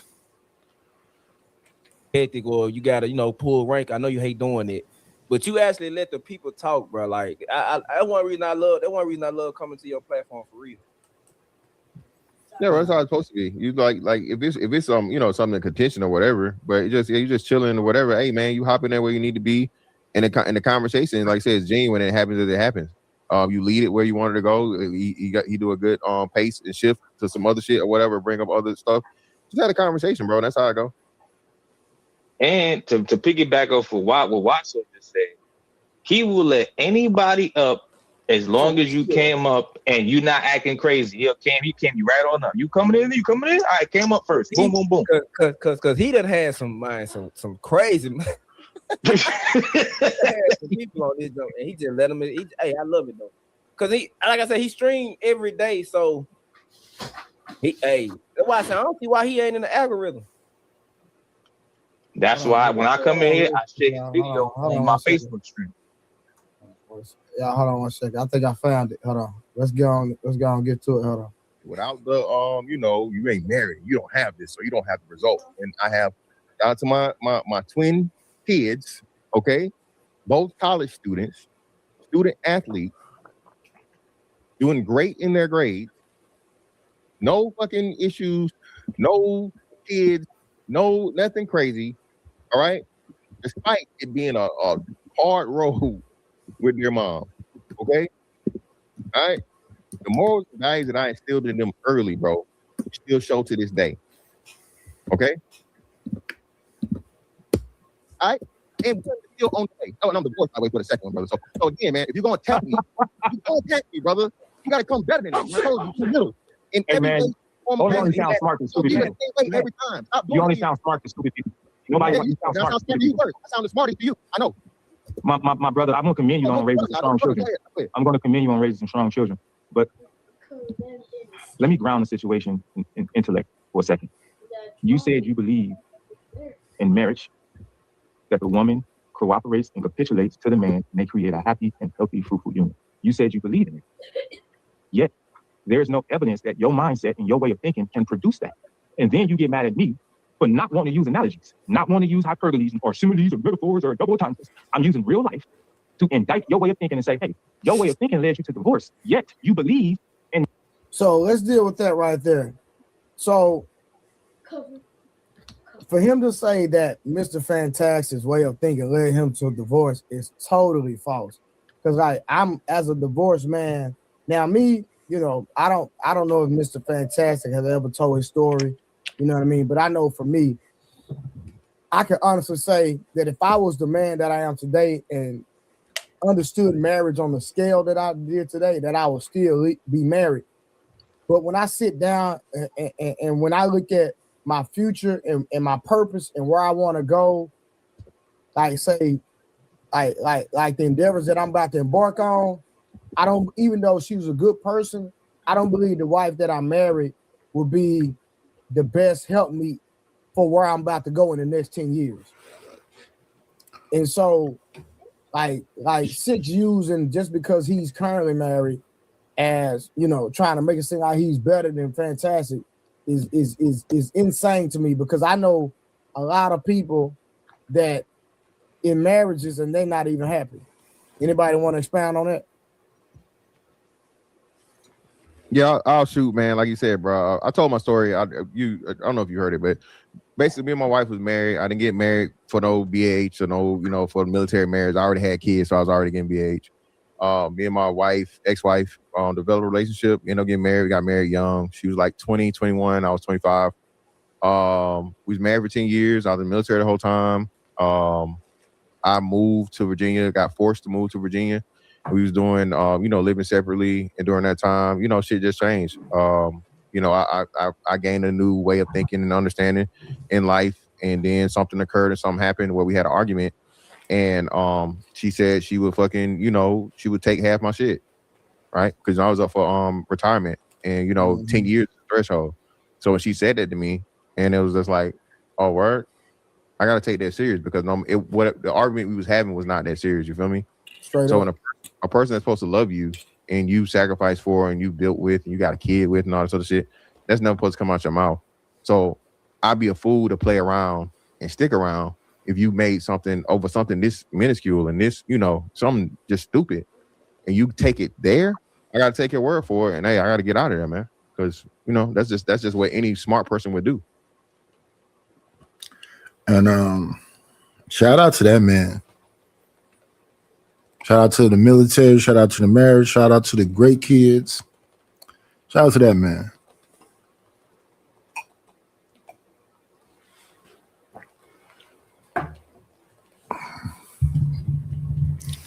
I'm a completely different person now than I was when I was 24. Still, the money still messed up though. But got to keep trying to find ways. And some of those people that's in those, the thing about marriage, my mindset anyway, we supposed to stay married. Don't do this. I've grown separate apart, and we supposed to build each other. We both supposed to be in a good position.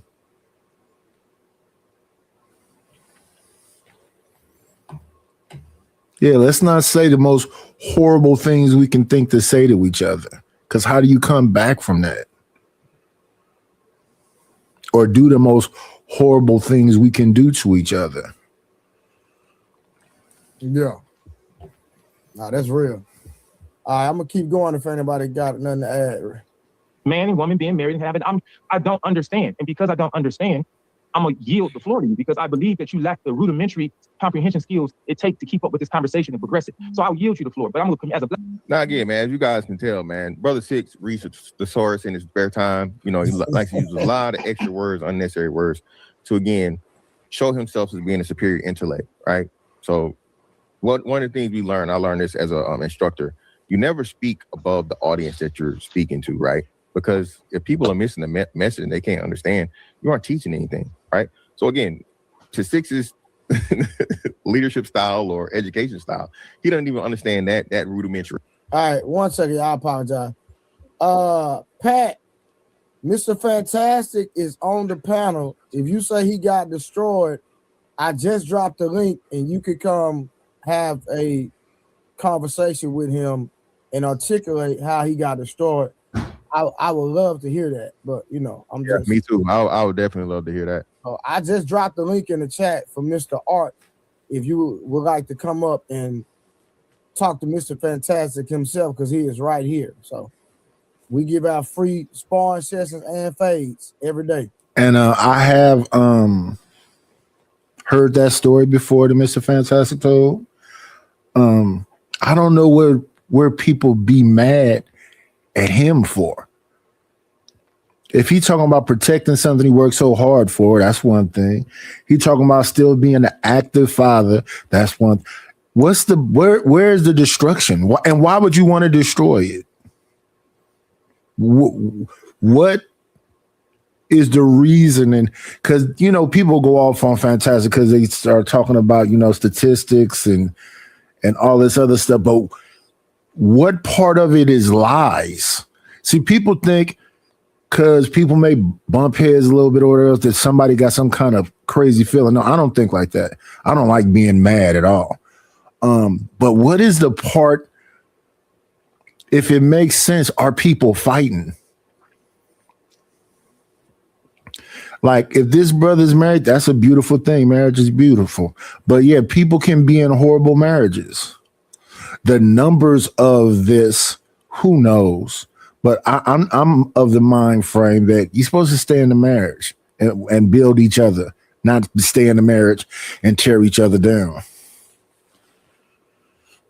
If you're being torn down, broken, get away. Either side.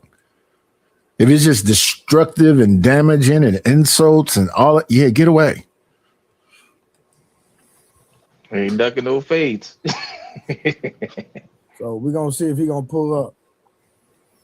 He won't. Yeah.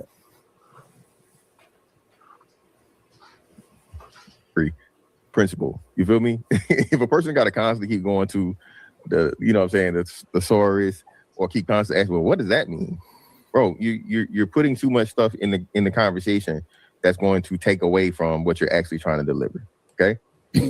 Black man, I commend you. I'm not saying you can't raise capable children. That wasn't the foundation of my question. The first question I asked is, do you believe in marriage and a woman being cooperative? And you said yes. So then I said, okay, your mindset has you void of the very thing you believe in. Then you went to tell me how successful I am and how successful I am, which is asinine because you have no idea of that, which lets me know, and everybody watching, you just say anything, use sound effects and all this bombastic language to feel like you're winning. I'm not trying to win. I'm trying to dispel the fallacy. Now, again, I never challenged his success here. I never challenged his success, not at all. I only talked about his delusion and understanding of, marriage and what that means and so on and so forth. So I never said he wasn't successful in any way, shape, form, or fashion. I never said that. But again, this is how you seed plant. This is how you. And then the other thing is, so I'll be looking at Hemp or Lapeef. I mean, this might be Risky or Lapeef or Fantastic on these shows, and it'll be somebody talking about, you look at relationships, I look at what's on here. I react to what's on here. I don't disagree with I don't know nothing I necessarily disagree with that Fantastic be saying. I don't know if there's nothing I disagree with that Hemp be saying. The conversation seems like it makes sense, but it'd be people that don't mess with these folks and they give you this whole breakdown about some stuff, and I'll be like, what that got to do with the audience or the conversation? And especially the direction people go in with it.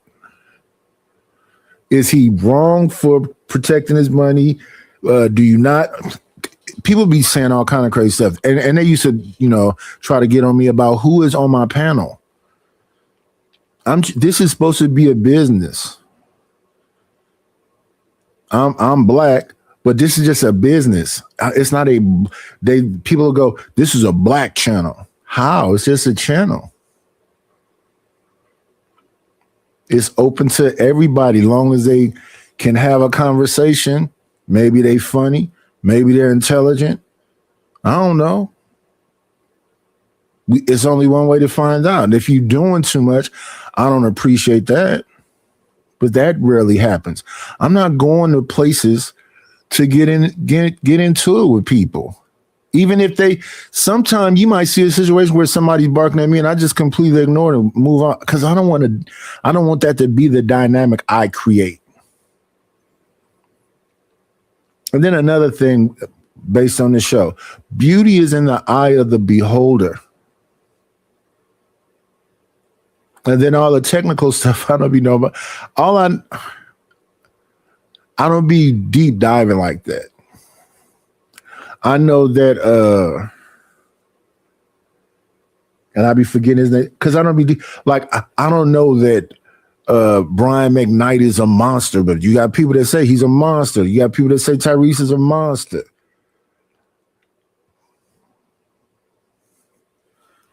And they have a very and even when we was talking about Corey and Anton,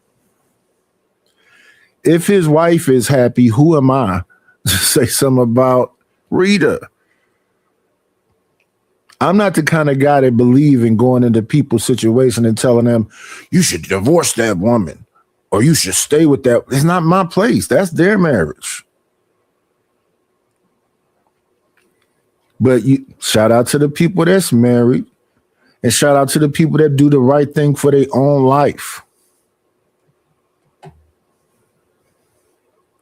Redirect. And this is how you make things up, by just simply saying them, because the crowd listens to that. So me listening to this real time, again, I'm like, brother, I didn't even attack anything about your success. I didn't bring up the money you had. I didn't bring up any of your endeavors outside.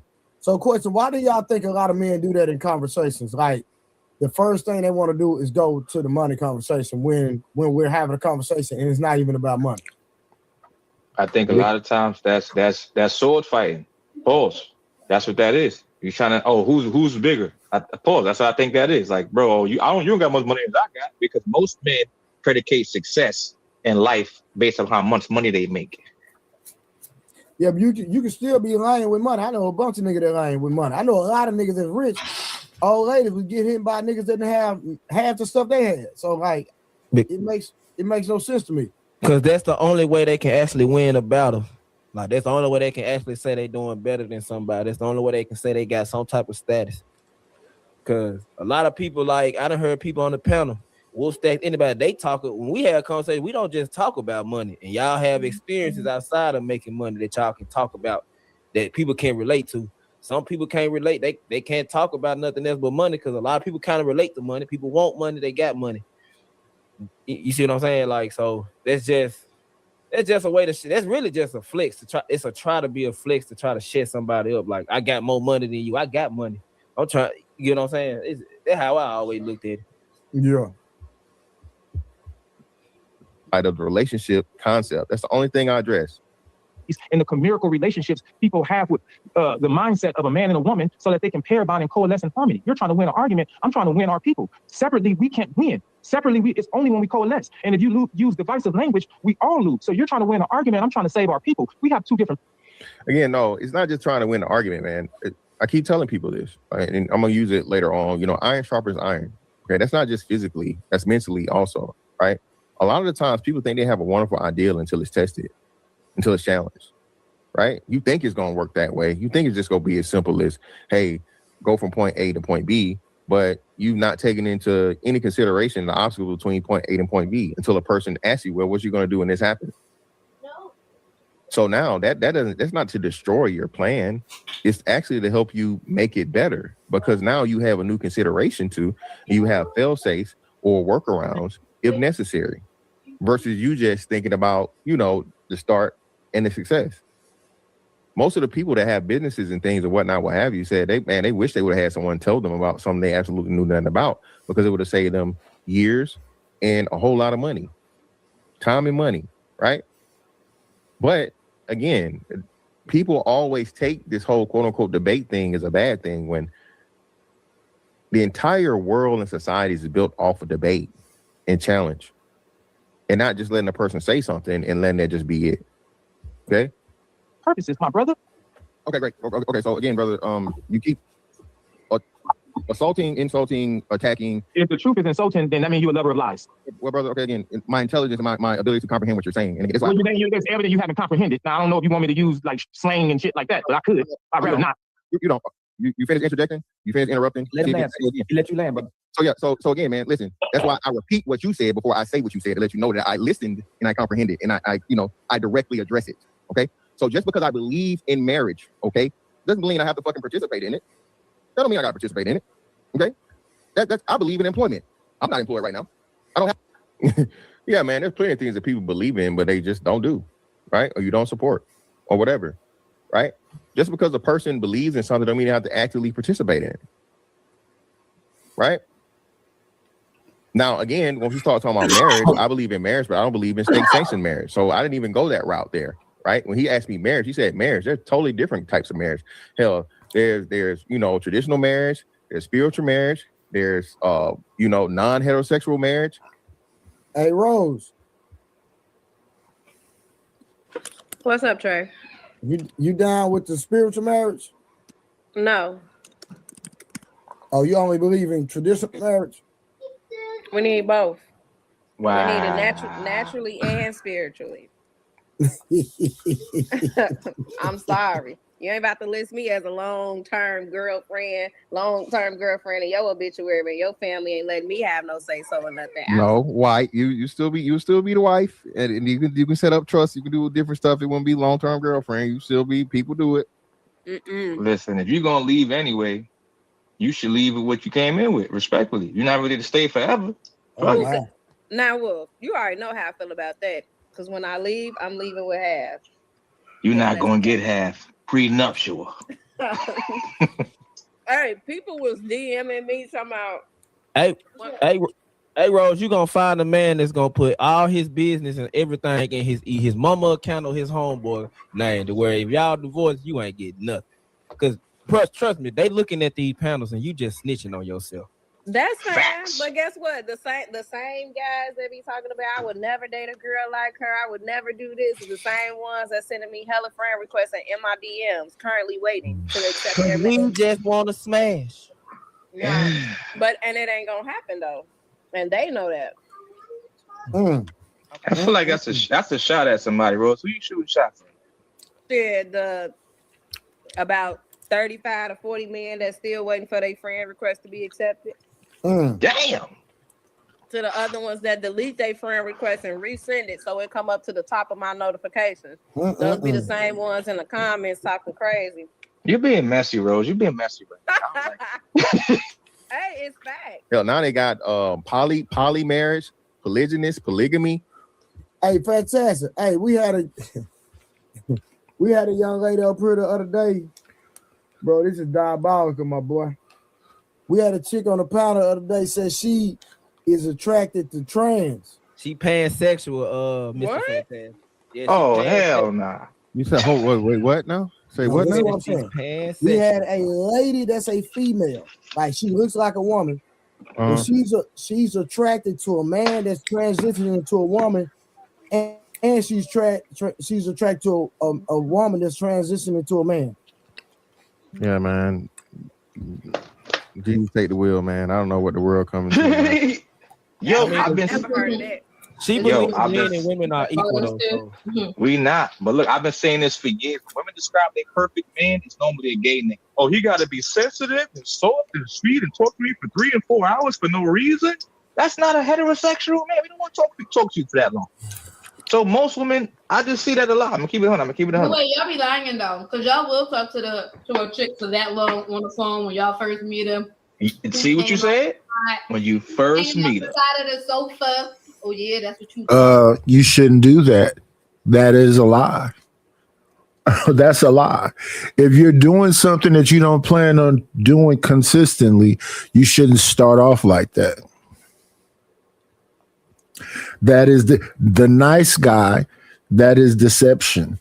If you're not a nice guy, be who you actually are. Like when I say, I want this woman to tell me who she actually is, I'm going to be who I actually am also. That's where you don't get no surprises. Like, all right, what else? I could do that. Like, stop lying. Y'all do it for That's when we first meet her. That just be game though. So like that that just be game though. That's not game I do. It's not game. Come on, it ain't Hold game. on, Becky. You say we be doing what? The real girls know what I'm talking about. Sound what's it called? Sound off in the chat. Ladies. You said we do. On for longer than 4 hours, multiple nights. Oh, she's sending up a Y'all can get out of here. That's the honeymoon phase. Just say you don't like that girl that much and don't marry her. That's the honeymoon phase. Come on now. You don't like her. Hey, what y'all think about those men? Yeah, was she a rapper or something? Sydney Star? Was she like a trans? Come out the girl that lied on Chinky. Yeah, he is a man that pretends to be a woman. Yes, he. Not Wait, so I had a friend, right? Stop running in my house. I'm sorry. I had a friend that dated her, and he said that don't make him gay because now it's technically a woman. So Rose, what do you think it makes him? It does, right? That's what I thought. He said. Yeah, you're right. Any man that's dealing with another man is not heterosexual. Makes him part of the alphabet community. Yes, Whatever letter he wants to The LMNOP. the S for straight. Yes, okay? he's LMNOP. One of them. Tasting the Whatever rainbow, he no is, Skittles. can assign himself, but it ain't straight. Jesus. He argued us up and down. He said he got the sex change, all of that, the hormones and all of that. So he takes. Guess what? You still a fruity Man, you can never stop being a damn man. Hey, Damn man. and Still not a to fruit go, boot. and not to go political. Women have fought since the 1800s, 1700s for their own private everything. Y'all fought for everything. And the way society is set up, and I partly blame women because y'all okay gay behavior. Men can now come into y'all safe spaces and occupy y'all spaces. A transgender man can go into like I be telling my homeboy, I don't mess with the trans community. They be like, that's crazy, you should let them do whatever. I said, it's gonna be cool. Y'all can say that until your 16, 17-year-old daughter going into a bathroom and it's a man playing dress up going in and coming out of it. Then it's gonna be a problem. Yep. Well, that has happened, and it's been some incidences, that have taken place already. So, I mean, we've seen that it's not as successful as people want to. Because at the end of the day, it's a dude in Cali. I don't know how. It's a dude in California right now that's a serial pedophile and a serial rapist of women. He's in a female prison cell because he was trans when it happened. I'm pretty sure he's not. I'm pretty sure he's not in GP, but it's just the fact of why not put him in a male prison cell. Like, come on. That's crazy. But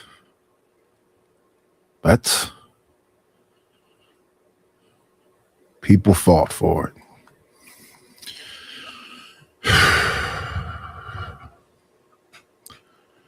What are we doing here? That was a big shift, though.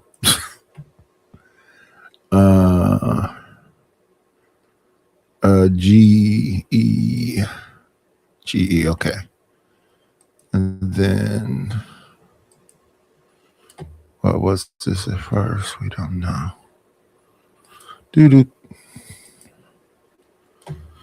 Bum, bum, bum, bum.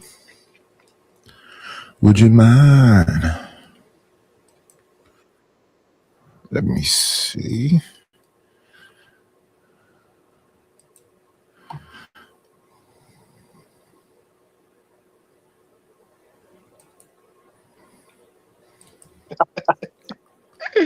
Yo. Hey, Rose, come up. I mean, not Rose. August, come up here so I can score on you. Oh shit. Hopefully she act cool today, because you know she be in her moves. I'm tired of picking on Wolf Stacks. That nigga ugly, so I need somebody else to pick on. Listen, that ain't what the ladies say. So I take Man, take it. I thought you was still healing. No, he not. That shit is quiet. That shit quiet now. I'm back to Wolf now. That shit quiet.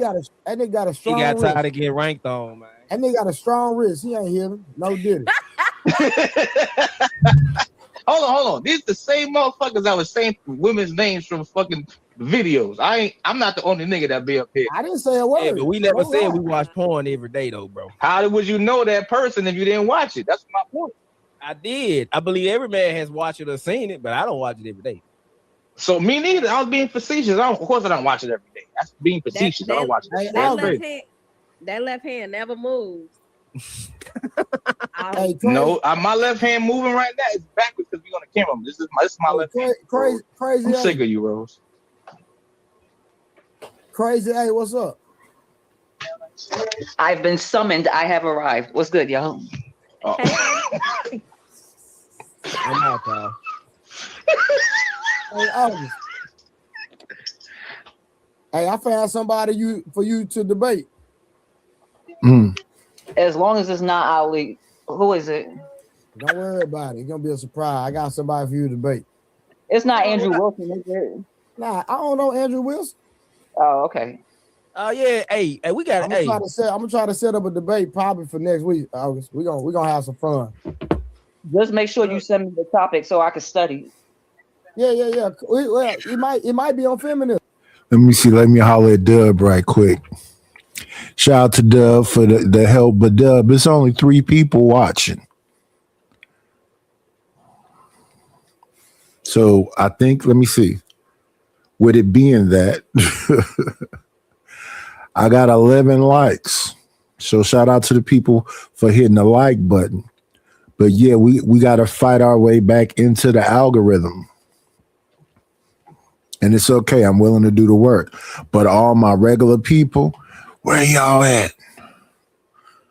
They must be somewhere else. So we got royalty here. Rapid, Red Scholar, TMKC. Where y'all at?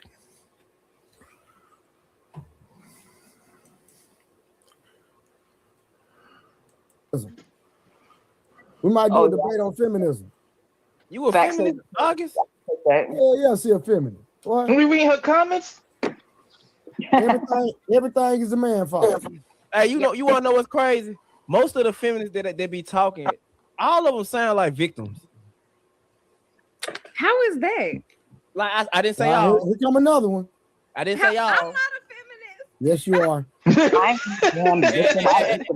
Rose, and this is why men say all y'all the same. Because when I'm speaking on a specific type of women, I said feminist. You said you wasn't a feminist, and then you finna defend them. If you're not a feminist, be quiet.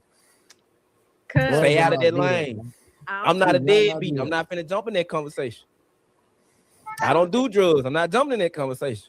I don't think August a feminist. She just be What? Y'all can't handle You know what, Rose? I think that they misconstrue feminist with misandrous. You know, it's not the Yes, same thing. you are. I've been saying that. Hold on. August, do you? So since you say that, can we concede that there are some feminists who are misandrous, and they hide their misandry under feminism? Yeah, absolutely. But that's not what a feminist is. They just take it too far. You know what I'm saying? So, what generation would you consider would actually be the first wave, the second wave, third, fourth? Because I believe the third and fourth is just misandrous hidden under feminism. I can't agree with that because there are feminists who are married. They have sons. They have fathers. They love men. I think you can be misandrous and be married. I think you can be misandrous and in relationships with a man. Some of these women I be listening to be talking about utility of a man, not the man. So they don't really think about men like that, and they just think about the utility of one. And they talk like that. And I don't want to argue with a person that does that. That's your choices. You're saying what you are and everything else. I don't want to argue with you. So y'all will see me do that. When I hear somebody kind of make it clear that they're misandrous and they hate men and they only look at men as utility, I don't want to argue with that person. What is it there to argue about? I don't want to debate with them, nothing. And, you know, being pro-woman doesn't mean anti-men. But I know women don't think. Though. You said what? You anti-men. Say that one more time. You're anti-men. Thank you, Dub. In August. No, I'm not. I love men. What? Do you not read your comments when you talk in the comments? I So because I call y'all out on y'all crap, that means I hate y'all. I don't Like, believe yo. you hate those personally. It'd be the same dudes that be like, oh no, we love women. We're just calling you out on your crap. So it's the same thing. It's not. You literally say every time something happens wrong in a relationship, it's the man fault. What you do for her to do that to you? Like you did something to her. That's a hatred not what towards I men. said. That's not what I said. Do What you I not said read August? You know damn well you be in many of these conversations with us, and you be saying some foul stuff about men in the comments. I would Do like it be August true? be nice, August chill. No, those things are not true for good men. Rose, hey boy, Because I called you a boy, they got each other back, don't they? I'm surprised Rebecca ain't said nothing. She over, what the hell you over to read the Bible? Yeah, she gonna do If it's facts, it's facts. But I'm saying though, one thing Rebecca, about where the hell Rose, you at? I'm saying the one thing about Rose that I can say when she get pushed up against a wall, she do plead the fifth, which in other words, she can concede that yeah, you right, but she gonna always have a but behind. What I'm saying is, I've never heard August say you're right. Ooh, very true. That's because I don't lie. Mm. You lied You about lie knowing- often. You lied about knowing your husband's birthday. And how old that cake was. She celebrated him on the right day, so she had to know when his birthday was. Thank you, Rose. Like He seriously. said that a 7-day old He cake. told her. No, he didn't. You know how many birthdays and stuff I gotta remember? I barely remember my kid's name half the time. What? That's not a flex, August. What? Hold on, since you said that, August, because you're personal with it. Since you said that, so if a man forget his anniversary, by your logic, he shouldn't be blamed for it because you know how many we done had. He better Listen, write it down. August, and Siri it to was make a 2 note. weeks. It was 2 weeks after August's husband's birthday, and I asked her what was her husband's birthday, and she couldn't remember. That's facts. For this mission. Because my daughter's birthday is like 5 days after, so it's like, yo, I can't keep up with all that. You don't have a calendar in your house, August? Like, you don't have one in the refrigerator like this? August, I would say keep your leg cold, but it's too late for that. So. You said keep it what? Keep my legs cold. I said I would say that, but it's too late. Way too late. I'm saying we grown up. Wolf that be laughing like a mother. Hey, I ain't What gonna the hell? be honest with you. I'm a feminist too. I believe that women should have their rights. I believe that. Hey, I believe in y'all gotta equality. call other phone. Y'all ain't called the other phone. Y'all didn't. But the problem I have is a lot of women believe in equity. I believe in meritocracy, meaning you got to earn whatever you get. Like that's how I look at it. So just because we got rights, everybody got rights, everybody's equal, doesn't mean that you're gonna get what the next person get. Because I know for a fact, I worked in construction. If this man over here or woman over here is getting paid more than us, she is doing something or he is doing something I'm not finna do. I'm not finna brown nose, I'm not finna butt kick, and I'm not finna do more than 10 hours. I'm probably not gonna even come to work on time. They coming to work an hour early and they staying an hour late. I'm not doing none of that. So they deserve it. They deserve it. do you believe that companies have a right to pay women less than what a man is making for the same position? They have the same qualifications. Everything is the same education. Do you feel like they just have a right to base pay out just off of gender? If the woman, like me personally, if I had a business, if she want to get married, want to have kids, I'm not gonna put her in a position like that. I'm being honest, because that mean I gotta pay for your maternity leave. You're probably not gonna be here. I gotta pay for it's certain. No, because I know women have certain duties. Like a man not gonna really take off work. Men don't take off work like that. My mom was a traveling nurse. She said all the time, the women are the ones that take off work. The men work longer hours. They do this and that. She was like, they deserve to get paid. But there have been studies that showed that Google did a study within their company. Women got paid more than the men for the same job. So it happened. Well, for the most part, in the United States of America, women do get paid less, but for the same job, It's not true. That's not true. That's not true. People do what you say. That's not true. But It's not true, Rose. Y'all will skip past the entry level jobs to go to the top tier jobs. Like you want to be CEO, you corner office partner. No. This is what y'all do. We'll work our ways up. Y'all be like trying to skip the line. Oh, I got my degree, so I should be in the corner office. I should be partner. Men don't do that. That's not what I'm saying. I actually went to DC a few months ago, right, with my sorority, and we're literally sitting in congressmen and congresswomen offices, like advocating for women, because I forgot the percentage, but this is based on same qualifications, whether it's entry level or upper level, whatever, same qualifications, same exact education, same experience. I just told you one of the main reasons why, because y'all have kids. I don't want to pay you maternity leave, and I'm not going to pay you maternity leave. Rose, what jobs? No, it doesn't. I live in New York, but women make this conversation. Becca wants to show her face again. I live in New York, Rose. Women make top dollar, and there's still men working minimum wage or minimum. These are blue collar, and they doing construction. They doing the phone lines. They putting up internet. Another thing though, like women who say that y'all only talk about the white collar jobs, the CEO jobs, the jobs like that. Y'all not pushing for jobs like when I was in construction. Y'all not pushing for jobs doing sewage. Y'all not pushing for power grid jobs. Y'all want the jobs that put you on the front page. Nobody's pushing for women to be in. I'm telling you, I worked in construction. We had women out there. You think the women really did what we did? Look, women was really digging trenches 6 feet deep to run pipe in the mud, snow, dirt. They was inside doing paperwork. They didn't even. We found out they was paying them more while we was getting paid. While we was getting paid what we was getting paid, the women was getting paid $6-7 more than us because they wanted them out there. While we getting paid $35 an hour, these folk getting paid $40, $42. We didn't complain about it because it's nice to look at. It's nice to look at hands a little bit. Like, okay, I live in New York, right? A female flag that makes the same amount of money as a guy on the second, third floor on a brand new building they making outside. Is it safe to say that we don't want to work those type of jobs because when we come home, then we still have a whole another job to do that we don't get breaks in time? There we go.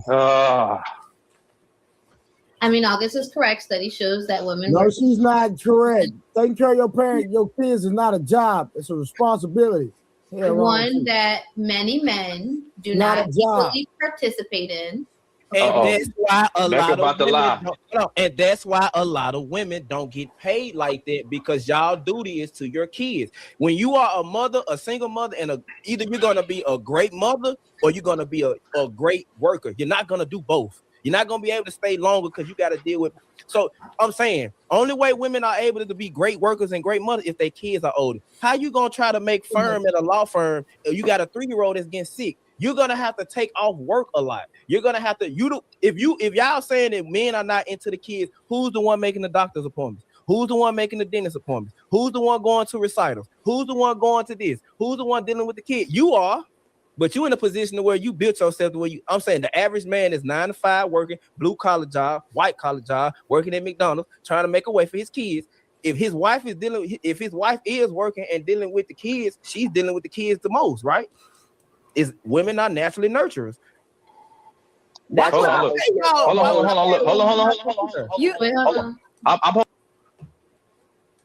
Let me see.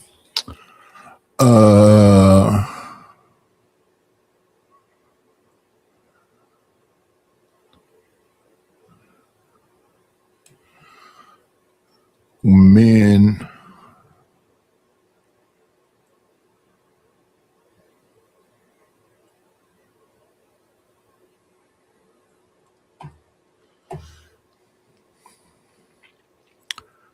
What's up, Alpha Omega? What's going on, Sin 7 Sin? Sin 7 Sin. Look at my friend Sin 7.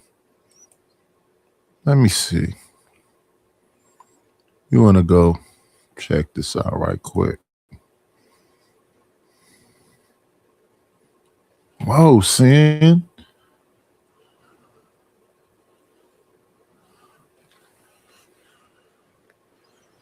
You look mean in this picture, Sin.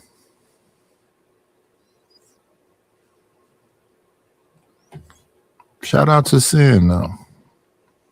You got more subscribers than me.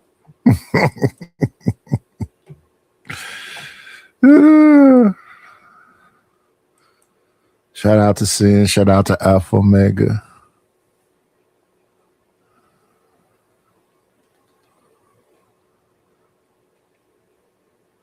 I didn't say women in nursing home was doing nothing. I said that they said that nurses, not nursing home, nurses are freaks, and that gym instructors was freaks. I didn't say nothing about no women. And if I did, I don't remember saying it. I don't know that women in nursing homes are getting pregnant. I know they having sex. They do say that them old folks is banging like it's going out of style, and why not? I'm about to cut Becca in half. Do you not, because Becca loves data like I love data, right? Do you not know in the past 3.5, 4 to 5 years, men at a 75 to 80% clip are doing way more housework and helping with the child rearing? This is a real data statistic. So it's no longer you going to work, you going to work, you come home by yourself, which what August said, you just come home for 40 hours a week, working with the kids by yourself. No. Most modern day society men are helping with the kids, reading them bedtime stories, putting them in the bed, getting ready for school before they go to work. So that's BS. What's the name of that study so I can look it up? United States Census. Look it up. Look it up. United States Census. Go ahead. Look it up. Look it up. Isn't that the Look it CDC? up. That's what it's called. I'm not gonna sit here and say women aren't with their kids. That's natural. That's natural. Men are partaking in it. Men are definitely partaking in it more.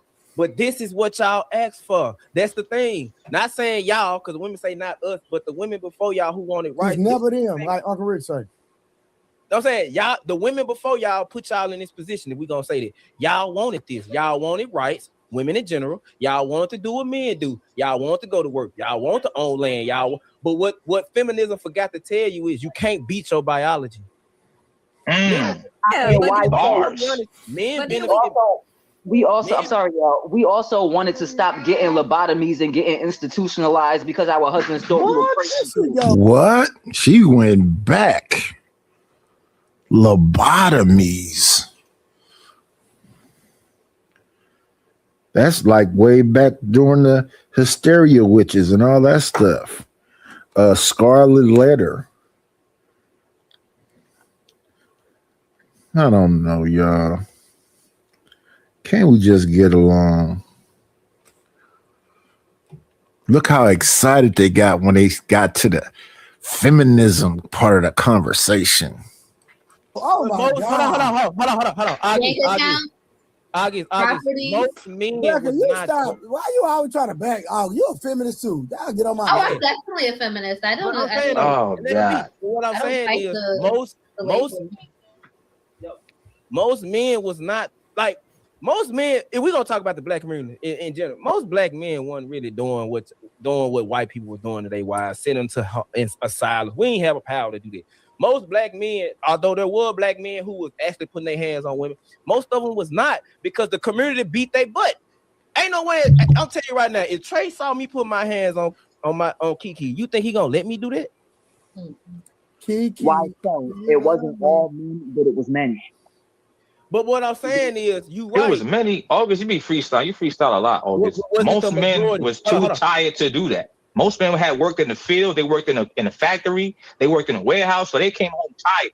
That's why you hear most older people say, my dad went from home to work to the TV, drunk a beer or two, got in bed, and we saw my dad twice a day. Most older people say that.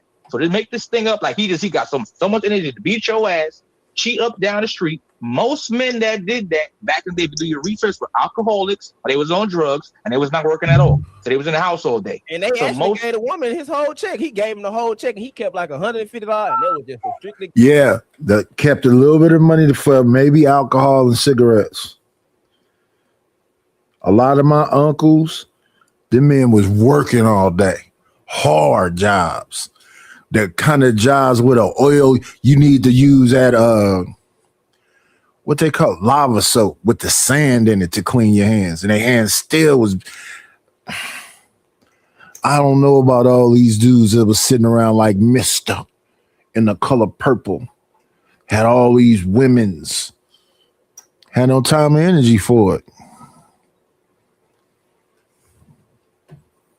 But if you was a dude doing construction or a mechanic or any of this other stuff, and you still had the energy, that sound like a Superman. Go to the liquor store and come back home. What else is it? But what I'm saying is, I'm not Here we go. denying it. But the thing is that I hear a lot of women say, I'm turning up in this bitch because I don't like this shit. But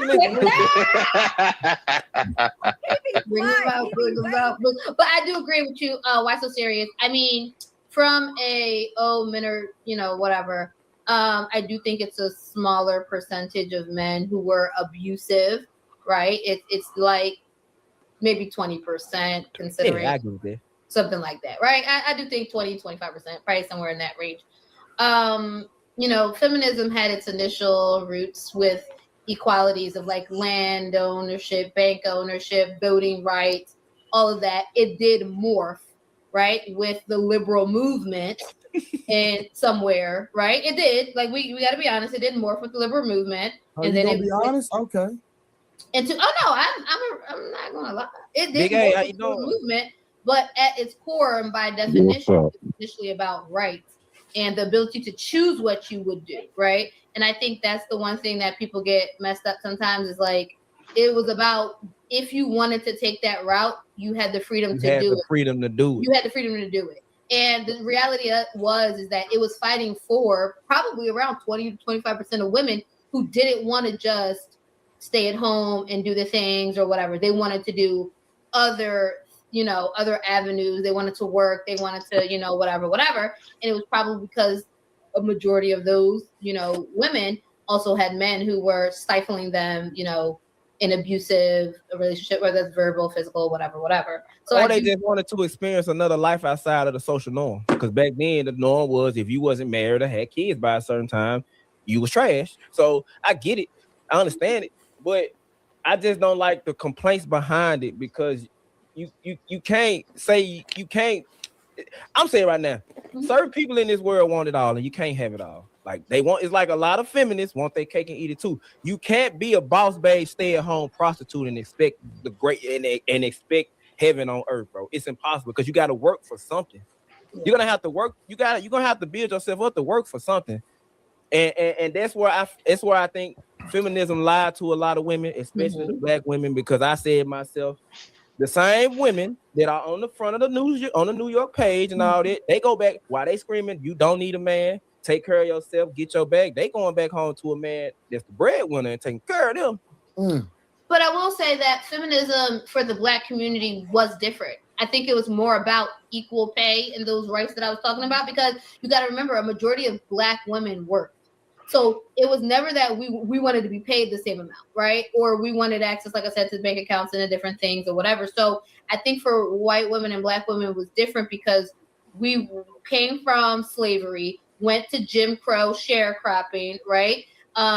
Insert, people escaping to the north, like Chicago, Philadelphia, the different regions to go work. People were domestics, right? There was a small percentage of women that were factory workers, like sewing and things like that. When we had manufacturing here, they did certain type of things, working in food production and things like that. So black women have always been in the position, majority of them, to work.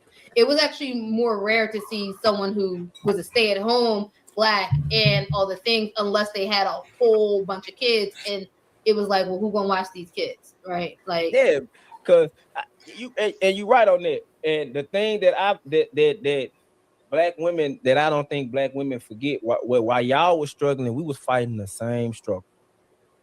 While y'all was out there going through what y'all was going through, we was getting ran down by.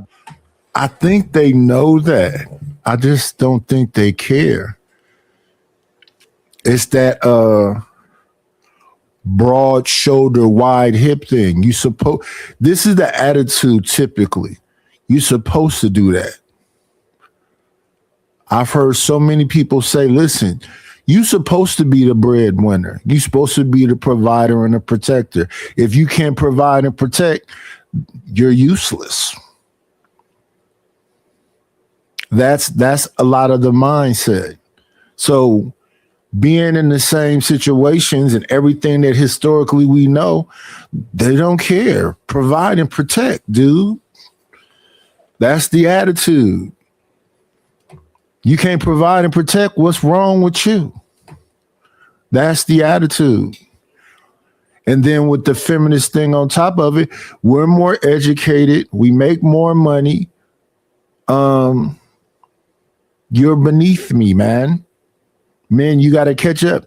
You got to get back into college, be more enrolled, get more jobs, get more money. It's the idea of a community is not there anymore.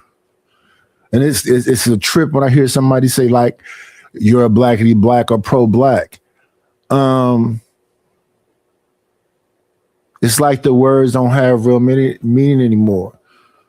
That's why I said this thing that just happened with Corey and Anton. They're saying he's a conservative douchebag, pretty much a sellout, and a ballet dancer for the white man. That's what they're saying about Anton. And then they're saying that Corey is the streets. So with the so-called streets winning, because Anton said he don't want to no more smoke, what did we gain if we're this so-called community? What do we gain from these victories? I'm a real nigga. I come from a real. What do we gain from that conversation? And a lot of times on here, it be folks my age and older wilding out. Wilding out. I'm not 20 no more. And you got to sit back and think about those things. How do you want to come across? Even in this discussion, because the women's minds are made up. A lot of that education is indoctrination. That's why when you listen to a lot of them, they all are pretty much saying the same thing. And do we love our women? I love black women.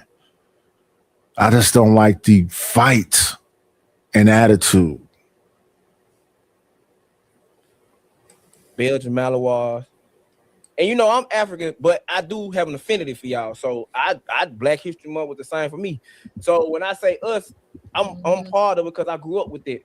Now, the men was getting water hosed, getting locked up for nothing, getting hung, while the women was some of the women was getting, not gonna say the G word. So I agree with it. The thing is, I think feminism in the black community split the man and the woman up, because women, it's like the black women forget that the same struggles y'all have with the same struggles we got.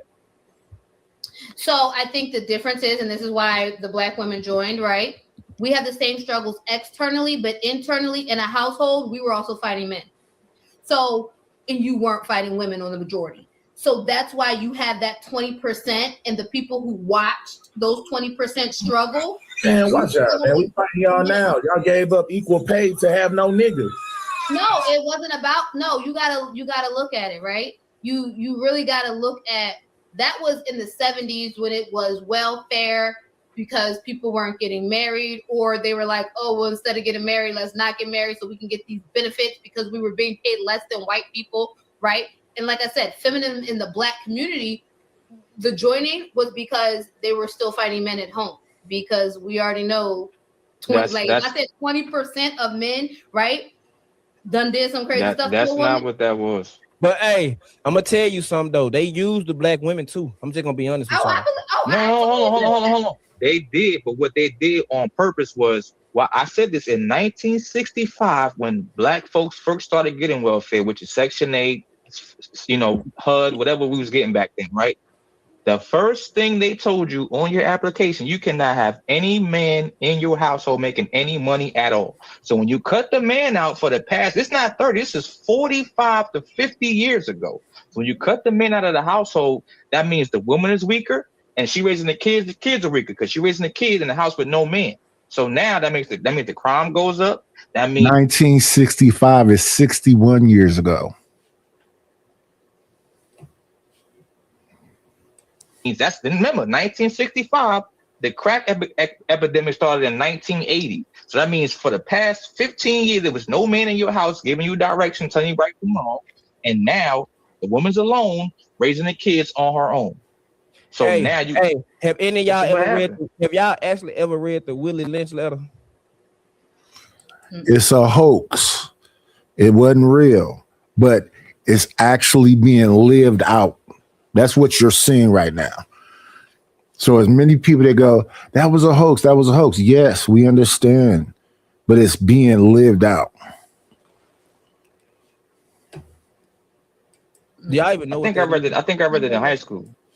What he said in that letter basically is what's going on now. That man said, he said that instead of y'all beating and berating the Africans, the slaves, man, y'all got to chastise them. What he did was the leader of the group tie his limbs to tie one end of him to one horse, tie another end of him to another horse. In front of the slaves, smack the horses and split him in half and let the blood touch them.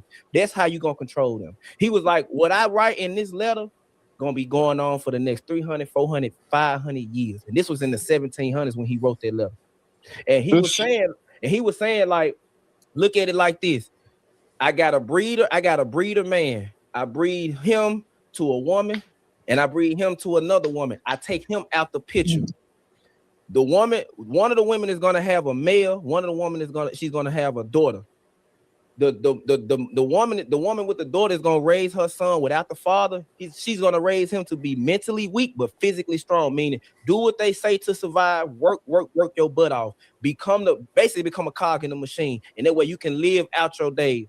And she's gonna raise the daughter just to be compliant with whatever goes on. And that is actually what's happening. Most of the men now are mentally weak. They're physically strong, as you can see. Black people have the heinous crimes, the fighting, the killings. Like, you get what I'm saying? But mentally, like, that's what he said. And if you pay attention to that letter, it's a lot that he said in that letter that goes on with the way society. That's why I say all of it is a psyop, in my opinion. Feminism, racism, all of it is psyop. And it's crazy how a letter that was wrote 350 plus years ago is staying. Yeah. So, greetings to the panel. I don't know if you heard me greet you guys earlier. What's up, There's controversy around the existence of the Willie Lynch letter is widely considered to be a hoax and not a genuine document. But I mean, I think the sentiment lands, right? Whether it's real in 17. Whether it's real or not, the concept exists, right? And the science behind it makes sense. But I think you guys missed a very crucial moment a little while ago when you were saying that the man would come home when he's very tired. He would usually give his woman a check and reserve a small piece for himself, to put gas in the tank, get the occasional six pack. And then the first thing August says, well, where are they at? Ask why. No one asked her, why do you want to know? I ain't even heard her say that. Or was that Rose that said that? That was Rose. It was Rose. Okay, Rose, why do you want to know where they're at?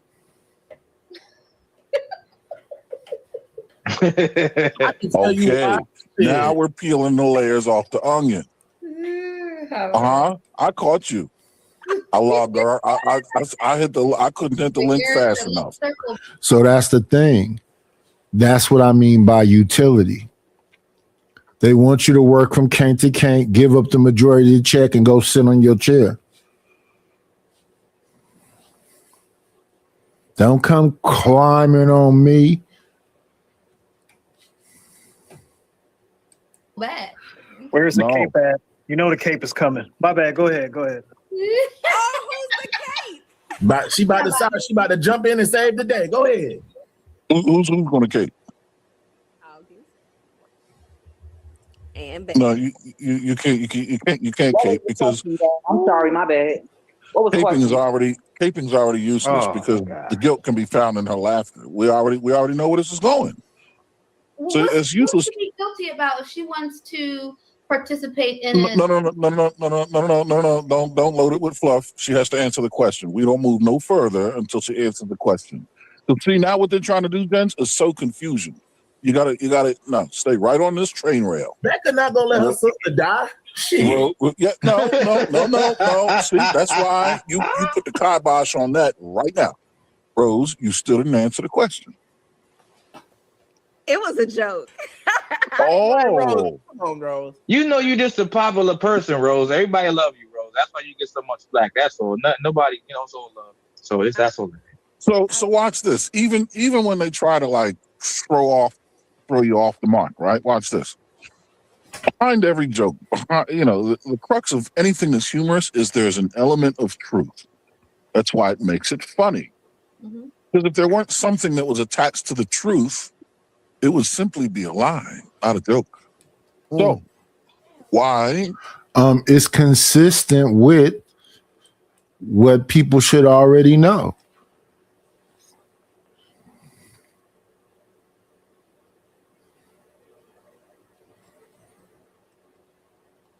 It's best for you to be utility.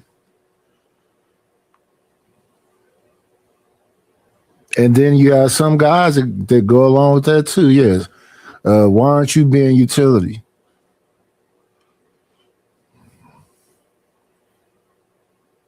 I mean,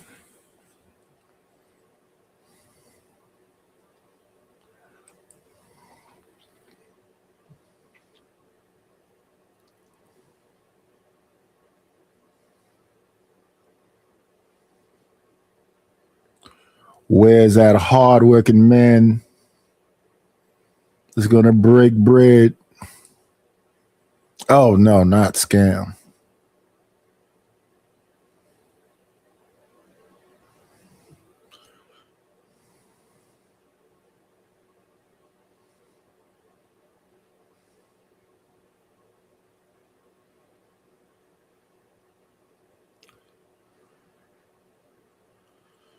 Let's see.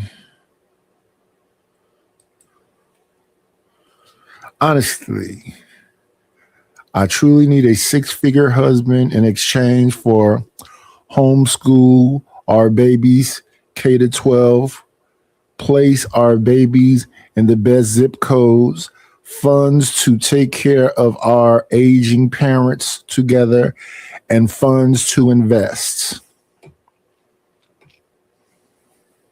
This. I mean, that's typical. I agree with it. And that's at minimum. What is she doing? But that's what I'm saying. But listen though. What? She ain't no. Hold on. She ain't no virgin. She done been cracked before. Listen. What? Look, You're not even a virgin. A woman can find a man that. A woman can find a man that's capable of doing it, but that man has to like. I'm just keeping it real though. Okay, how many millionaires do you really think are virgins out there? I know, like, Don't let it talk to you like that. Hey. no. Now, like, How many millionaires? Look, how many millionaires do you think are marrying virgins? Zero. No, it Very ain't zero. rare. It ain't Unless very, they're- very rare. She probably a model, extra, Rare. XOF. Let's be honest. So this is why when we be having conversations about stuff like this, it'd be like, okay, but statistics show that's not what y'all really into. Yeah, that's why I said that's why I tried this. And No, you know about why so serious? I think one of the issues, and I heard a man say this, right? He said, when certain men get money, they get the woman that other people will look at as desirable, but not necessarily the woman that they find desirable. And so it's because women become a status symbol, right? Especially the more visible a man gets, the more his woman is a status symbol of him. And so they're like, it might not be that he doesn't like biggers anymore, but he does not want. He knows that women are a status symbol, and so now he's looking for the desirable woman that other people are going to look desirable. It's kind of along the lines of what Cat Williams said. Oh, y'all get put on and y'all trade in y'all whomever for a light-skinned wife. He said, look at all of them. As soon as they get put on, they all go after the same thing, or they all get the same thing. And I think it's really that. I don't think people's, like, you can, of course, everybody has a range of what they find desirable, but I think it's more so about not just what you find desirable, but what other people are going to think.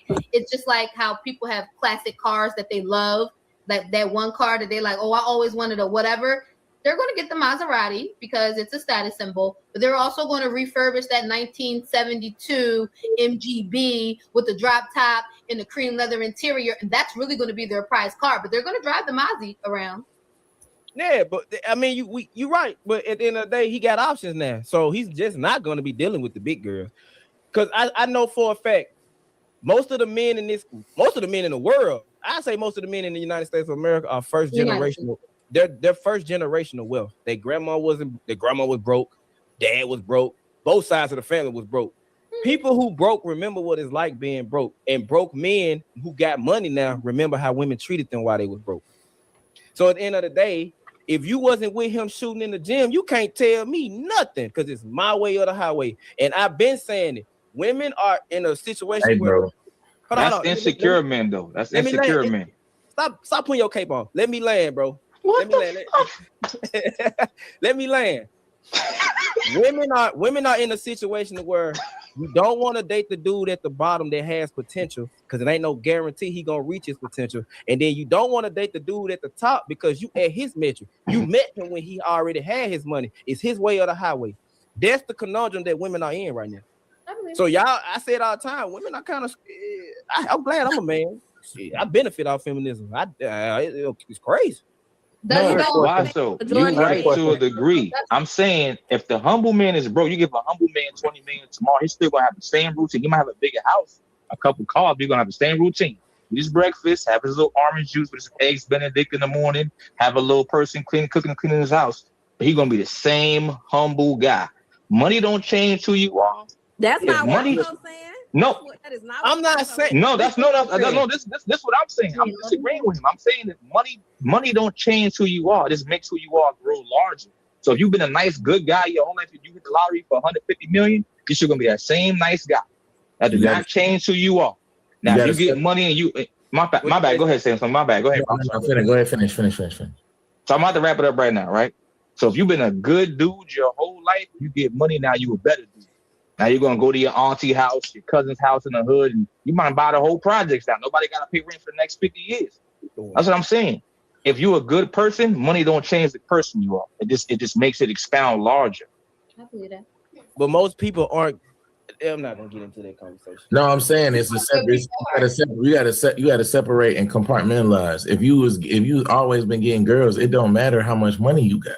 Yeah, you're right. I do say that if you was corn before the money, gonna be a corn. I'm saying I done had girlfriends with no job and no car and stayed at my mama's house and had a girlfriend. It's like, yeah, that's me. So that's why it's hard for me to listen to some of this stuff that's being said because I come from poverty.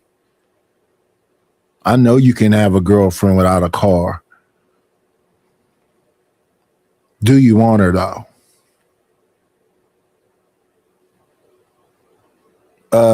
John Galt showed him pictures of them places he got, and them dudes got women. So what they say, water seeks its own level. So yeah, with money, I'm probably still gonna be doing the same thing. I don't have a lot of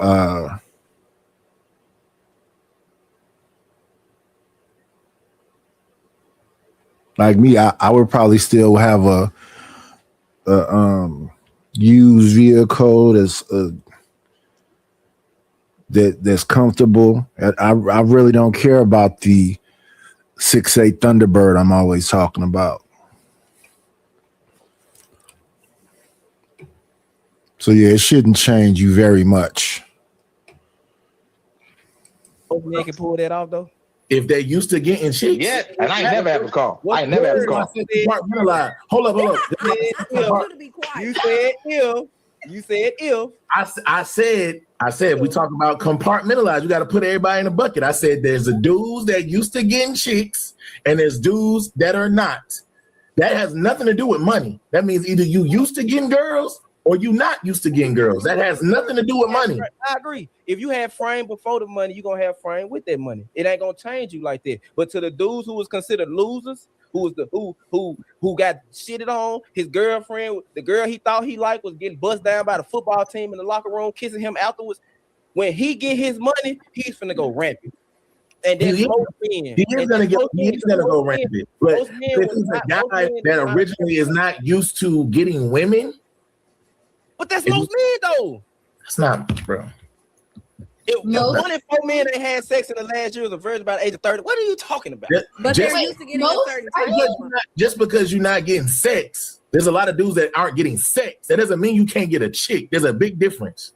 It's a difference between getting a chick and having. It's a difference between getting a chick that like you, point to the one that's on the left, and then having to work overly for a chick that barely likes you. She just tolerating you. But I'm saying actually getting the. I'm talking about getting the girl. I'm not you want me to send you a link or what? You good? Okay, Hold but on for can y'all. you just say why? So 10% of men are virgins between the ages of like 22 and 34. Okay, I don't know why. What I'm saying, you right. If we don't, you do the numbers. But what I'm saying is most men ain't running circles around women like that. No, but you talking about two different things. Don't conflate it. There's a lot of dudes that aren't running circles around women. True, but But what you were just talking about. You talking about the men that's running circles around women? I'm not. What I'm talking about is the dudes that actually get women. Dudes can get women. I'm not talking about sex. I'm talking about pulling them. Period. Without money. Off the muscle. That's what I'm talking about. That's what I'm talking about. Like, it doesn't matter how much money. I'm not talking about high school. We just saw JP got women. What kind of women they are is a different thing, but he getting women. The man went on a dating show and said, I got a hot dog cart in a food truck and a YouTube channel. But that's honesty. And it's women that like him, that support him. And he cuss them out often. I got people that ain't got bread like that. I don't got bread like that. You can get a woman, yeah.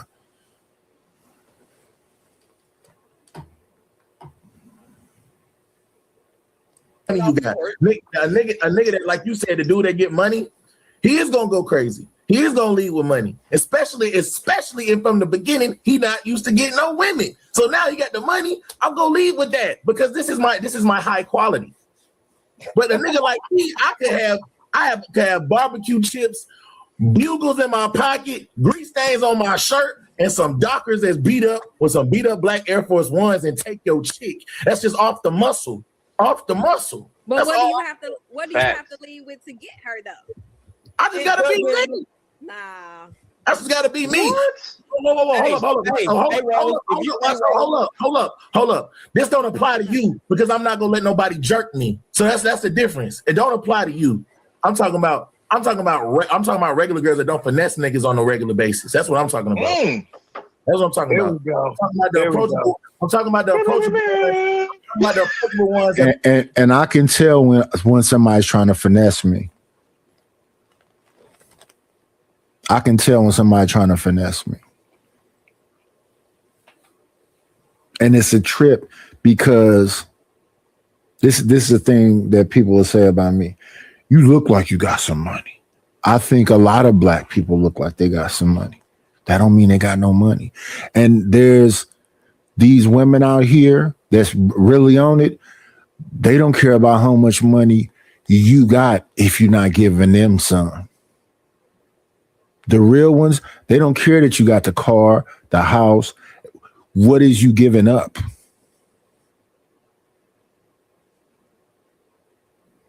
There's some people that might be comfortable with just being around whatever. And then there's people out here that know, I need bread today.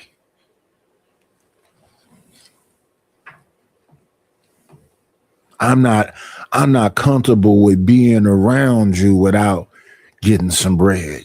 Pay for this hair, pay for these nails, pay. You got to show me, how much you like me with some bread. That's finessing to me. Make themselves available, not the ones that just want to see what I got and they're going to judge me based on what I got on or what I got in my pocket. I'm not talking about you. That not the muscle up. God damn, Samson.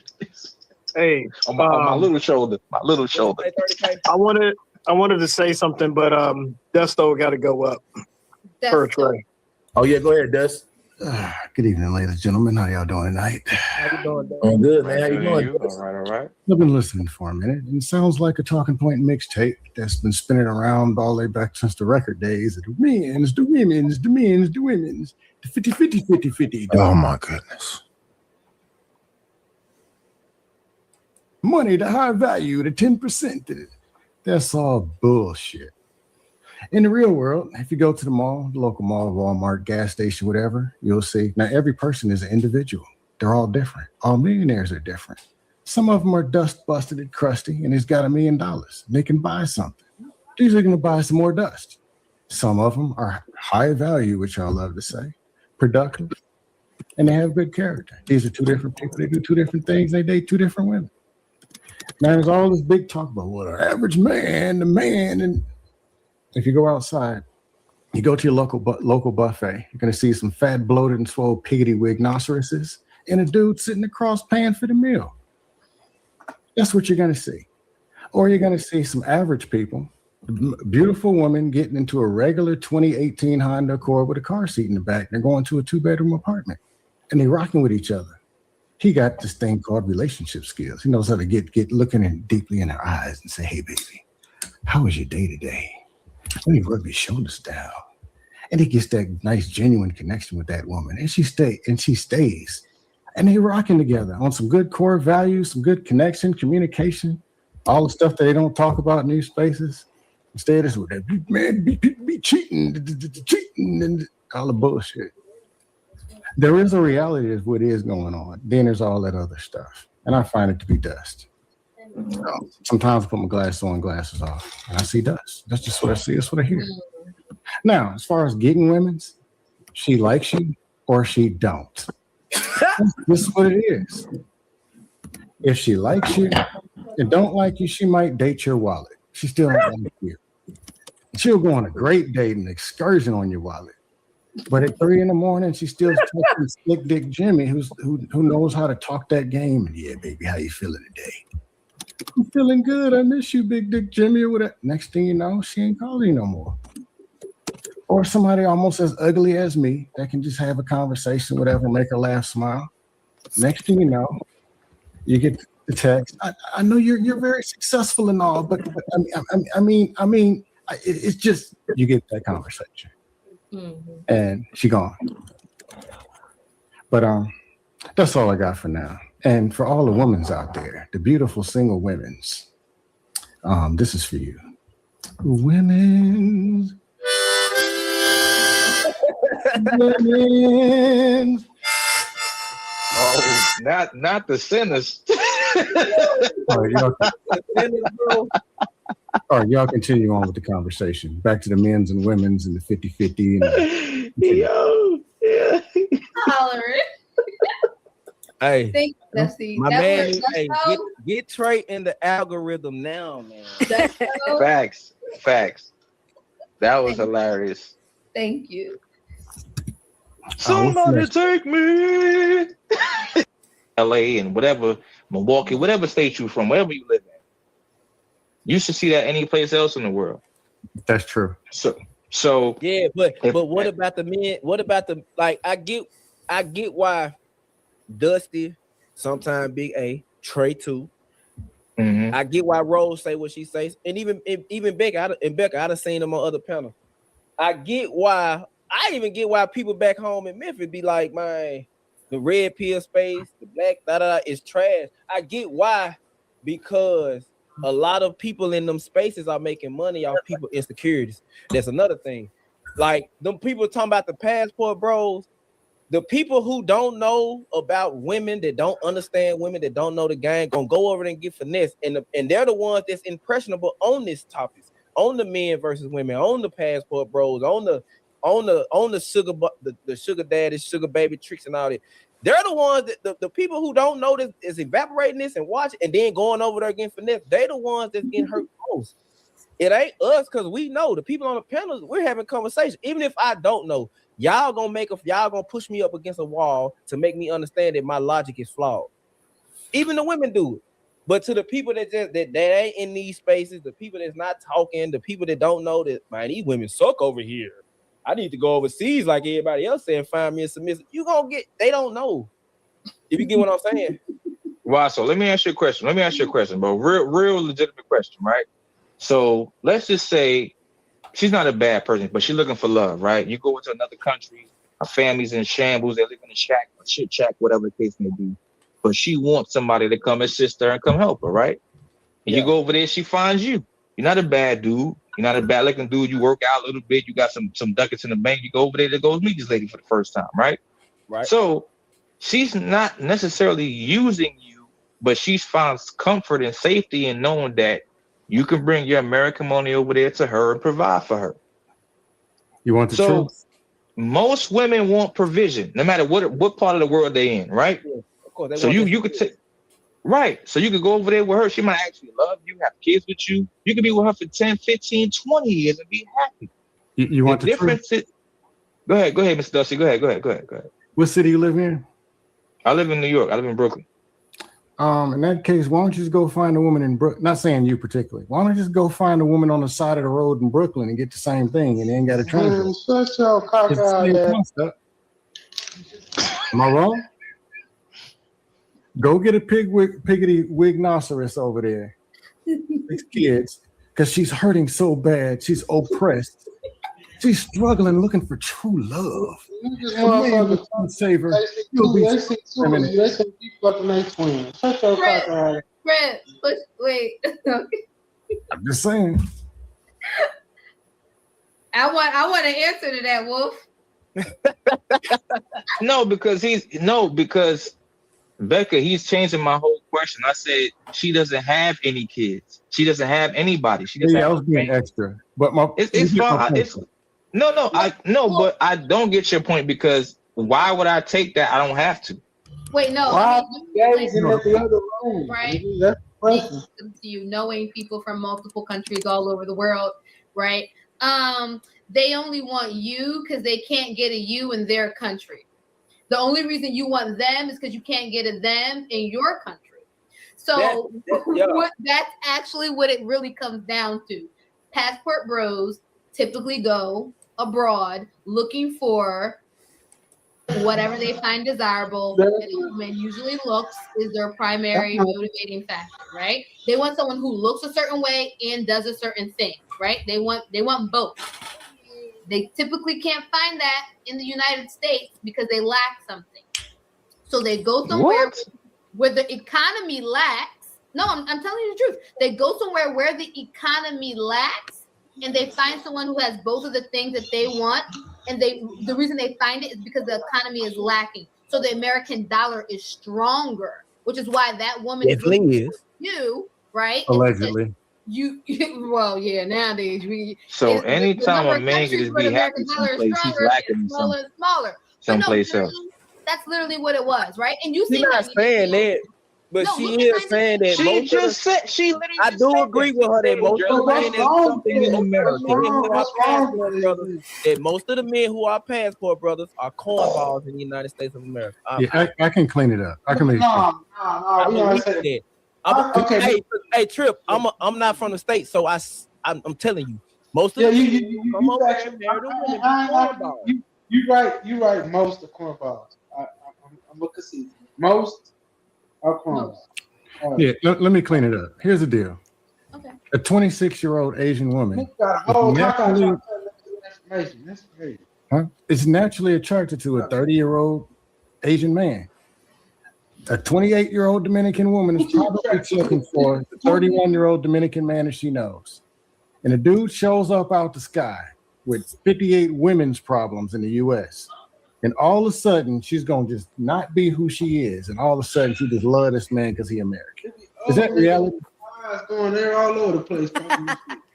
Say what? Mute Oh, yourself. my bad. I'll talk to my wife. Oh. Yeah, that's the reality. Kind of talking all over you, 30, but But the main thing, and Wolf, you agree with this: a woman either likes you or they don't.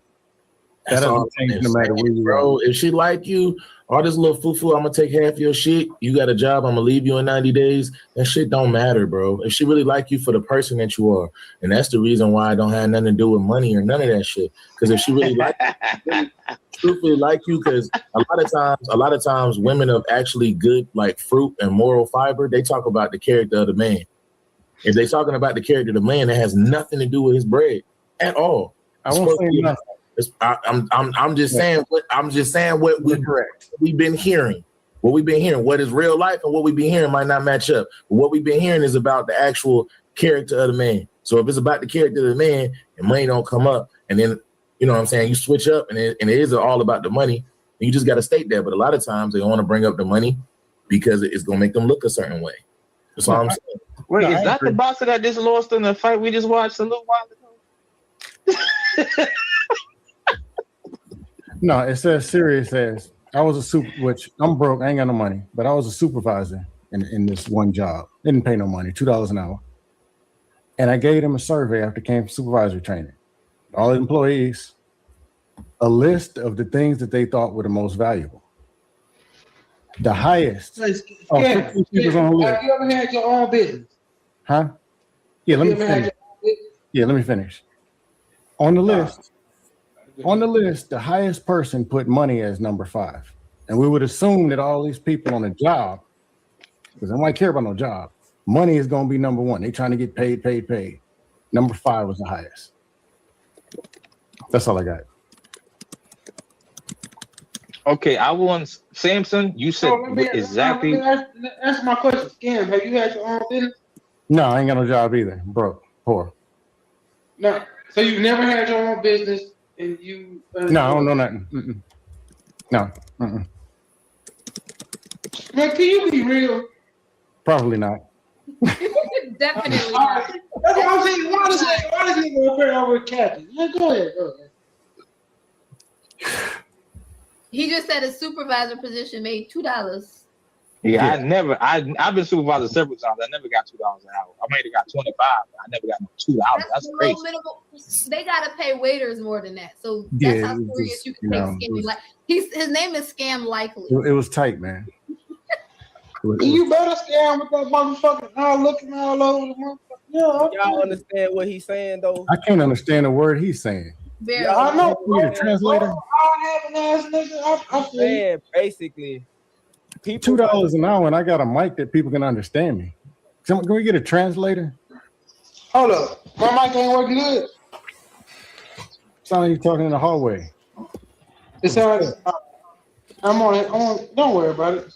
Nigga, you lucky. Yeah, go ahead. I saw that shit. Yeah, you said, I'm moving in, nigga. Go ahead. Oh my God. Do something different. Now that's nice. That's fire. That's dope. That's what's up, bro. Ain't nobody hating on this side. We happy when our people can get their shit together and get nice. But it's crazy. You can understand me, but this nigga can't understand me. With it. I get this eye affect his hearing. But go ahead.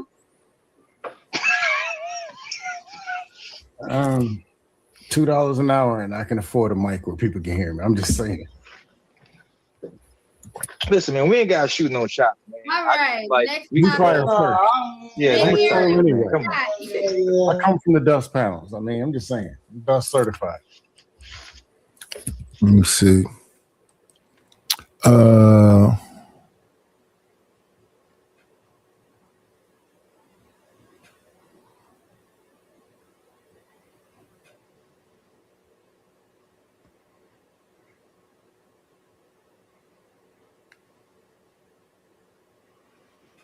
I don't know the answer to none of this. All I know is it looked like Trey the Truth Teller has a show where people are comfortable coming and have a discussion, and it's not going too far to the left.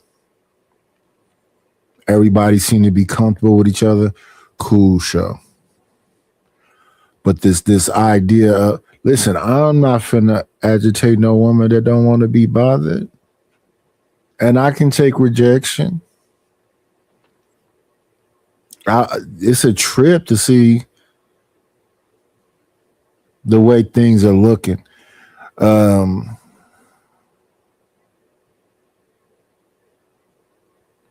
You just got to find people that's in the right headspace, that's not far gone and thinking that everything is just this one way.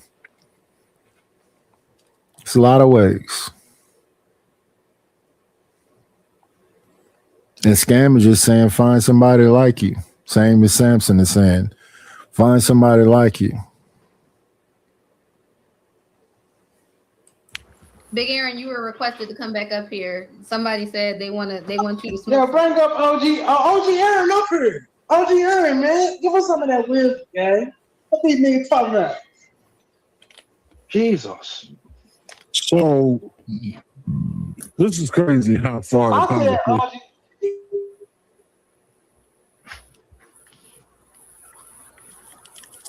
Go ahead, Big Aaron. This is crazy how far the conversation has deviated and made left. And I'd like to thank Becky Baxter for taking the conversation off the rail and letting it go free as a bird and just fly with the wind. And now y'all are jumping around talking about how cornballs go find other women in other countries. We never figured out what the hell they were talking about when it comes down to them wanting men to provide 100% and do nothing with their money. And how, in one hand, they can say a man that makes $52,000 a year should be able to and willing to provide for a man, but if they're making $100,000 a year, you can't touch none of that money. What that doesn't even make sense. You're asking the public or you're asking her specifically?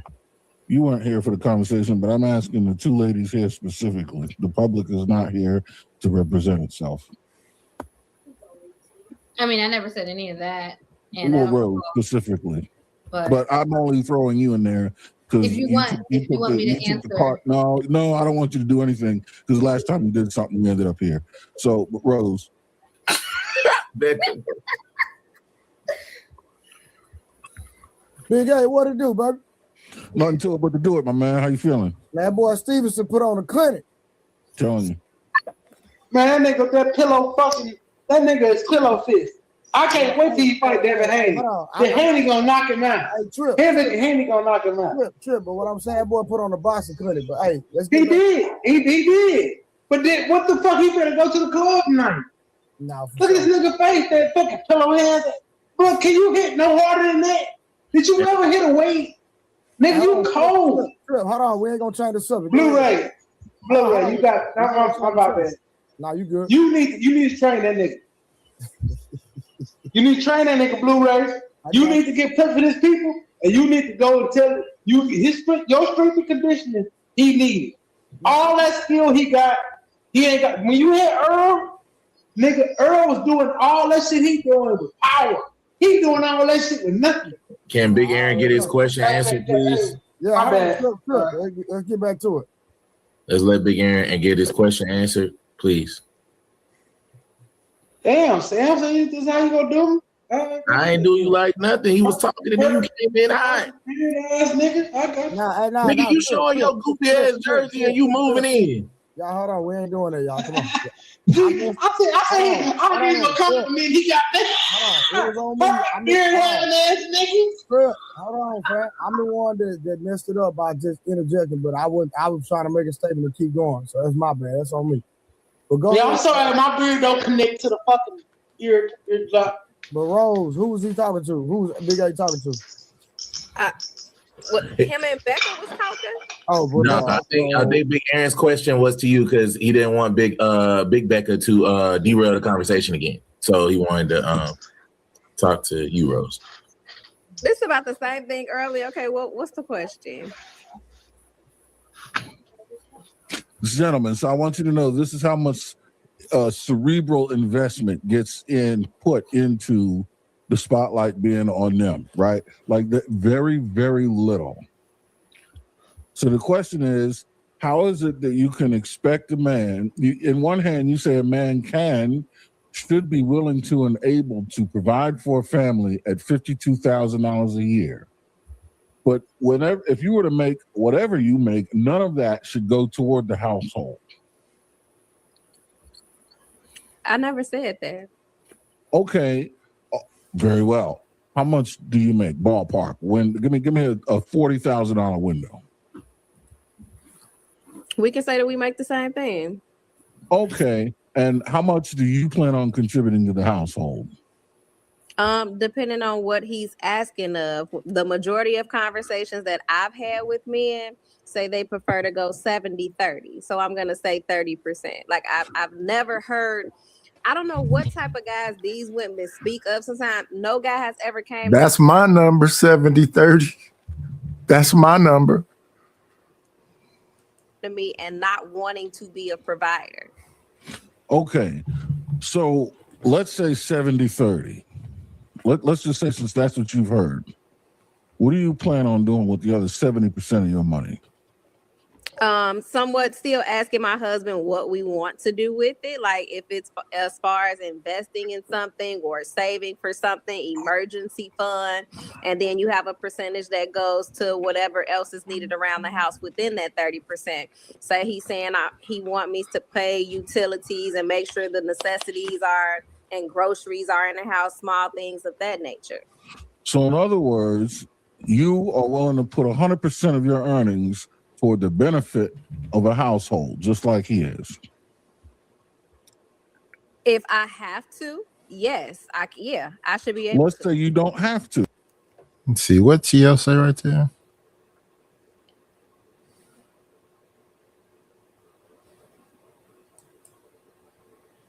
Nature.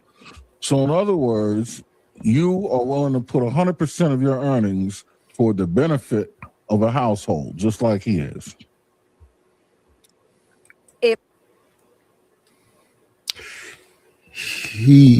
Has he been there that long enough to be the provider? Has he been there that long enough to be the provider? I don't know what that means. Yeah, that's what it should be like. If I'm taking 70%, which is probably going to be the bulk of my money, if I'm fixing whatever income, then the other income should be for saving or investing and whatever else. Nobody wants to stay in that same position though. But if the investing get to a comfortable place, you have more of your money.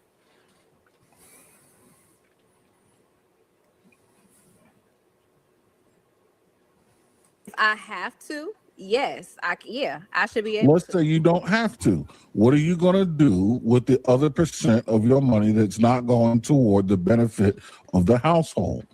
It could be anything. Something he may need, something I may need. If that's the extra money for vacations or things that large purchases that come up, and then there's my upkeep as well. And if we have children, that's pretty much, well, from what I've seen in most households, the mom, if it's like a private school or the kids have recreational events or anything, that's something that probably automatically comes out the mothers. So in other words, you're willing to put 100% of your income towards something that benefits the household.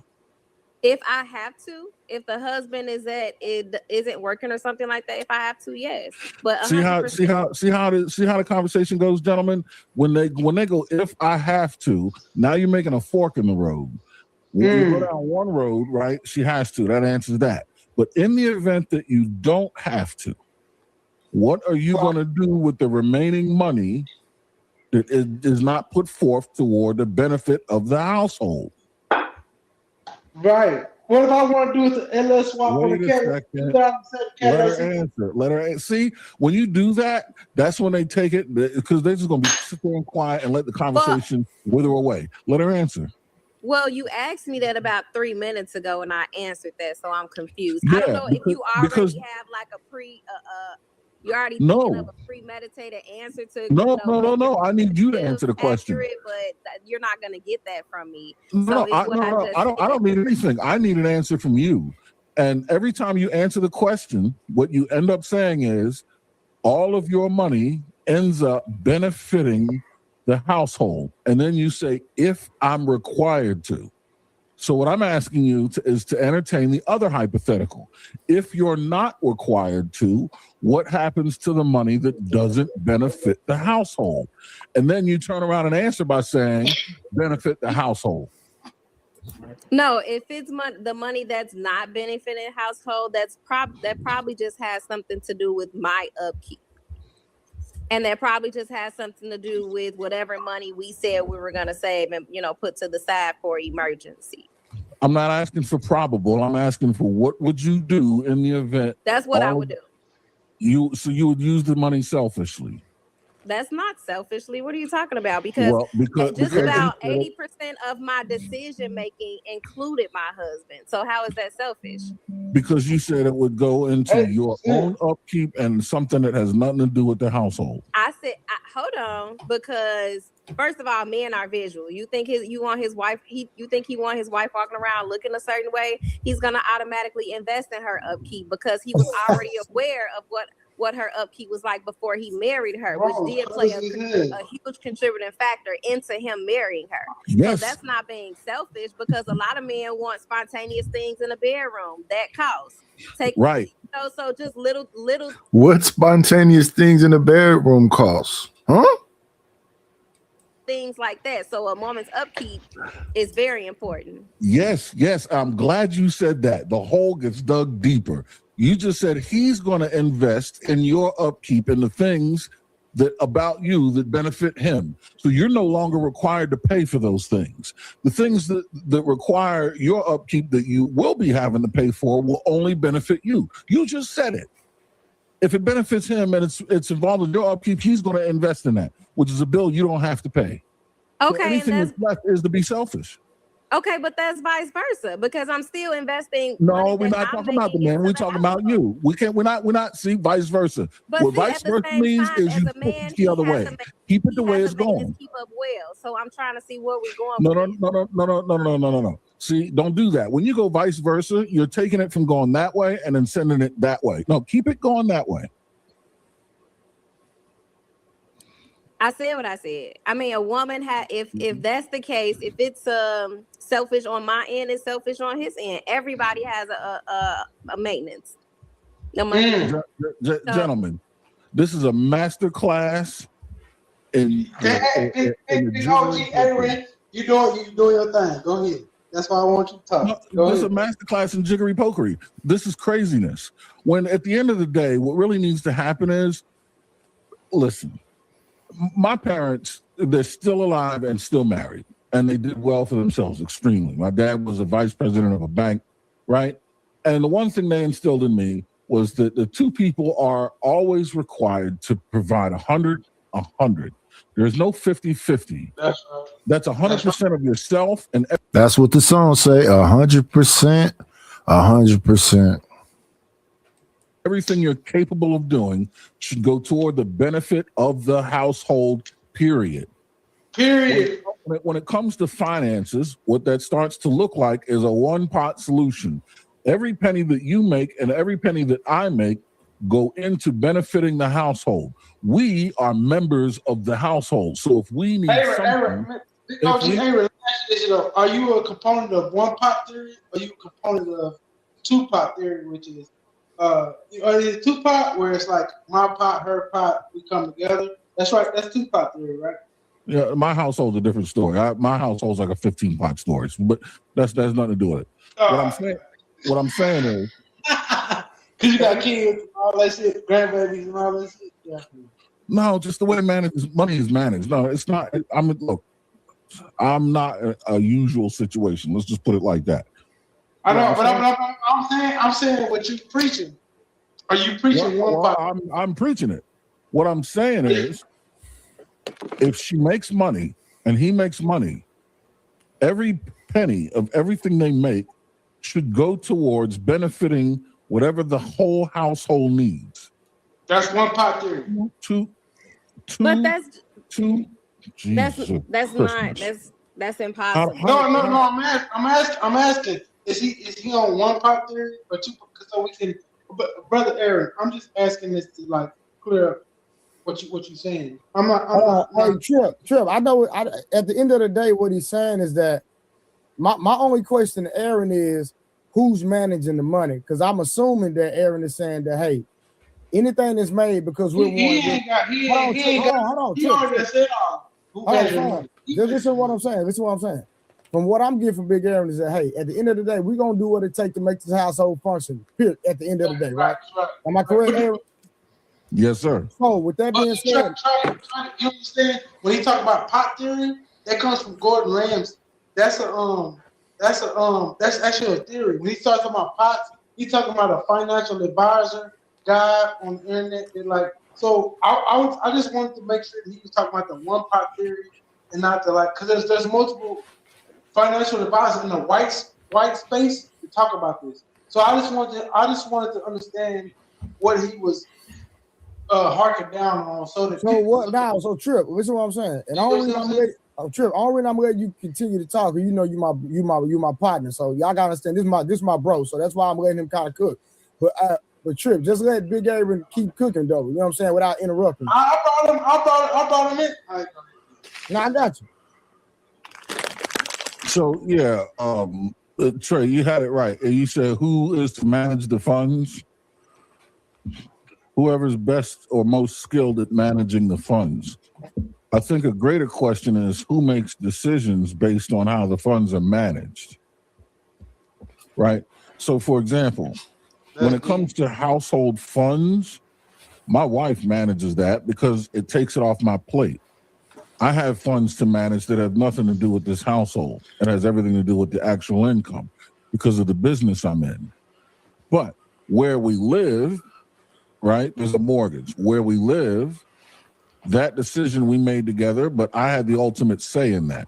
Now that we have this mortgage, she's responsible for making sure it gets paid every month out of accounts that are allocated to paying the mortgage. Do you see what I mean? When it comes to our collection of vehicles, if a vehicle is financed and the insurance needs to be paid, she makes sure the insurance is paid and the finance payment is taken care of. That's her managing the money. But when we go to purchase a vehicle, I'm taking the lead on that. So at the end of the day, anything that's allowed by your wife, she takes the lead because you gave her the authority to. Correct. So that's delegating. Yeah, whoever does that best.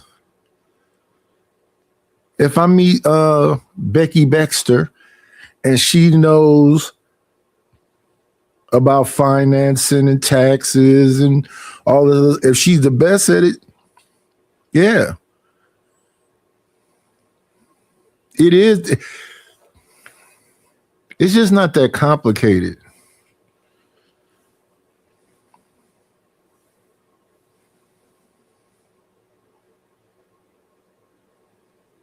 And if I know how to do it best, then it's me.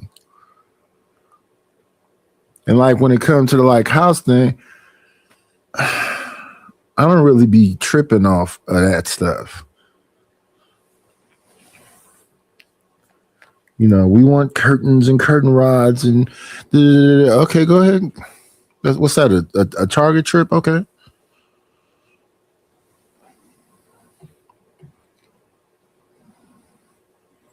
But I'm trying to think, unless the stuff get washed out by the sun or whatever else, we pretty much had blinds with curtains on top.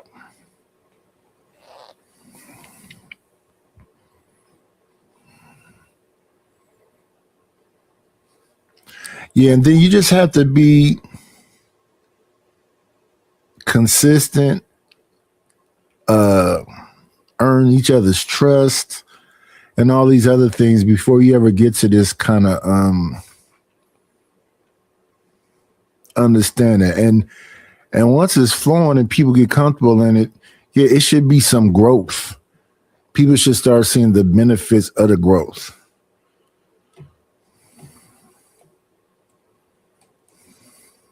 But it's a recurring responsibility.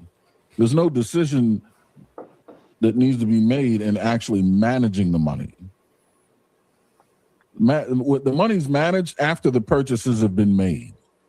Decisions that change the monthly requirement. That's when my judgment comes into the picture. That's an old nigga problem. Big Aaron, I gotta go. That's an old nigga problem. Hey Trey, he got to ask Rose the question. Bro's trying to ask her. So Rose, what it sounds like to me you're saying is all of your money should be put toward the household in some way, and you as a member of the household need to benefit from that just as he does. Agreed. Yeah, that might look different, but principle wise, yes. So now this begs the question. When you start to talk about living within your means and choosing the lifestyle, do you live within the means of both of your incomes combined or within the means of his income alone? Both of ours. That fundamentally opposes everything you said when we opened this conversation.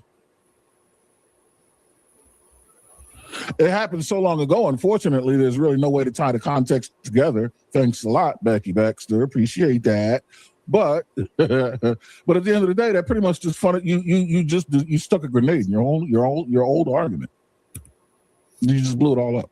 So the comment that Big Aaron is referring to is that someone said, "Oh, their mommy and daddy, he used to put, or like back in the day, a man used to give a woman his entire check." And Rose's comment was, "Well, where are they at?" This is how we got here. That initiated it, yes. Oh, that's what this is referring to. She already. But wait, she already chalked that up as a joke.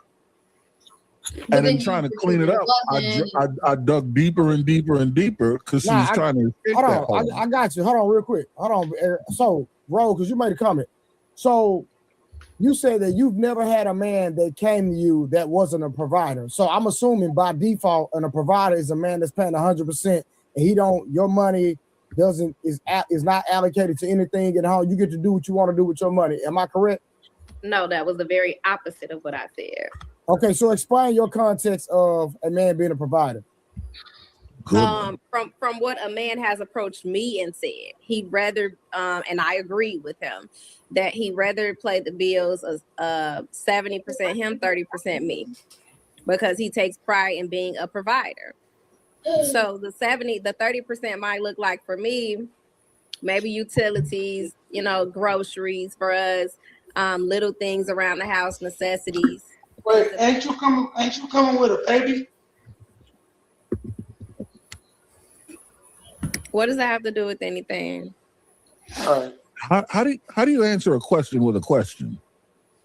Because I just did. I'm trying to see. That's rude. You don't think? Where did that come from?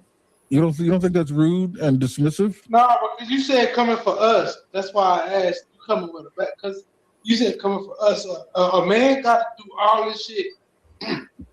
Both of us. Let's say both of us are coming with the kid. Let's just say both of us are coming with the kid. But Rob, I don't want you to get twisted. My wife with another. So I understand what you're saying, but I want you to preface everything you're saying as me and another child. Okay. So we can understand. Because there's some women out here can say me themselves. Me, 2 kids, 3 kids, but you saying me and 1, which is not a bad thing. Because you were 1, you was even you were 1 is an anomaly. A lot of these girls got 2 or 3 kids by 2 or 3 different niggas. So don't feel bad about your situation. That's all I'm saying. Yeah, did that. Okay. Am I tweaking? I don't No, know. Go ahead. you good. Thanks for sharing that.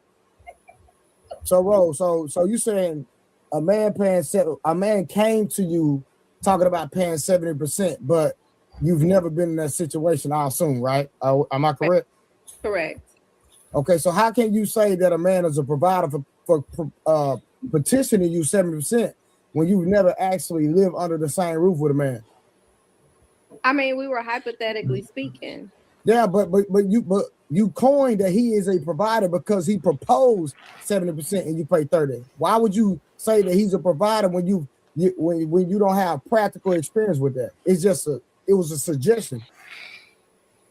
Okay, and it was a suggestion that I agree with because I also made a statement where 50-50, that to me, that's room a roommate type of behavior. So that's why How is that a roommate type of behavior? Because okay, I digress. No. You on a roll, Yeah, brother. so- You had it. Because what 50-50 ends up being exactly what I was saying. 100, really, where everything you make and everything I make goes towards benefiting the household. Now, if you make a percentage more than me or I make a percentage more than you, that becomes inconsequential in a marriage because at the end of the day, your income and my income, 100% of each benefit the household, which is what you would classically define as 50-50. So what he's saying is, if that's the case, how can you define? Hey, you were on the roll, Trey. You had it. She was going right down the path. But his is not being 100% towards the household. He's at 70% for the household. I don't think you understand how the numbers are working. 70% of the household bills may come from his income. That doesn't mean 70% of his income goes towards the household bills. Wait, what did you just say? That's a great way of putting it. I was just thinking it. Yep. Because I'm gonna give y'all an example. That's not realistic. Nobody is gonna say that 100%. If your income equals up to the 70% of the bills, no woman. Well, me, I'm not saying that that's not what I want. I'm assuming that that's only going to be a portion of his income, whether he wanted to be 50% of his income or 60% of his income, whatever. But there's still space for us to operate individually for whatever maintenance or upkeep, or say he go out with his boys, he in a golf team, whatever, things that he wants to do. So everybody has their own separate things going on there, not just the woman. So I'm not sure how you're trying to say, Aaron, that none of this and everything of his only benefit the household, but I'm benefiting individually and as a collective. I don't understand that. No, what benefits the household, and everyone benefits from that. It's just funny, Rose. Yeah, because in the 70-30, you're looking at all these things together and finding out what that number is. So if you have to have your hair done, how often? What is that approximately? Your nails done, how often? What is that approximately? And all the basic things together. Then you come up with a number. Whatever that number is, that's what the 70 is. So most likely the mortgage and house insurance and property taxes and all the big stuff he gonna take on. And most likely you're gonna be like what you say. You're gonna be taking on like the PG&E and water, the small bills. But yeah, you calculate up what that number is and then you break that down. Your hair is calculated in that number. Your nails are calculated in that number.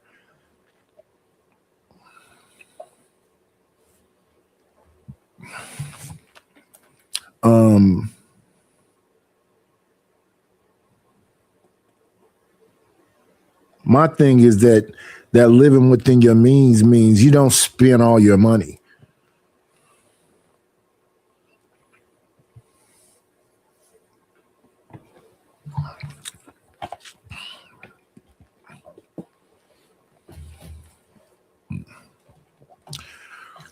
And if the bulk of the money is going this way, then yeah, that other whatever percentage needs to be for saving, investments, and whatever else. You just don't spend all your money. Then over time, especially if you're starting young and early and you're doing it the right way, over time, those investments and things will build up, will put you in a better position. But you got to make these decisions early. That you sit up here and say just because 50-50 is roommate type energy. Like if you love a man, you love a man. It's not about the money. At the end of the day, I'm on what Aaron is talking about. We're gonna do what it takes to make this household successful. Because when you're talking, hold on, let me land. Because when you're talking about a marriage, it might be 70%, 30 on your end one day. You never know how the goddamn car is gonna get played. So if you're not in it for the long haul, and we're not doing numbers, we're doing. If for the first 5 years of the marriage, I'm winning, and I'm taking care of you, cool. Yeah, let's say something happens, boom, where you got to step up to the plate. So is that still roommate type energy? No, it's about we gonna do whatever it takes. That's why I should always be 50-50. Hey, Trip, I'm not taking you down with the music in the back. So listen. At the end of the day, when we're talking about marriage, I say anybody been married any length of time, you know. Listen, you got ups. You got downs. That's just the way it works. I might be winning the whole time we married. I would never know how life gonna pan out. So at the end of the day, we gotta do what's best for the household. It ain't about who we point fingers. That's why a lot of marriages get broke up, because everybody point fingers at each other. No, this ain't no goddamn boyfriend girlfriend relationship. This is for better or for worse. Sick for poor, deaf do us part. Period. And if you don't have that type of mindset, don't even think about getting married. I promise you that ain't work. I will retort that you're wrong. No. Hey, hold on. Before y'all do that, I'm gonna give y'all the anecdotal experience. At Mhm. one point in time, like we go 50-50 on bills now, but at one point in time, I was paying 100%. When I tell you, I will never ever do that again. I go 80-20, 70-30, but it was too much. It was too much pressure. Like I don't think women really understand what happens. What comes with a man that's 100% provider, because he's gonna want things. It got to a point where, because I'm working so hard, I want sex every day, all day. And it got to a point she had cycles, so I couldn't do that, which is hence why my male ego made me go start cheating. But it's never. I'm gonna have to take you down with the music, bro. It's never 50-50. It's 100-100. Because like I said, I don't buy tissue, I don't buy soap. She does that. Anything that I can't provide, like she go buy the pull-ups for my daughter, I don't buy it. Or she'll tell me, you do know I ain't got the money for the daycare bill this week. You got it? Oh yeah, just go get the car, or request it from me type. Like it's certain things that I don't think about. I'm thinking about the rent, the light bill, cable bill, car this, car that, if the plumbing mess up. She's thinking about all the other stuff, and her money goes towards that. It works, and I will say it worked better with us. I had when Aaron was saying what he was saying, I had to think about that. Like when I was paying 100, we had a lot of issues, we had a lot of arguments because the pressure was on me.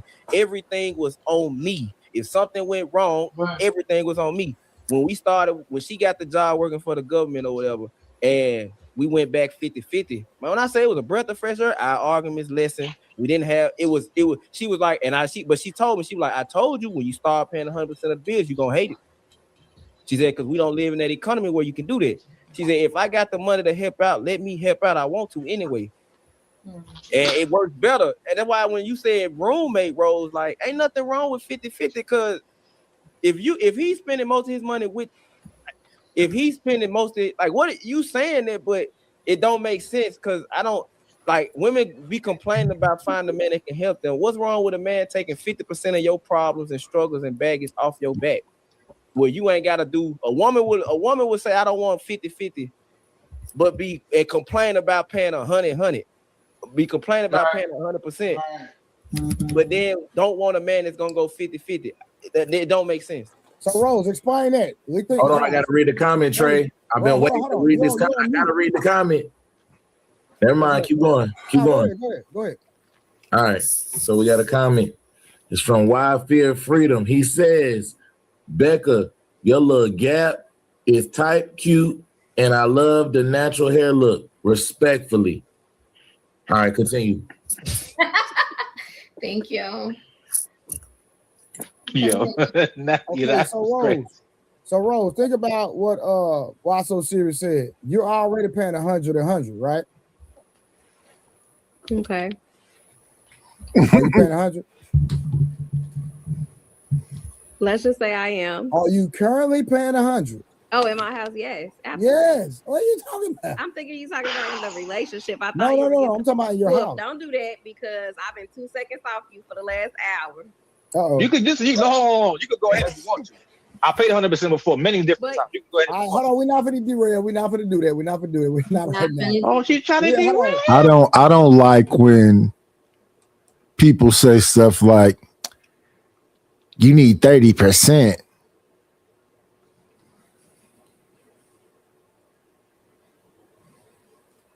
Why you need any of her money? That sounds wild to me.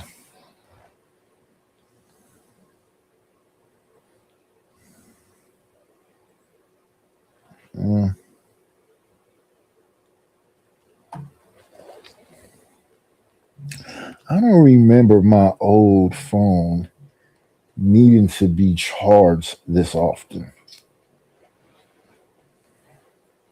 Modern apps and higher screen refresh rates consume significantly more power than older hardware. Over time, lithium-ion batteries can reducing their total capacity and ability to hold a charge. Common culprits: high Wow. refresh rates, smooth scrolling, 90 hertz or 120 hertz, drains battery faster than the standard 60 hertz on older phones. Background activity: apps today sync more data and use location services more frequently in the background. Brightness and resolution: larger, high-resolution displays require more energy to illuminate. To help, you can enable power saving Stop. or check battery usage in your settings Stop. to identify which specific apps are the heaviest hitters. Would you like Stop. to find specific tips for your phone model to extend its daily? Stop.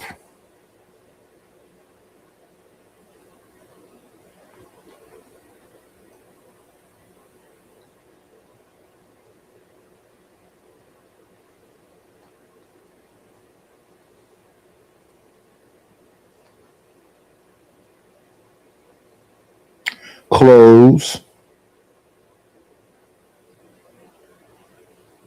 Close.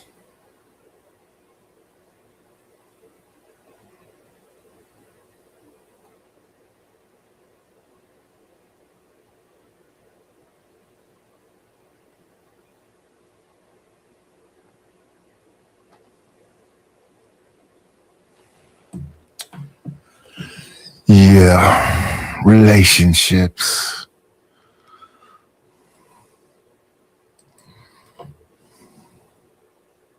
Money talk.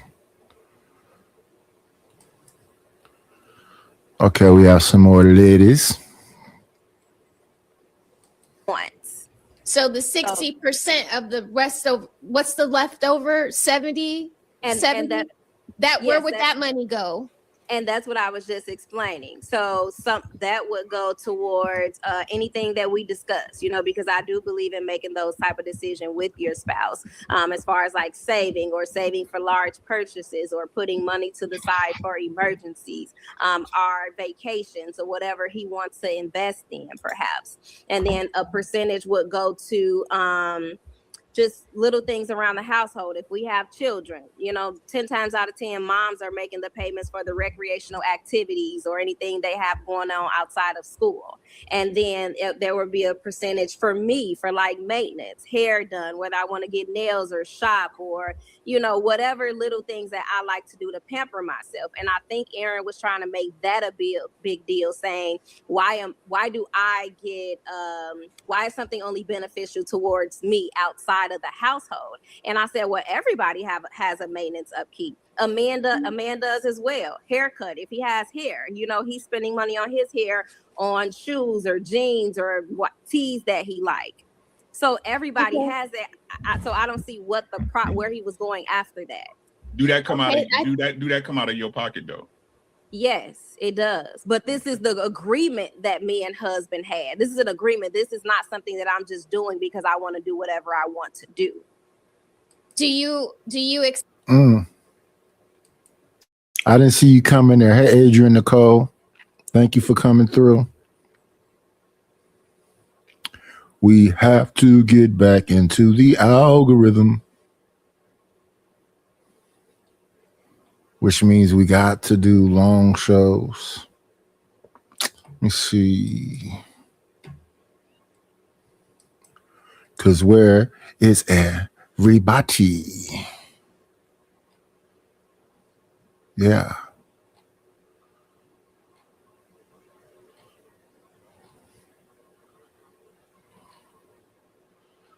Yeah, where is everybody?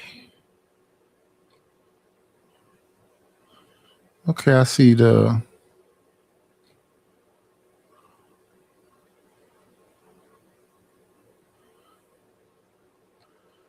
gotta make sure y'all people realize that the night 510 is me.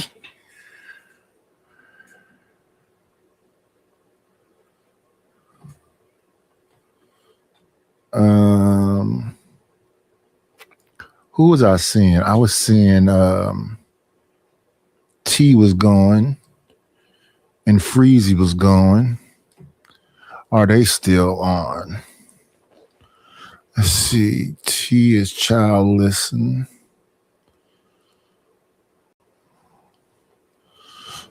Let's see.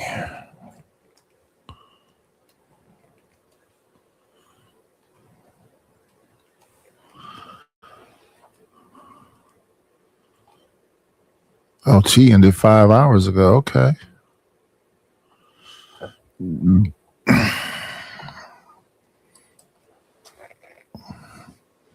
then Freezy. It's getting late. 6 to go. He ended 2 hours ago. Yeah, where all the party people at?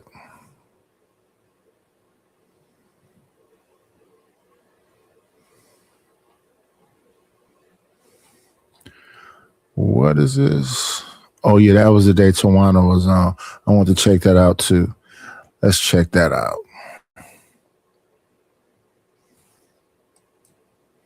Let me see. Let me see. Just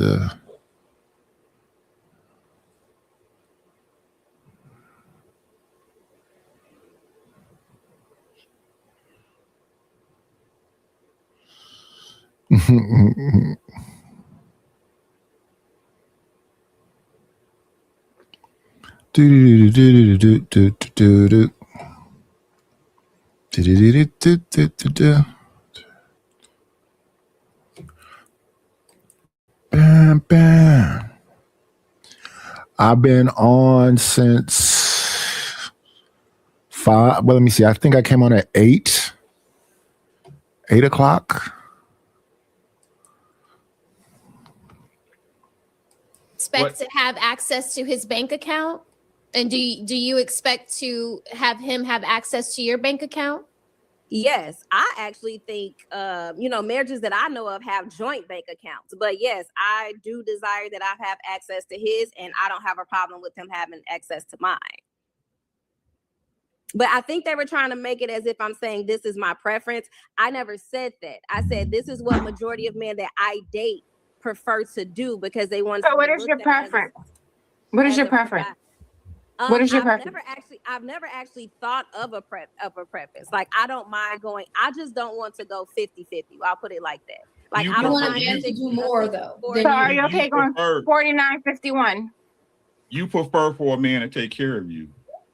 But that's not fully taken care of. No. Because fully let's taking not care of the complicate. woman, Let's not complicate it. Let's not complicate it. Yeah, right? because it sounds complicated when you say you want, like, you want to have you're going to, it's 50-50 any way you slice it, because you are going to be putting your life with somebody else's, and there are going to be things that you both have to contribute to: the groceries, the car maintenance, the gas, all of these things. So whether you dice it up, unless you're saying that you are only going to contribute 30% of your income to the overall pot, right? And you're going to cuff the rest of it for yourself, and he has no access to it. I don't see how that's not 50-50. I never said that though. No, I didn't say that you did. I'm just, I'm not, because I don't know what y'all were talking about. I'm speaking to any lady that's listening, right? Do you see how complicated this is becoming when it's really not that serious? If you are contributing to your household and you are sharing your bank account with your man, right, and you have access to his money and he has access to yours, it doesn't matter what the percentage is. It's 50-50 or 100-100 in my house. My man contributes 100% of his money to our lifestyle. I contribute 100% of my money to our lifestyle. When we divorce or whatever, you go with what you need and I will go with what I need. When we retire, his retirement money is also my money. Like, you see what I'm saying? Like, when we retire, I don't get a 30% of his retirement. That is a retirement that a pension that we will spend together, that we will use together. Like, when y'all get into the minutia of breaking down the percentage, it sounds disheartening to men, and it's triggering. That's why men don't like when y'all say this, like the word roommate. Yes, he is your roommate because you live together, but he's your husband. You guys are contributing 100% to each other. And that's what's triggering to men. Like, they don't like to hear you saying a percentage and all of that. Like, that is why Aaron was probably triggered. Yeah, and I know he was probably personally triggered, but at the end of the day, like I said, this is something that comes from the man. They say they want to be in that position, but I understand what you're saying, and I agree. Well, but the men, okay, wait. The men who say that, have they put you in that position? No, but most of the time it was. So you can't go by them. You can't go by them because they didn't put you in that position. Y'all making it a bigger thing than what it is. This is just something that I hear. This is just something that I hear men say. They want to be a certain type of provider, and that's something that I agree with. We align with that. We're in agreement. So what's the issue? You're acting like I'm saying that. No, so let me say something. The only reason I interjected was because I know I'm divorced, right? So people might say it didn't work out. Cool, fine. We're gonna give whoever said a hand clap, right? But what I'm saying is that there's a difference between talking about the NBA and being in the NBA. Two different ball games.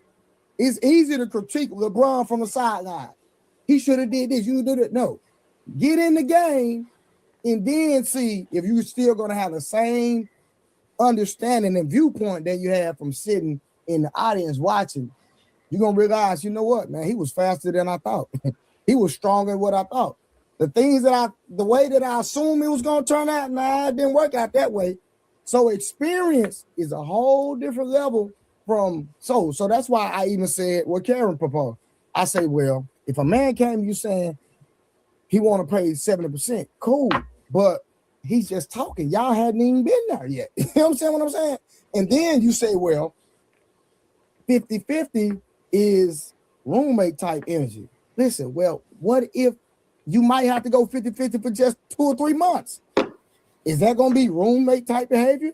And then, okay, boom. It's only for 2 months. Then some work out. I got it 100% now. That's the way it works. Uncle Rick been married 26 years. I'm pretty sure he gonna backdoor me, no diddy, and say, you know what? Hey, it worked like this, it worked like that. You go up, you go down. That was my whole premise. That listen, in marriage, in life, you could plan, even in business. And me as a business owner, I was making You can plan all the plans you want to plan, and then a horseshoe will get thrown into that plan. So you got to have backups and backups and backups and backups and backups and backups and backups.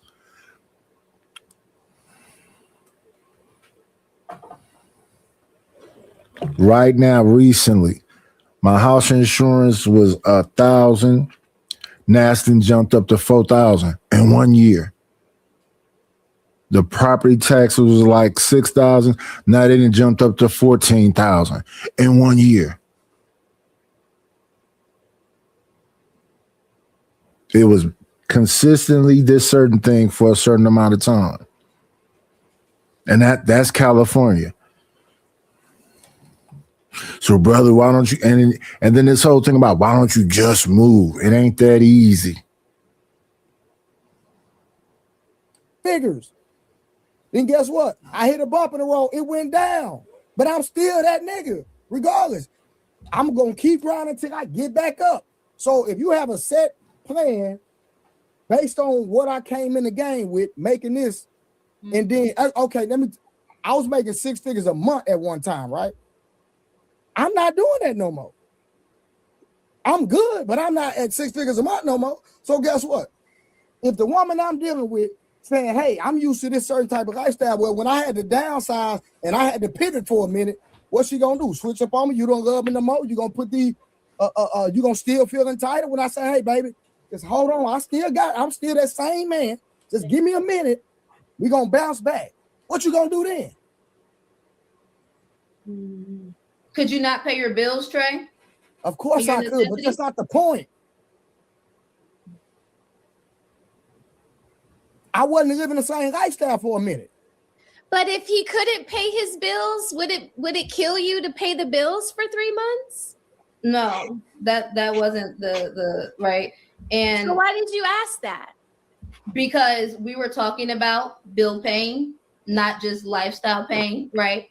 So there's this thing, right, that people like to forget, that there are single income households all over America, right? And so when we're talking about certain things of, when Rose said, like, about wanting to do whatever, I just asked the question, why is this even a conversation? If she prefers for a man to pay 70%, she pays 30%.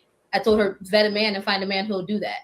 Like, that we try to convince people to do things that they actually don't want to do. And then when marriages don't work out, or you don't like the dynamic in something, then it's a problem when you signed up for the wrong dynamic in the first place. But what if you signed up for that dynamic and he loses his job and now it's on you to pay 100% of the bills? Right. Those are extenuating circumstances. Don't worry, Smother Roses. He only got 90 days. Oh. He only got 90 days. Rose said she said he had 90 days until she needed a plan. Was that what it, Rose? No, Rose, don't lie. Come on, Fred. It didn't even matter. He only had 90 days. That's not what I said. 90 days. And I definitely need to see some progress, or to see some type of plan come to action. And if not, I didn't say I would leave. I said we would revisit that conversation. But I also said I'm not sitting around waiting years and years for you to get things together. There's too many things that you can do to bring many different sources of income. So if it's taking him that long to do something, that means he's just pure lazy. Name them things. I always hear people say, hey, online, there's so many things you can do. Almost everything I see online, you got to have some money for. If you're going to get you merchandise, you're going to have to pay for Printify. You're going to have to pay for your website. You're going to have to pay for your domain name. You can get your LLC and your Dun and Bradstreet and your all of that stuff is not really, but all them little bitty, even the thing I talk about doing with the music. So you got to keep the Suno paid. Then you got to pay DistroKid. So all these things is $70 here, $50 there, $300 some dollars to open up the Printify thing. Then you only getting percentages on blanks. So yeah, you made a great design for a hoodie, but everybody's selling hoodies. And then you want to sell these things. So you really gonna have to be marketing because you don't want a merch that nobody's. I don't see this merch. You want merch that's really going to sell. But all those things have maintenance costs. If you get a website, if you get a funnel, get emails, get all the responders, all that stuff is supposed to be about the marketing of something. So that's why they tell you write a book. It don't have to be the greatest book. I heard them talking crazy about Obsidian's books wasn't written properly, and it don't matter. Write a book, make a coloring book, all them other things, and even that you're gonna have to put money in. Zoe Williams been selling books for I don't know how long. To ship them books out, to get them books printed up. You really want some direct-to-consumer type stuff where you have very low overhead, so you can actually make some money in the first place. People say, how can you sell them some? I try to make them quality. I try to make them unique and special for you because I'm going to charge you something that makes sense to me. Why? Because I'm paying to have that generator. You got to pay for the damn ChatGPT. You got to pay for the damn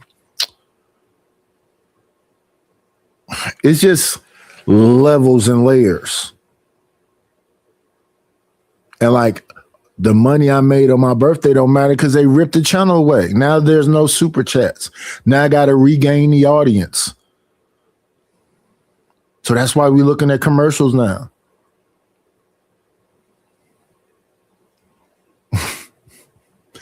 The StreamYard duck is not up here, but if there's nobody here to invest, you're going to see the StreamYard duck. We got to make decisions that make sense. And every time you get comfortable, here come all the bills again. And don't get me wrong. These women deserve, kindness. But this whole provider male, make more than 6 figures, and whatever that is you doing, you really grinding because that's a minority of people. You're going to be a little demanding for that. So he's looking for a job, and in 90 days, he hasn't found a job that is equal to the job that he lost. So now he's doing Uber Eats, and he's doing the valet. Is that okay? Until he finds another job that was paying the same as the job that he had before? That's fine. So I would view that as progress because now we're in the rebuilding stage. So you're coming from nothing to something, right? Okay. So because we can't keep continuing that cycle. Bills are piling up. If maybe my income is way less than what you were used to making. So, and that's why I'm at a 30% of income. Who knows? What if he has a heart attack?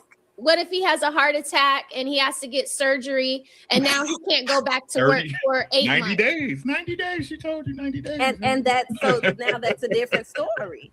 Rose, run. What's the answer? What's the answer to that? Run. Okay, so I would have to pick up that slack, but depending on the circumstances. But if it's a circumstance that's just beyond him and I, then I understand I have to do what I have to do. But you're talking about a well human being that's fully capable of going out. I said a heart attack. He had heart surgery.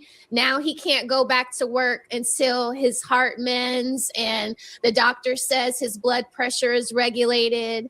Like, are you in it with him until he's better? Yeah. Are you taking care of the bills and everything? That's what I just said. I think it's kind of like y'all beating a dead horse because no, we're just trying to figure out what you're saying when you say things like 50-50 is a roommate. Run, Rose, that's run. what I think. And pretty much no matter what you guys say, that's how I feel about it. And that's what if. No, we're not trying to change how you feel about it. We're trying to understand we're trying to understand the sentiment behind a woman doing 100% by herself, saying that somebody contributing 50% or taking 50% off of her 100% plate, why she would consider that a roommate. And we're trying to better understand how your 100% alone by yourself is helpful or beneficial to you, and 50%. We're that's what we're trying to understand, because right now you're doing 100% by yourself, correct? I think depending on the example that you gave, yeah. If he has a heart attack, right? Okay. No, just like in overall. If you're not married and you're not in a relationship, then you're doing 100% of everything by yourself. Oh, you're saying if I'm single, yeah, without him, yeah, that's right. So doing 100% is better than accepting a man's 50%. I'm not saying that it's not. If I just have certain preferences, if I'm doing things by myself, I'm without him, then of course that's being an adult. That's paying 100%. You're adulting. But if we get together, I'm just saying that that's what these men prefer. I have a question. Rebecca, you lost your job in 2025, correct? Yep. How long did it take you to get another job? 4 months. Oh, you would have been cut. Yeah, I would have to pack that up. I have to pack it up. Get the suitcase. Get all your dresses. After 90 days. Get the U-Haul. You guys have to ask them better questions, though. If you guys want to understand. I don't know. I don't think it's what's the purpose of asking her all these questions if her preference is her preference?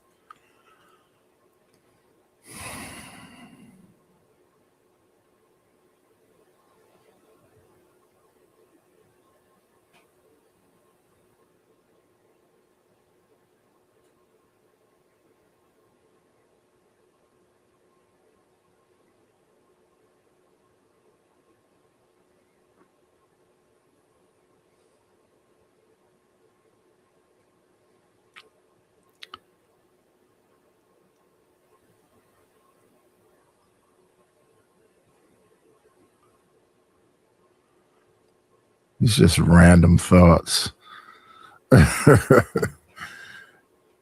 We gonna move off of Miss Rose.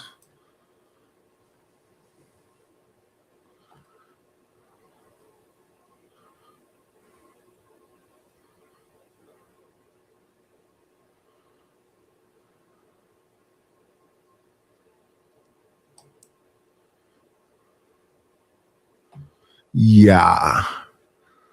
Let's see now.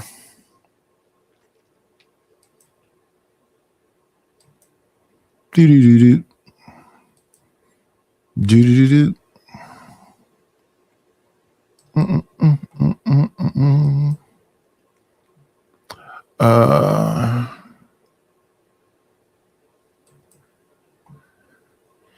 Gatekeeping to clap cheeks.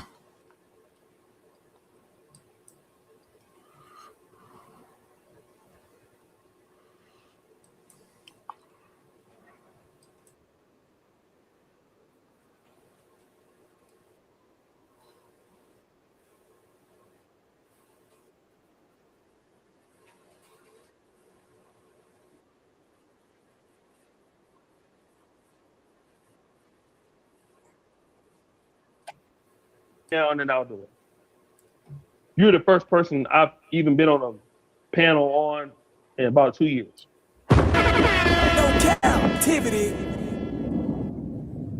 But what I have noticed is you have a lot of women now, especially since, the manosphere days.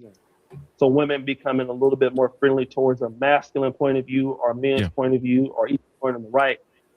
So these streams, because, you have a community like you, and I mean, you may not have like the most subscribers, but you got like 775 in the chat, but you have a lot of activity on your channel. So what happens is somebody like Anton Daniels will do a show with you, and you're bringing in a whole new audience, and he gets somebody else that bring in a whole new audience. And a lot of these women, some of them are good looking, they want to be content creators. And so a lot of big streamers or content creators on YouTube use smaller channels like yourself or other females to come onto the audience. And then that becomes basically how they use their feeder systems to get women. And so you saw that with the LaPeep Network. I mean, that's all they did. So if you wanted to be a content creator, if you wanted to have a podcast, and I think that's exactly what happened with Mika. So many women want to get on the YouTube, make money, learn how to stream. They want to put their point of view out there, make some extra money. So then you come on the stream and Anton know that you look good. And then they just get, people like yourself and other people who have these communities, and you bring women with you, you bring men with you. Or let's say like Chicago, really, he knows somebody that work at his job. You'll check out the stream, go on the stream. And so now Anton Daniels don't have to go and look for no women because the streamers in the stream community are bringing up these women on the panel. Right. And so now in exchange, what he can say is, well, look, I can teach you the game because I have 1 million subscribers, 1 million followers, right? Okay. And so that's what the trick is. So somebody like Anton Daniels, once he gets on, and that's the reason why he do these live things. He sets up these fight clubs and all this because it's the best place to meet women. That's the best place. If you have these Thursday night shows, like somebody like me, I have no interest in doing no motherfucking Thursday night shows with nobody. I'm not gonna show up. I'm just not gonna do it. But if you Anton, it's the best way to meet women without trying because they know you. They come into your channel and they're gonna cam up. They fine. It's easy to get their information. That's how you start. And you're the man. You're the man on your platform. Yeah. Yes. And so this is how. And then, basically when you hear him say stuff like, I think the lady Lakeisha, whatever, she was talking about the situation where he was telling Keisha, yeah, shout out to her, yeah. She's man, them women be good at understanding social cues, man, especially her. And so she was breaking down how he was telling these women, like, look, I can't deal with you unless I'm going to hit or I want the opportunity to hit. And at first, it seems like he's talking about it hypothetically with a group of men. But if you really look at what he's doing, he's telling ladies, if you decide to fuck with me, you have to let me smash. Now, when you are a person like Anton showing your AdSense $196,000 a month, who are you showing that to? It's only two people. People you want to sign up for your back chasers are women that you want to impress. Right. So, okay, now there's some leverage that you can use on the women that want to be content creators also. But in turn, you're going to have to go ahead on and give me some ass. And then once that starts going, I can introduce you to the Corey Holcomb show and put you on the podcast, which he couldn't do. So he's leveraging literally his live streams to meet women, right? So that if you look at it, that's what. Okay, so this is just a 7-minute thing. This ain't the real thing. It's a clip. Hey, Miss TMKC.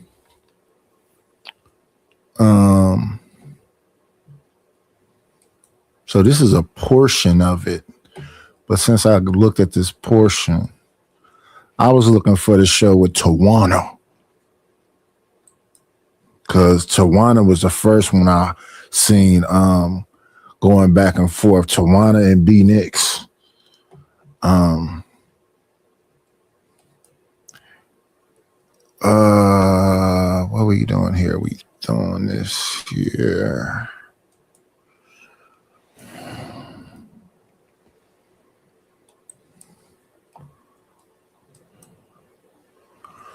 I won't tell a soul. No one has to know. If you want to be totally discreet, I'll be at your side, if only for one.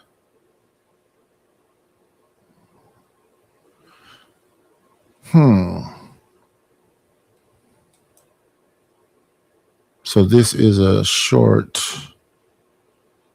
thing. Shout out to O'Shea. Yeah, you got to chop it up.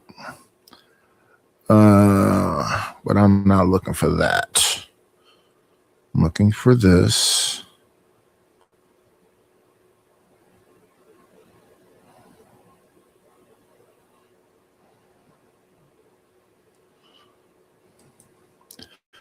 Let me take you home. Keep you nice and warm. Okay, there we go.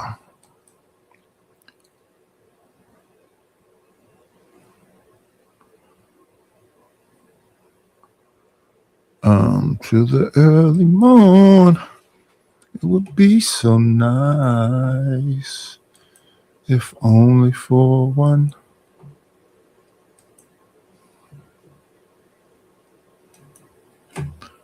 Okay, here we go. There's Miss Tawana. When it came down to Anton Daniels, she just kept her composure. She just kept going about her life. She has a beautiful house, a beautiful marriage. Shout out to her husband, Chris. Shout out to her kids. She has a beautiful family. She's just been keeping her head up, and every time I see her, she's always smiling. And I think it's going to be a very, very captivating show, and there's going to be a message tonight, right? Because social media can be very influential, and there's a lot of smoke and mirrors, and it's our job to see through those smokes and those mirrors. Yeah, you're here. Since we got a power pack show, we're going to go over some things before we actually get into the meat and potatoes. So just kick your seat back, and for about 2 weeks, I think, is it 2 weeks? I want to say, yeah, I think it is about 2.5 weeks now. We've been discussing Anton Daniels and his dilemma that he had with Corey Holcomb. Are you familiar with what happened between him and Corey Holcomb on the 5150 show? Okay, let me say this. Mm-hmm. Full disclosure. And let me start off by saying, hey, No Cap crew. Hey, everybody. I am No Captivity. And, thank you, Freezy, for this safe space, because like you said, I have never opened up to anyone the way I'm going to today. Nothing will be left unsaid. And I welcome everybody to ask me whatever questions you have. If you've seen me 4 years ago, 5 years ago on that show, and you have questions about something, bring it to the table today. But because in my life, I block and delete losers that betray me, disrespect me, and talk to me crazy. Hey, E Black. Oh my God. Hey, Black. I love him so much. Y'all, that's my boy. That's my boy. It's not a lot of people who you can trust and respect in this industry. And just Freezy and Black, they just been those people for me. So shout out, thank you, E Black, for showing up for me. But yeah, so for me, I block and delete losers. Like I ignore them, I cut them completely off. And so when these things happen to me, I had no interactions with Anton whatsoever. I did not follow his content. I did not do this, whatever. But of course, I follow Neighborhood Talk. I follow Shade Room. I follow all the blogs. I was in your chat when you was going live about it. I think the first or second day, I don't even, maybe it was the next week. So I have seen, bits and pieces about what has happened. And obviously I saw the clip of the Corey Holcomb show, because Corey Holcomb is another person that I would never follow and never interact with ever. But I did see it. I did see a clip. So I'm briefly familiar. I got a little bit from you. I saw some of your old, when you talked about it, I watched a little of your content. So I know some stuff about what happened, but I need to be made abreast of everything that went on. Let's move forward. Positions himself to say he has to kind of mind trick women to hang out with him. Like if you know he's trying to get with you, you probably would avoid him at all costs. But when he comes at you, he's very professional. He presents himself as a coach. He presents himself as a mentor. He leads with, I'm a married man. This is what, I have a kid. Like he leads with those things. So see, people in the comments, they don't know that about him. He is very like, I'm a married man. I got you. Like, I'm going to tell you how it is. Like, I'm going to help you be the best you can be. So that is, I guarantee that's how he led with her. I'm pretty sure that. See, and people thinking, oh no, she's slow. No, she's not slow. She really thought this man married. He's safe. He ain't interested in me. He led with, I'm a married woman. I'm sure he said, I've been married to my wife for 20 years. Like he led that. He leads with that. He tells you, I've been married for this long. Me and my wife are so in love. This is that. So no woman would think he's going to betray that. Do y'all understand what I'm saying? No, that's a great, yeah. That was, to be honest with you, that's the first point of view I've heard like that. Yeah, Okay. that was the first one. And it's good. Yeah, See, because people don't know, they don't know him. So for them, you know they're- him. they're Yeah. speaking on, I know him from being around him and talking to him outside of the show. Just like, okay, we had group chats. We had me, JR, and B Nix. We talked all the time. You know what I'm saying? Me, JR, B Nix, and Anton, because we were trying to take our show to the next level. Right. And we all had ideas. We all were always talking. Like, so being around them, we met before the show. We met to plan to talk about how we were gonna, do the shows. Yeah. And me being around them, it wasn't all business. Like I got to see their other sides. You know what I'm saying? So like with him, we all knew he was manipulative. He's a wordsmith. Y'all hear the words that he will say. He knows how to really use words. He studies human behavior. He knows how to get you to really believe that he's something he's not. He's not. So she really probably thought, okay, he's gonna treat me like big brother. He comes off like, oh, I'm a big brother. You like my sis. I bet you he told her that. I know personally from my own experience, because I work with Anton too. He's a compulsive liar. He's a compulsive liar. Yeah, he's not just a liar. He's compulsive. He's a compulsive liar. Yeah. She believed he was her mentor. You can tell in that picture. She not being lovey-dovey with him. She really probably thought he was a mentor, and she probably thought it was innocent, 100% innocent. But nothing like being with a man like that is not innocent. You know what I'm saying? I hope she understands that now. I hope she protects herself moving forward. I hope she really sees through the bullshit. But I think that it's completely innocent. I think people got it wrong. So she obviously was in the same hotel room with him, away from his wife. What do you think now? Do you still feel the same way? Not sipping the tea.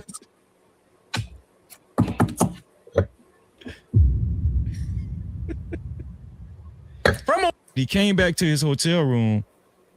Yeah. He was on, he logged on, he hit the link to his show, his panel show. Pray that. Do y'all understand what I'm saying? No, that's a great, that was, to be honest with you, that's the first point of view I've heard like that. Yeah, that was the first one. And it's good. See, because people don't know, they don't know him. So for them, you know him. Yeah.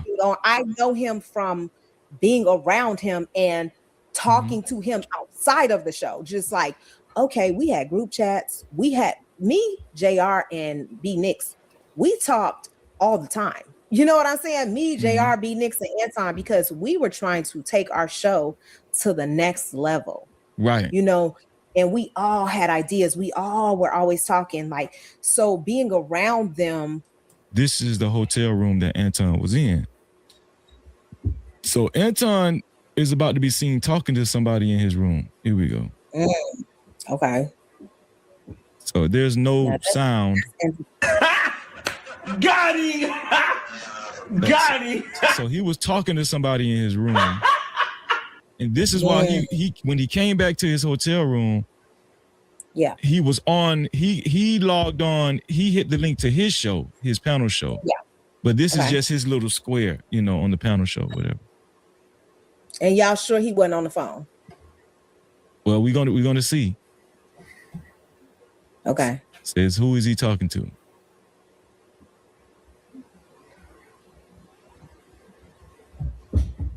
So it's pointing to the time. The show is at 3 hours, 56 minutes, and 59 seconds right there. Okay. No, and I just came upstairs. Right here. Oh yeah, what to do, my G? This is 3 minutes later. So she obviously was in the same hotel room with him, away from his wife. What do you think now? Do you still feel the same way? Not sipping the tea.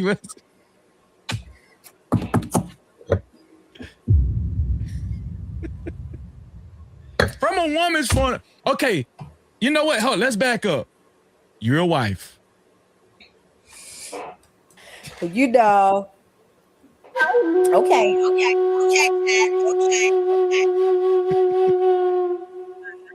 Okay, I ain't never been speechless before, but let me say this, you know, I would not be in that man's room. Just under no circumstance. You know what I'm saying? It wouldn't have even crossed my mind. Like, why are we meet? No, we can't meet up in your room, you know? Wait a minute. I remember this discussion being had before. Was that?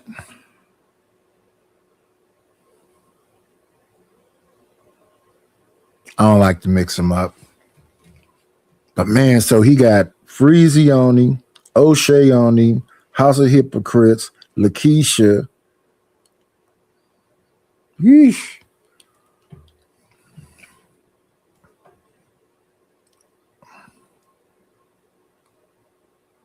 Yeah, I think I remember seeing the show. Was that Lapeef? I don't remember it well enough to talk about it, but yeah. Shout out to Venus in the building. Shout out to Fear No Mortars in the building. So, so Tawana, what? Let's segue into why you're really here.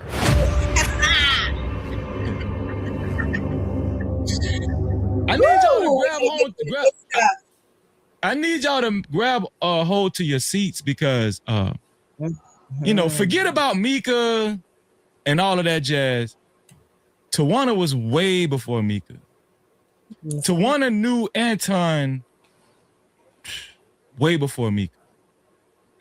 If Mika could have talked to Tawana, I'm pretty sure Mika probably would have had better advice on how to move with Anton. You right? Call me, girl. I'm still here. Right. Call me.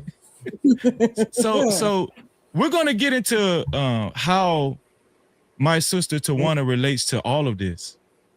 Right. Tawana is a part of a very viral moment on the show. Can I drop down for 1 second? Yeah. I got you.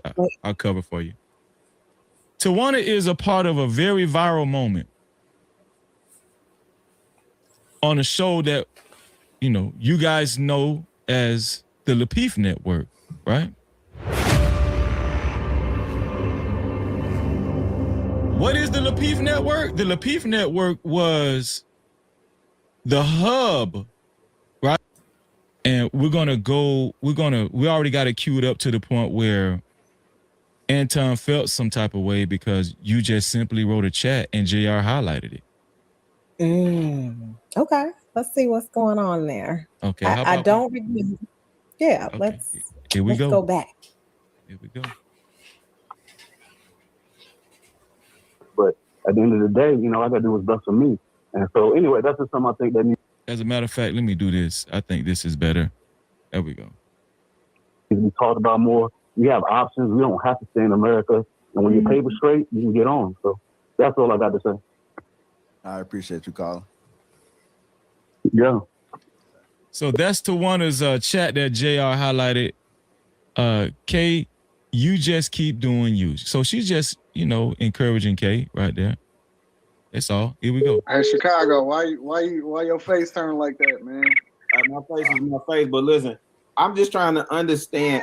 I don't understand. As y'all can see, Chicago Rilla, he was on this particular show. I think Chicago Rilla came later, after the original cast. But shout out to Chicago Rilla as well. He's in the chat. It's infatuation that dudes have, but like, you need a cake, or you simping, or you did like, dude. I love it. I love it because I'm gonna jump in them comments and I'm gonna get right with y'all. Right with y'all. God bless.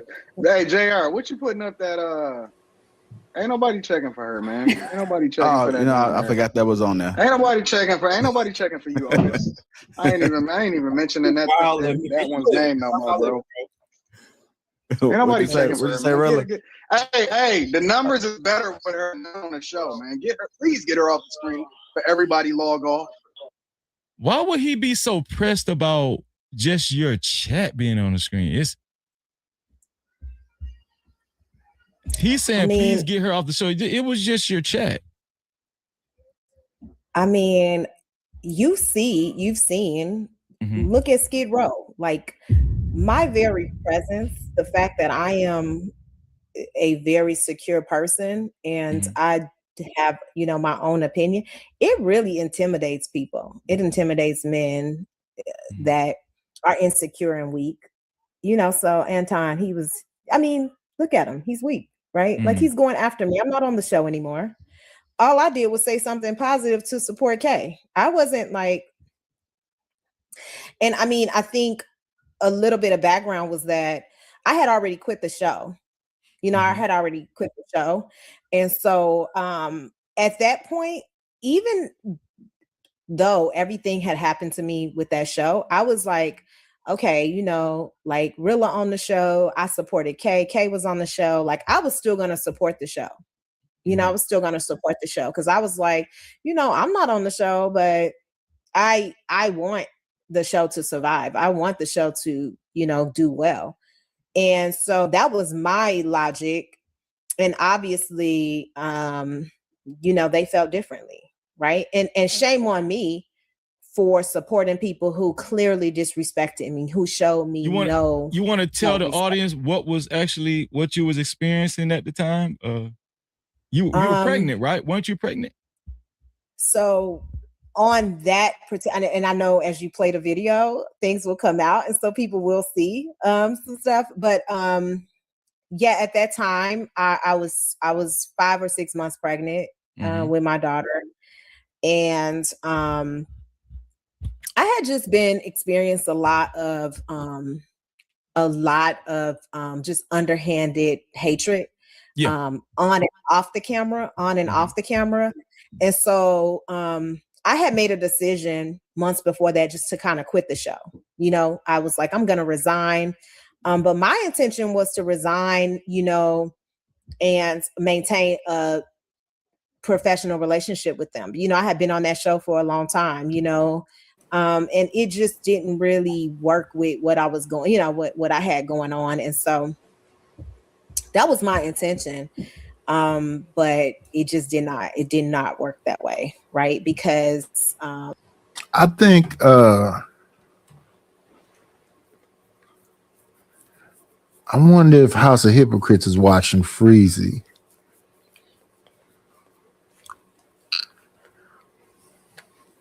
Because everybody got their breakdowns and they're not all that great. And I don't really hear a lot of people talking about Corey.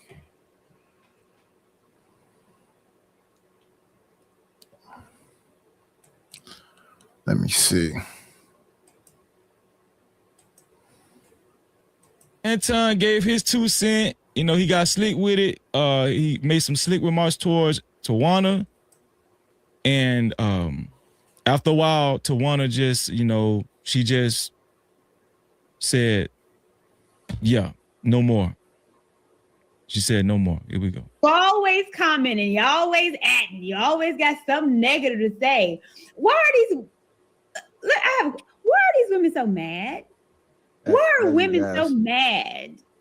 There you guys. I'm Somebody tell me. gonna bring up a guest. We got Tawana.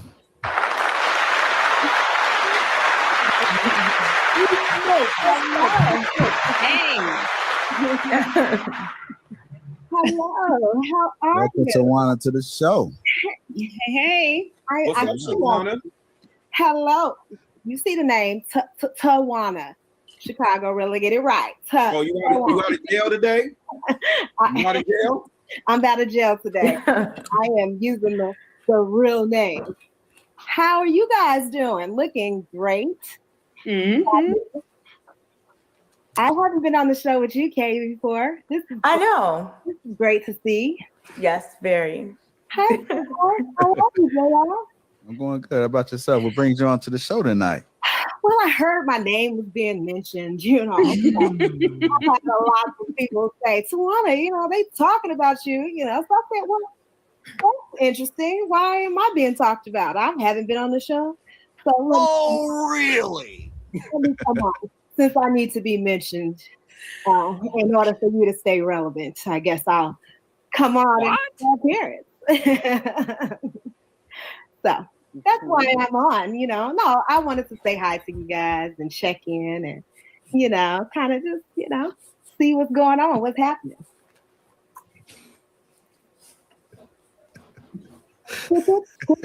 I guess I missed the conversation. I wish I'd have logged in at that time, but I was having some difficulties. I asked JR to send me the link via email. So yeah. I know you got it. So I guess what's your thoughts? I mean, I know you've been kind of listening in for a little bit. I've seen you in the chat. So like, what's your thoughts about the conversation that's been going on? I will be honest. Be honest. I'll be 100% honest. Like, I didn't hear a lot of the comments that was made. I'm so sorry. Well, somebody put you on games. And somebody told you to tap in. It's third party, so I don't want to. Like, I didn't hear what you guys were actually. One thing that used to get on my nerves with y'all, that damn soundboard. That bitch used to play that shit in the middle of people talking. All I'm like, damn. I wanted to say, bro, stop playing that shit. Damn. Here we go. Like, I heard a few things, but about respect, you know, like I caught the first like hour or so, but I didn't hear the rest of it. So fill me in. You know, what was Hey, Chicago Gorilla, fill it in. Fill me in. What was so much. I don't know that. Is there anything? I can tell you this. Look. Here's the deal. The last caller said you was bogus for not being on the show, but then you jumping in the chat room and you arguing with folks. Well, I'm not arguing with folks in the chat room. If you see my comments, I'm responding to some of the things that people are saying directly to me. Like, it's not like arguing. I think people just disagree with me and, you know, I mean, you know, disagree with whatever, or they said they wanted to hear my perspective. Most of the people are just saying like, oh, I want to know what you think about this topic, or what would you say about this topic? So it wasn't, I don't agree that I'm arguing with people in the chat. So, you know. So what else was said? Okay, well, since Give me we an example of the argument that I had in chat. Okay, well, since we have you on the show, I think that a lot of the discussion tonight was based on things happening in people's real lives, but also it was a lot of stuff was taken from the video that you posted about particularly Anton, Secondary, myself, thoroughly the show. There was things that were said that you didn't feel protected. You felt that I didn't say that I didn't feel protected.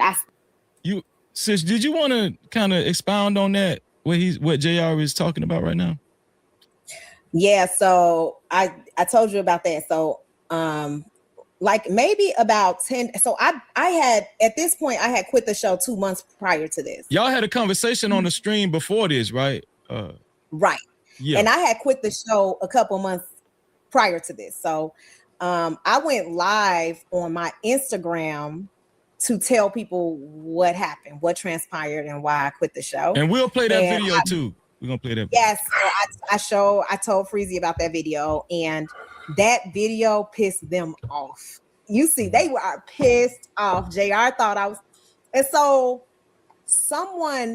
I was like told to come on the show. They talking about you, right? Like that's why I came on the show, y'all, because like somebody was like, "Hey, get on this show." It probably was Rilla. While Rilla trying to act like he ain't know. I think Rilla was the one like, "Yo, get on the show, get on the show. They're talking about you, right?" And so Rilla acting like he ain't talked to me and he don't know nothing about what's going on. But I think the whole time Rilla was the one who was telling me to come on the show.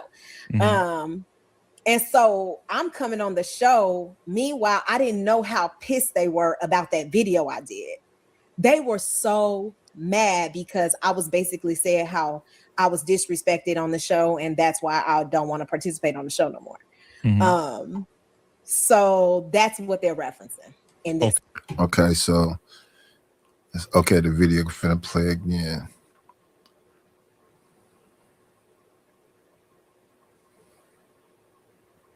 It's a trip now.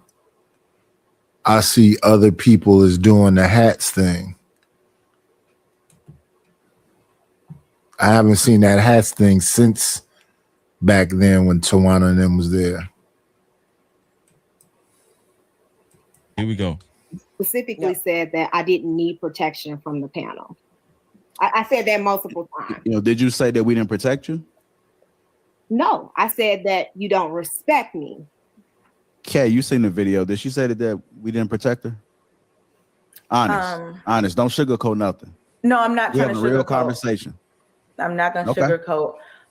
In the video, I think she said, I'm not going to be verbatim, of course, because I didn't memorize it.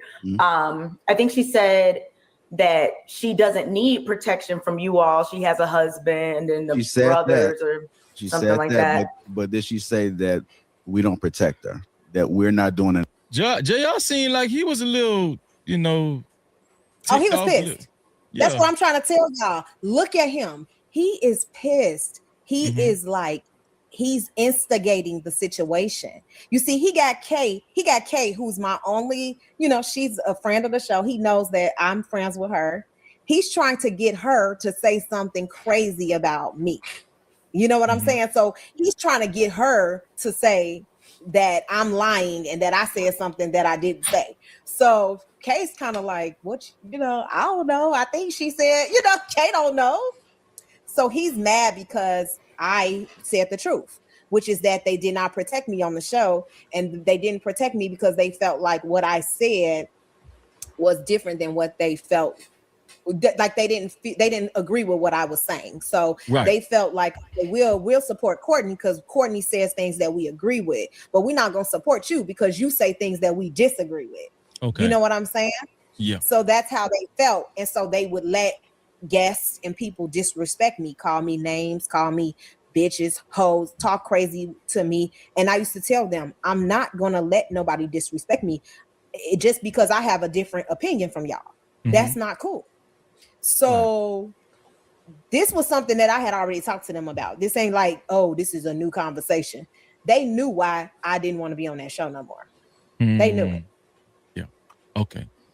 Shout out to Tawana. Listen, everybody that's watching, please subscribe and make sure you hit that notification bell right now. I appreciate you. Let's go. Enough.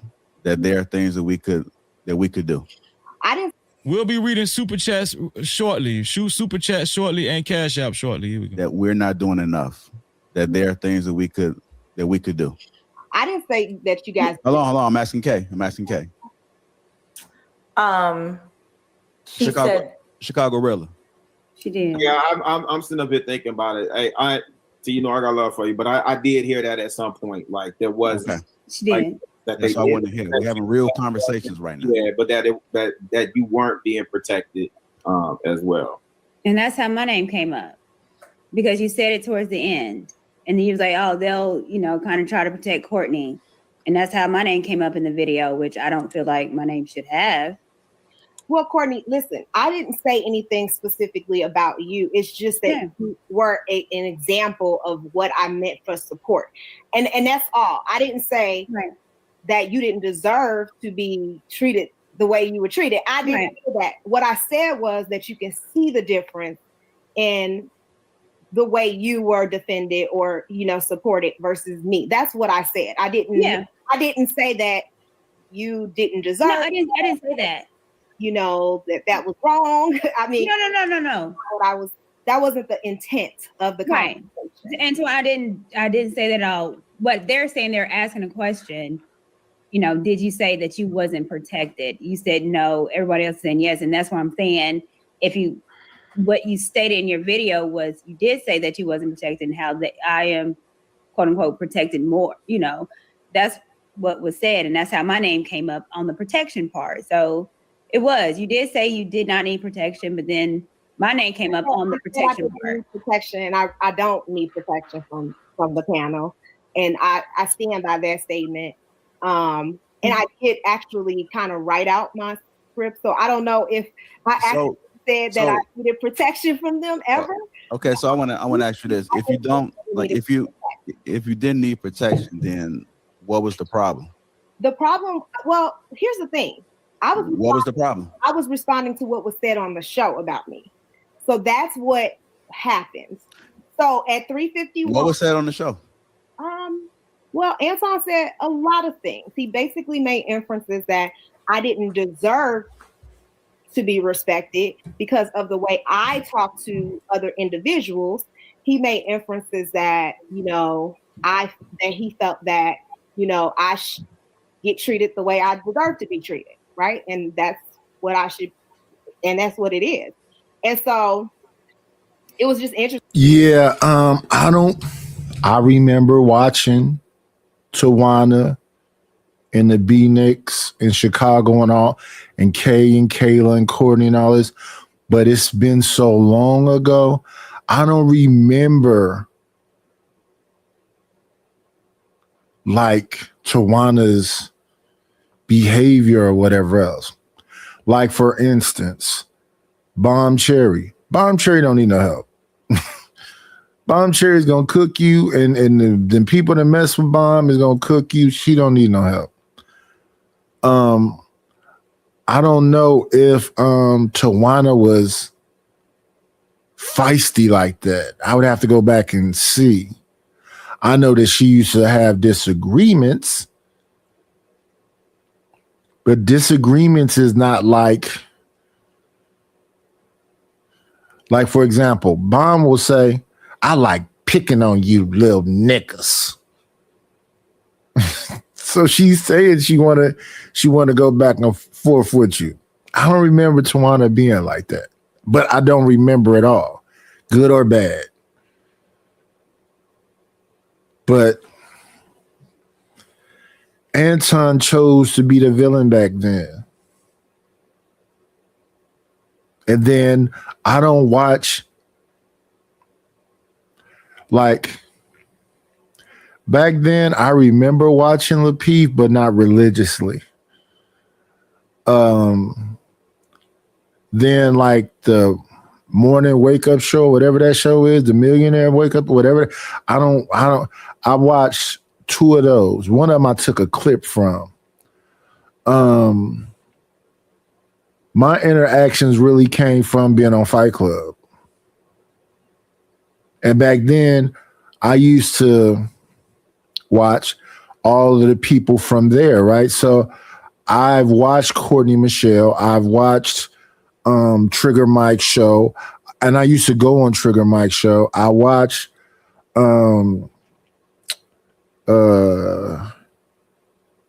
what's his name?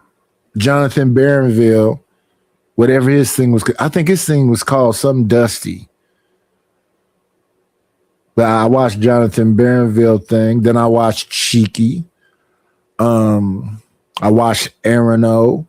So I watched a lot of Cheeky. I watched a lot of Aaron O. I watched a lot of who all was it? When Fatty was in the Black House, I watched a lot of the Black House. I watched a lot of Fatty shows. I watched a lot of Ali shows. And my only thing when it comes to like even that, those people had these skirmishes because of JP and stuff that happened in the private chat that I can't confirm or deny.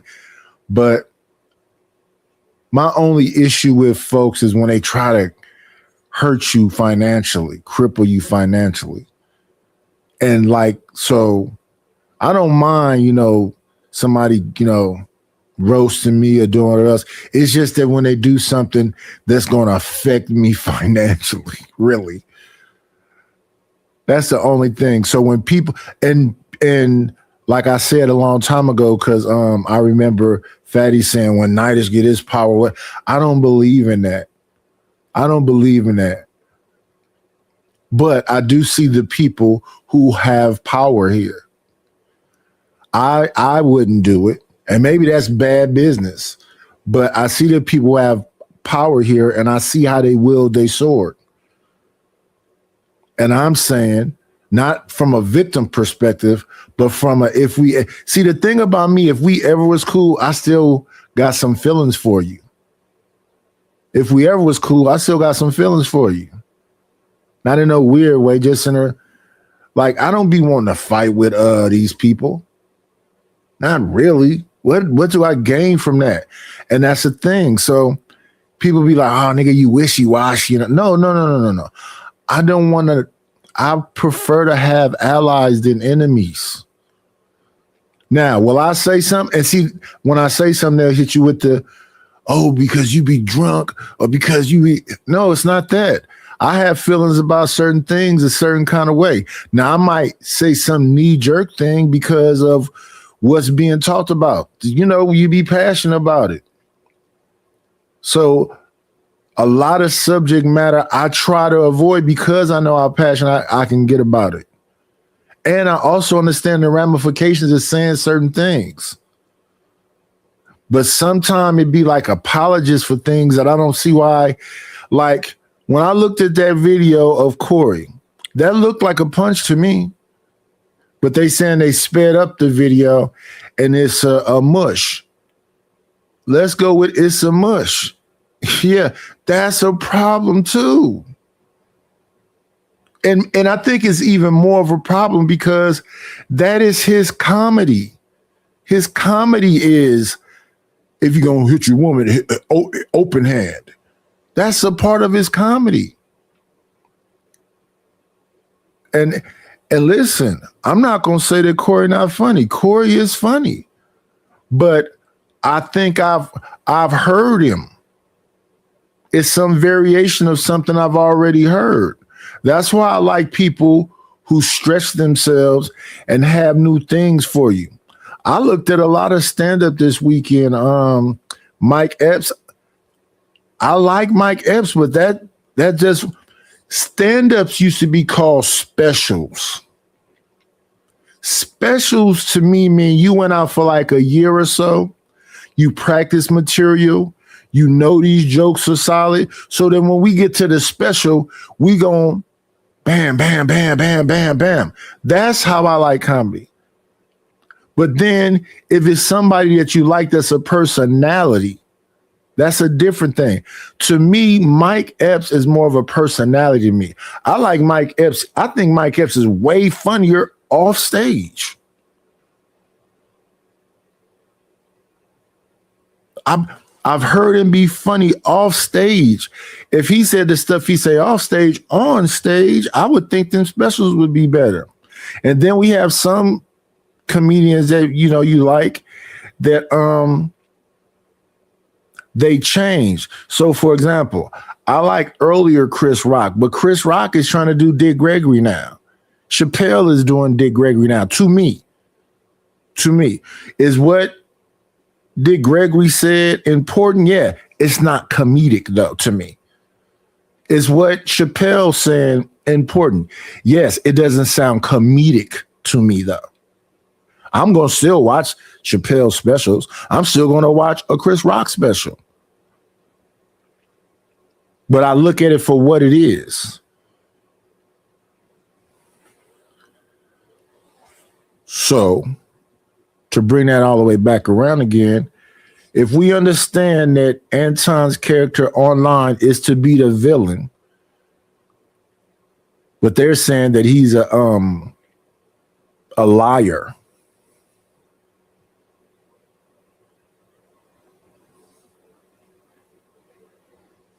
I don't think it's going to hurt him.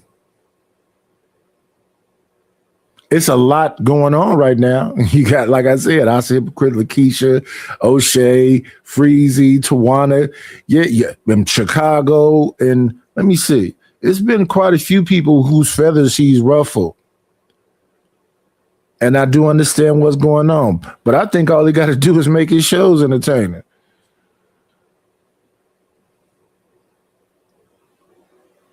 You know, and I think I don't know, man. I don't know. I don't know.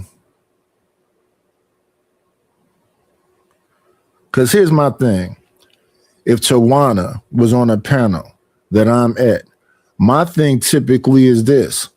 If y'all talking crazy, y'all got to let the women talk a little crazy. That's my thing. Like when Mela pops up, let Mela rock out. Y'all can go back and forth because she willing to do that. If Bomb Cherry pop up, let her rock out. She willing. She gonna handle her business. But if you doing too much, her or the dude, I'm gonna say, hey, come on now. But a lot of times I see Bomb will get at you and then laugh about it later on and say, well, I don't hate you, but I have to chastise you a little bit. That's okay to me.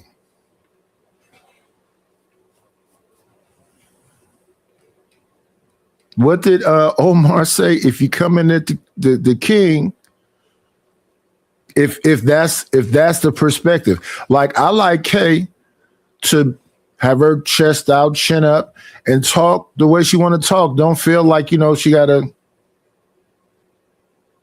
because the best stuff is when they are able to talk, when they are left alone, when they're not. That's what I like about Fatty's Sunday show. He let them rock out.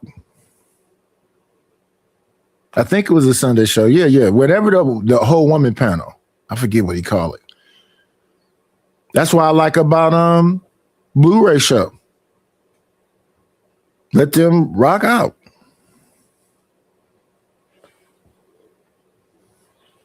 That's what I like about Ali show. He not overly, like doing too much. He not trying to really he just, trying to keep it above board, have a smoke show and say, yeah, you can have smoke, but you can't do too much. That's why I was thinking about when somebody said that to Blu-ray, whose show is like that calm and laid back where the host is not like dominating the show. And that's the same thing. Like I think about when I used to watch Kevin Samuels. I liked it before all the and the cartoons and all that stuff that kind of took some away from it. And you should, Tawana, you should go where you celebrate it, not where you tolerate it. But if you say something and they got the tape, you just got to stand on that.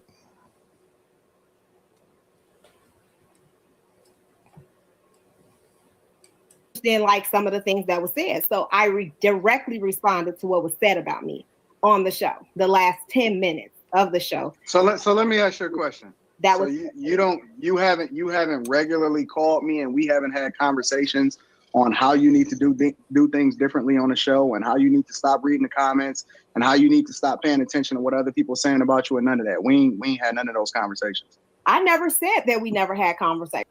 Let me see. Hey, Shiesty Bum.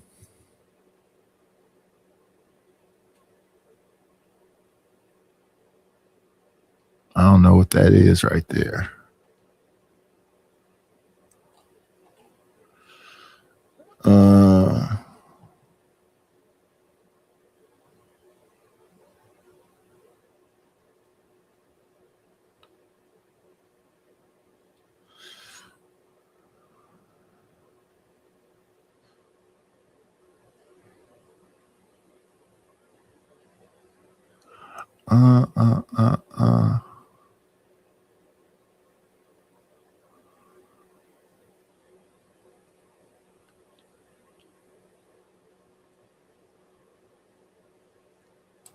What?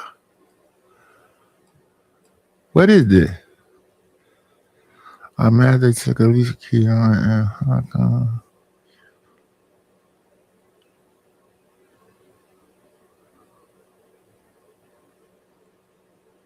Oh, is that a song?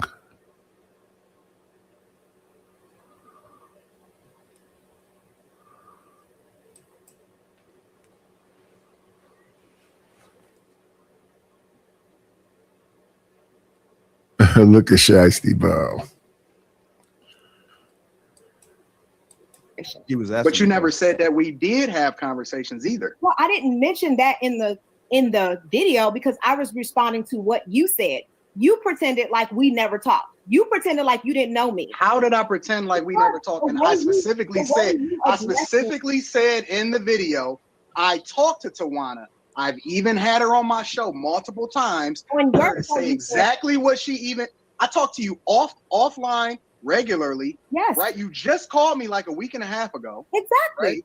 And I had you on my show multiple times for you to say anything that you wanted to say and emphasize. And I always be telling you, like, Tawana, yo, don't worry about it. I'm up here, like, you know, really, really massaging and protecting you and saying, yo, don't worry about the comments. You moving in the right direction. All of this other type of stuff. I'm actually encouraging you and pushing for your success.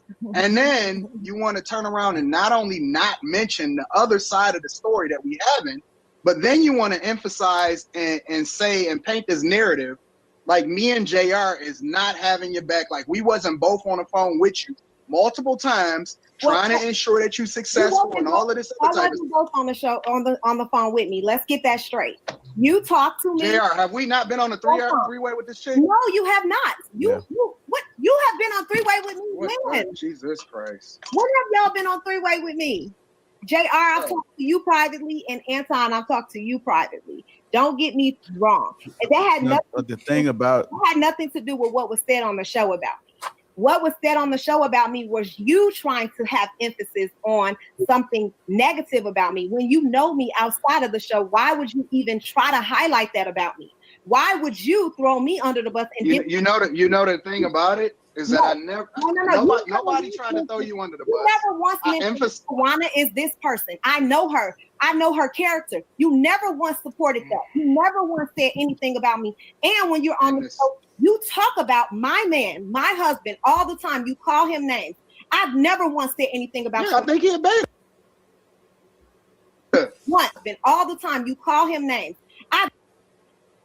So, Tawana, that's disrespectful, man. For him to know about your significant other at the time, and for him to disrespect him, your man was privy of that too, right? He was privy of that. He knew or were you keeping it from him because you didn't want him to get upset? You didn't want him to get upset. Let me say this. You know, y'all see how I just went off on Skid Row, right? Mm-hmm. Y'all see how respectful and how kind I'm trying to be to these people. Mm-hmm. I'm not trying to disrespect them at all. These are people who I felt like were my people, right? Like I've been knowing them for years. Like I'm still about to support them. I'm good. Like I'm thinking we gonna get through this moment, and this moment is going to be like okay, you know, whatever, we got through it. Mm-hmm. You can see that I'm genuinely like, you know who I am. Like, why would y'all even put this out there? You know what? Why are you?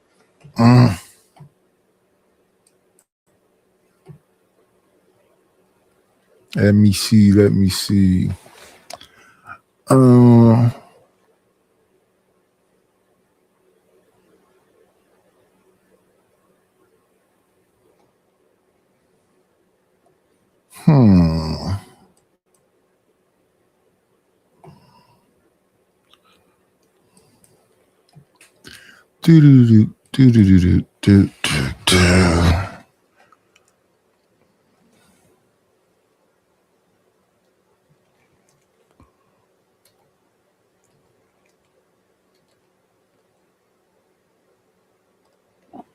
How come you don't call me anymore, Prince?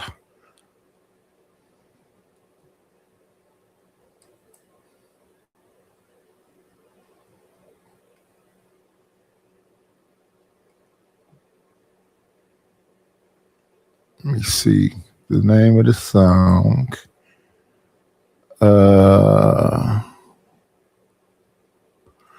How come you don't call me?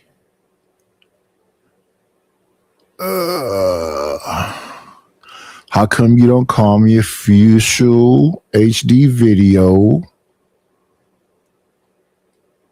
is on Vivo.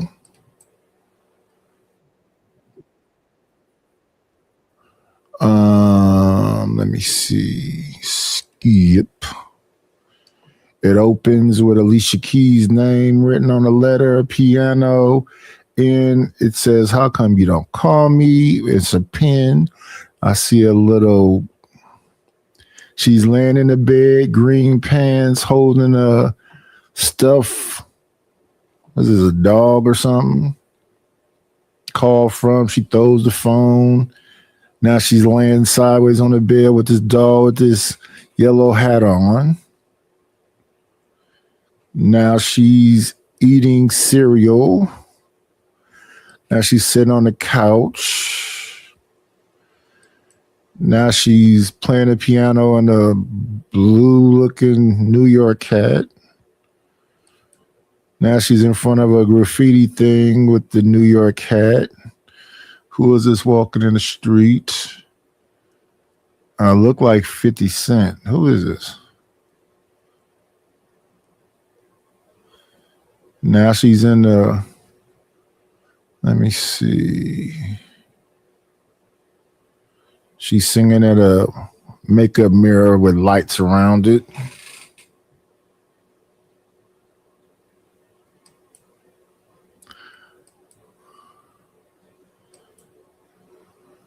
Let me see.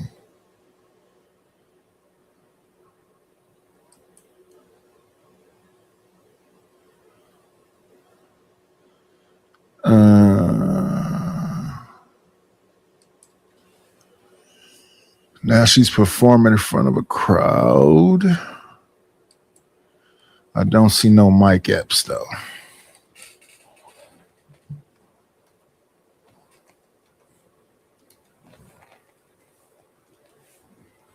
Oh, there we go. There's Mike Epps with a hat on at the end.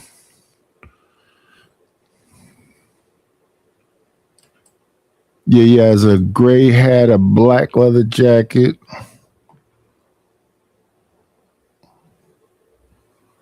Let me give TMKC this video. It's on YouTube. Copy. Let's go down here and give it to her.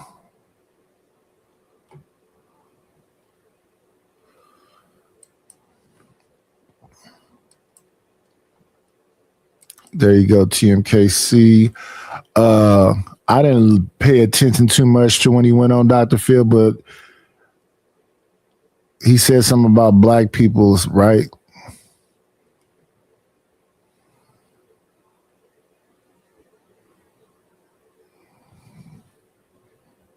There it is. It's in the chat, TMKC.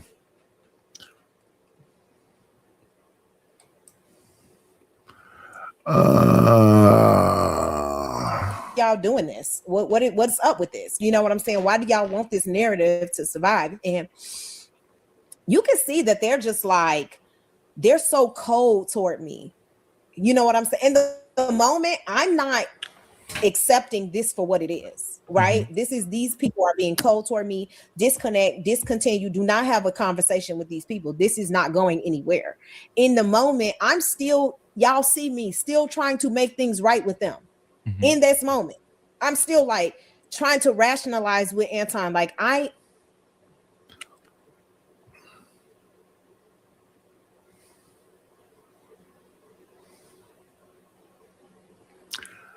think what what's happening there is you responded on whatever that they saw instead of having a conversation with them. But I'm on the outside looking in. Oh, we're gonna just have a conversation.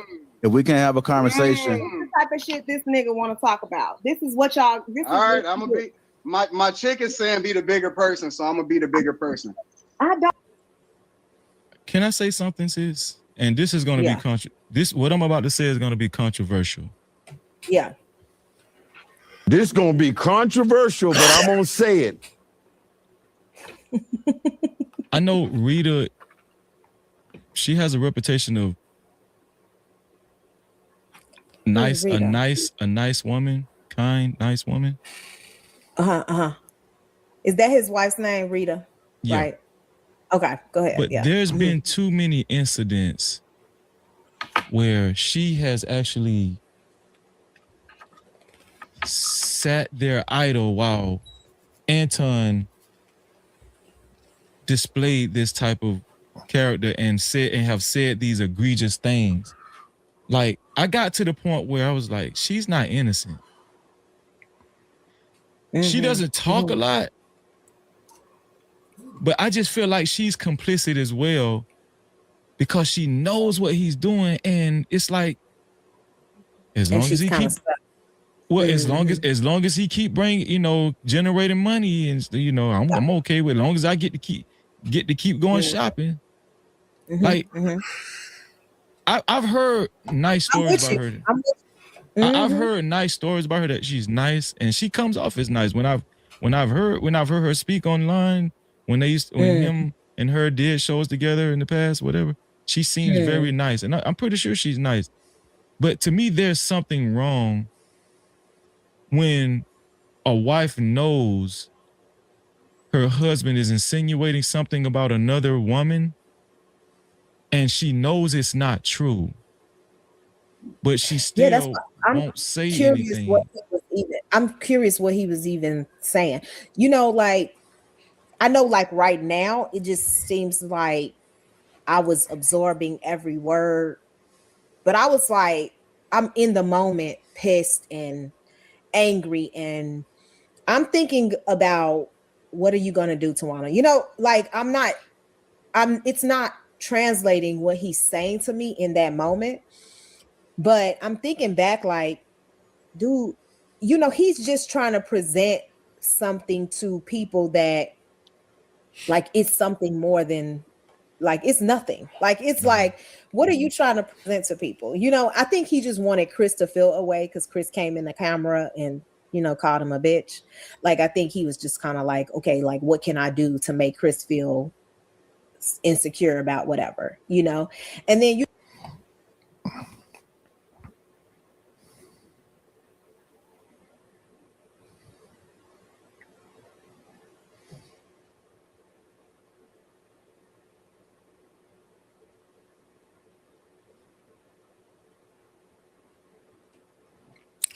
feel like okay, here we go. What a dish. As it around this time is when Tawana had already been on she had already been on Kevin Samuels show. If you go back up, back down. Remember when go down a little bit more, you'll see when we were still you see stop right here. Stop. You see how we start going 8K, 9K, 8K. When you started being on the show, when you was on the show, Look, right before that, we had 949 views. Right after I went on Kevin Samuels, you see that 2K, 4K, 8K, 9K. That's the proof is in the pudding, baby. You can't tell Tawana, man. You can't tell me that I didn't make no difference in that show. Anton is a liar. Is a liar. Y'all got to look at the real truth, not the lies. And there's no captivity. There's no captivity. No captivity. Now, let's talk about Let's do it, sis. the Go ahead. one. So that's just my opinion. But a liar cannot change. I'm sorry. I have yet to see someone who lied because she didn't ask. The understanding behind why it is that we, you know, understand, able to digest something, how something is playing out. And I just feel like people can come back from things when they start to, or when they, or be truthful. It's so easy to forgive, and that's why I just think that context matters. I think we got our first caller. Here we go. The number is 863-320-1242. 903. What's your name and where you from? And thank you for calling in. Man, my name D, bro. I've been watching Lil Peep when they first started, man. Everything she said is 100, bro. Shout out to D, man. No captivity. D said everything she said is 100. Go ahead and expound on that, D. Thank you for calling in. Because if you look at it, even before Anton came in, when it was just her, Lil Peep and B Nix, they kind of needed a different type of flavor, because B Nix was cool. B Nix ain't never been on no fuck black women, fuck black men shit. Hold on 1 second, D. Oh, go ahead. No, it was somebody calling that. Go ahead, D. I'm sorry. Go ahead. JR was always been lame. When I tell you lame, he just sit in the back. He don't do nothing. He ain't never moderated. He still don't to this day. So what Anton came in to do is just to bring pretty much like a contrarian voice. But then when you watch him from the jump, this a dude that say he hate black culture. Black culture ain't never been shit, right? The dude got Jordans on the back of his wall. The dude got the Chronic picture on the back of his wall. The dude got the Fugees and Lauryn Hill on the back of his wall. I think Philosophical was talking about it. And then the biggest thing about when Tawana went on Kevin Samuels, because I watched that too, they wanted her and Kevin Samuels to beef, but they never did. It wasn't even a smoke show. They just had a simple conversation. Were there disagreements? A lot of them. But you're talking about a 55-year-old man versus maybe, I think at the time, Tawana, you might have been like late 30s or early 30s. You know what I'm saying? I was early 30s. See what I'm saying? So of course there's going to be a difference just in the decades. You know what I mean? A life. But they never beefed out. And she actually went on there and had a good show. They tried to set her up for failure. They thought she was going to be another dumbass caller like the rest of them girls that actually called in. But not even to talk about just Tawanda. Look at his behavior. B Nix was about to whoop his ass. JR had to cut a show. Talk about that, Tawanda. I don't know if you was there, but B Nix looked straight in the camera and said, Antoine, I'll beat your bitch ass. And JR said, we're going to take a break. I was there because he did very similar to what he did to Corey Holcomb. Like, he came at B Nix like, dude, you a lame. You a beta. You ain't whatever. Like, he said something to him. And B Nix was like, man, who was you talking to? And then talking to you. Like, he kind of bucked up. He was like, man, homie, like, I will like whoop your ass, like, and it was he didn't say it like that. He got it. You had to see it, Freezy. Go run the episode. B Nix got in the camera and said, dude, I will beat your bitch ass. Yeah, I seen it. You see what I'm saying? Yeah. But then if you move on from B Nix after Tawanda was off the show, and he had my guy Logic and Quest on there. Shout out to Logic. Anton started talking crazy shit to Quest until he found out this nigga's a trained military killer. Then he came online like, oh, my bad. I'm sorry. I don't want no. Exactly. He be online just, bro, it's all a grift. All of this shit he went on with this girl, man, whoever this Mika chick is, and he say he just rolled with bad bitches. I'm not from Detroit. I'm from Ypsilanti, Michigan. But my daddy from Detroit. He a Highland Park vet. I went to Southfield High, Lathrop, and Southfield Lathrop. Anybody in the chat from Michigan. Bro, you don't see this dude nowhere in the city. One time when he was filming, I went and shot down there like, man, let me see if this dude really in the city. So it had to be something previous he was doing, because I was only like 15 minutes away. You ain't see that cat nowhere. So I started asking some of the people that I knew that went to Cody, went to Denby, like, do y'all know this dude? They like, nah, we don't really know nothing about him, fam. I'm like, okay, cool. Because he had hit me a couple times on that bag chaser shit. And I'm like, bro, from everything you see about him, and even when the white boy checked him, the white boy, when he was on Pocket Watching with JT, the white boy pulled up all his Michigan Secretary of State filings and said, where is this mysterious company that you sold? The software company. That's they a like, fact. where? He was like, where is it, bro? He was like, if you would have sold this company for this, that, and the third, it had to be public record. You had to pay some type of tax on sale. Well, the way I got it layered, okay, so now you Mr. Wonderful and all these white people. If you look at it, like you said, Freezy, he do anything for attention. Anybody who goes on Dr. Phil's show and say, I'm more scared of a black man and I lock my cars with you from 8 Mile and Green Lawn, bro, if you know what 8 Mile and Green Lawn is and how many shots are fired there, ain't no way no black person walking by gonna scare you. It's just not possible, man. Like I said, he walks around downtown when they nothing but white people downtown now. Ask him, was he walking around downtown from 95, from 2010 in Detroit, when Belle Isle was popping, when East Jefferson, you couldn't even get on East Jefferson as a lane because you'll get popped. Ask him about stuff like that, man. And you all should really, really, really just bring his ass up here and watch him make a fool of himself. He probably gonna say he too rich to do it now, but Shout out to Tawana. We're gonna go to 6. The goddess. Wait a minute.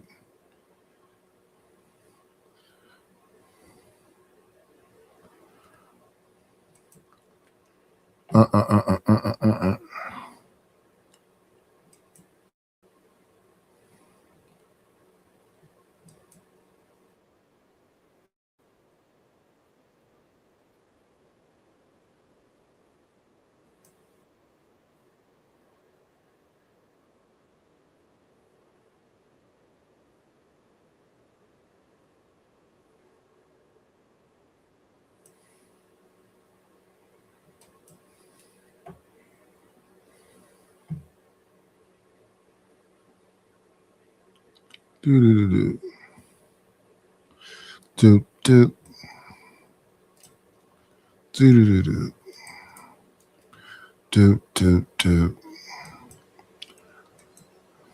I do remember fragments of all these things.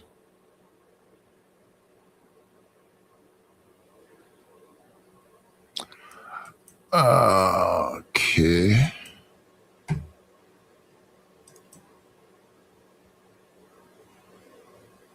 Do y'all remember? It wasn't just Anton Daniels. It wasn't just Anton. You know who you are. You know who you are when you stuck your neck out there for Just Pearly Things. Yeah, the same Just Pearly Things that's unapologetically throwing around racist terminologies about black people, disparaging black people to this day, insulting black people, disparaging black people, saying disrespectful things to the utmost about black people to this day. Platform Nick Fuentes. Still, black men took up for her. How can we forget that? How? Yeah, Anton Daniels. Anton Daniels was pretty much at the forefront of it all, defending Just Pearly Things. Even when she was sitting up, her ass up there on her platform, as she platformed Nick Fuentes, and they just laughed about black folk and, you know, watered down slavery and basically was calling black folks lazy. But we all know why Anton Daniels defended her because he actually spews the same rhetoric. You know, he talks against slavery, what the atrocities that happen to black folk, right?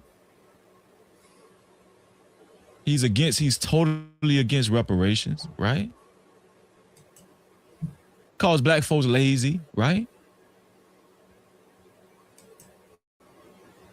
He buys into the stereotype for black folk and he actually promotes these negative stereotypes of black folk, right? Same thing. The same thing Jess Pearly thing does to this day. Actually, as a matter of fact, I don't see any difference between Anton Daniels and Jess Pearly things, to be honest with you. Do you guys? Is there really a difference between Anton Daniels and Jess Pearly things? Let me put that as a chat poll. Let me pick y'all brain for a second. Let me see what y'all thinking out there. Here we go.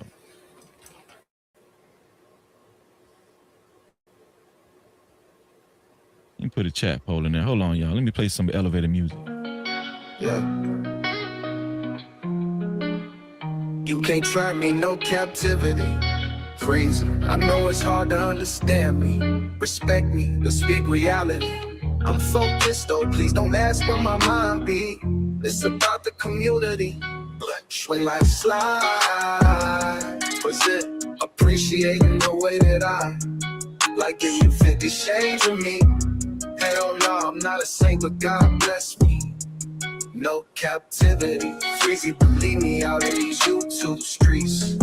No captivity, Freezy, believe me out in these YouTube streets. Okay, I put a chat poll. I think that's a good question. I really want y'all to vote on this chat poll. I'm really interested and curious about how you guys are going to vote. Listen, everybody thinks differently. I don't know, right? I want to know how you guys think. I want you guys to really think about this. I want you guys to really think about that question that was asked in the chat poll. Is there a difference? Is there really a big difference between how Anton and Jess Pearly thinks about black folk? Is there a real difference? Is there a difference? Like, I should have put big difference. Is there a big difference? Is there a big difference? Think about that. I want y'all to think about that for a second. I really want y'all to think about that for a second. Deep down in your soul, think about it. Deep down in your heart, think about it. Yeah. If you got to marinate on it and pray about it, go ahead. Think about it. Pray about it before you answer. This is a big decision y'all gonna make on that chat poll, huh? Not really. But I want to go over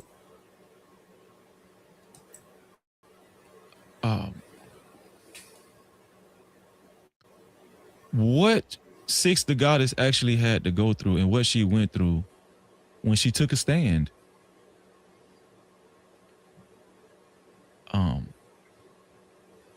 Where we get this, oh, it's not good for black men to defend black women. I don't know where we get that from. I don't understand that. I don't get that. Man, we ain't taking up for black. I don't understand. I don't get that. My wife black. My sister's black. My nieces are black. Anton damn sure took up for his black daughter, didn't it, when she got put on the Jumbotron, didn't she? No captivity. Anton went black then, didn't it, when his daughter got put on that damn Jumbotron screen, didn't it? Everybody be black when they want to be, don't they?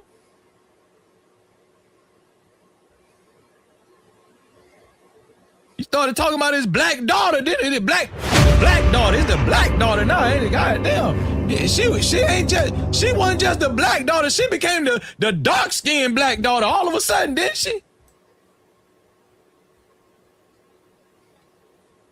She turned from Anton's daughter to the dark skinned black daughter, didn't it? Goddamn. Well, they become black when they convenient.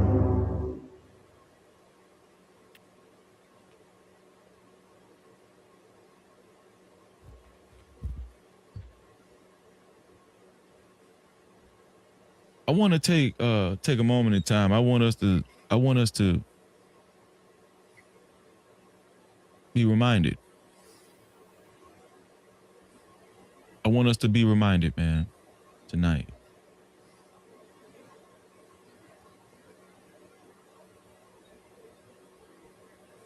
Now, listen, me and Six the Goddess, when it comes to Anton Daniels, we got similar stories.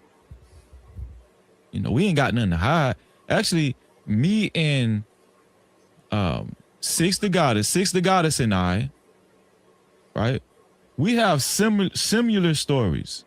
What do I mean by that? What do I mean by we have similar stories? Well, first of all, I found out that Sister Goddess is from Central Florida, just like Freezy. Yeah, that's one thing. No captivity. When I found out my sister was from Central Florida, I was like, oh shit, it makes sense. You know, I'm just saying. But not only is she from Central Florida like Freezy, right? And shout out to everybody, all the black folk, all the stand-up black folk in the United States. I was just representing Florida because when I found out she was from Central Florida, I was like, oh, okay. Because I thought she was from Atlanta, you know, because I heard that she was from Atlanta, but no, she's actually from Central Florida. But she also used to work with Anton Daniels, the same way I did. Anton asked her to work with him the same way he asked me to work with him as well. You know, and like I've gone on record several times, I turned him down the first time. You know, the second time he asked me, I was like, oh, okay, Anton. You know, years ago. So me and her and I's stories are similar because we share this. Just from picking her brain, we share the same thought patterns when it comes to black folk. We love our people. We love black folk. You know? Let's see. This is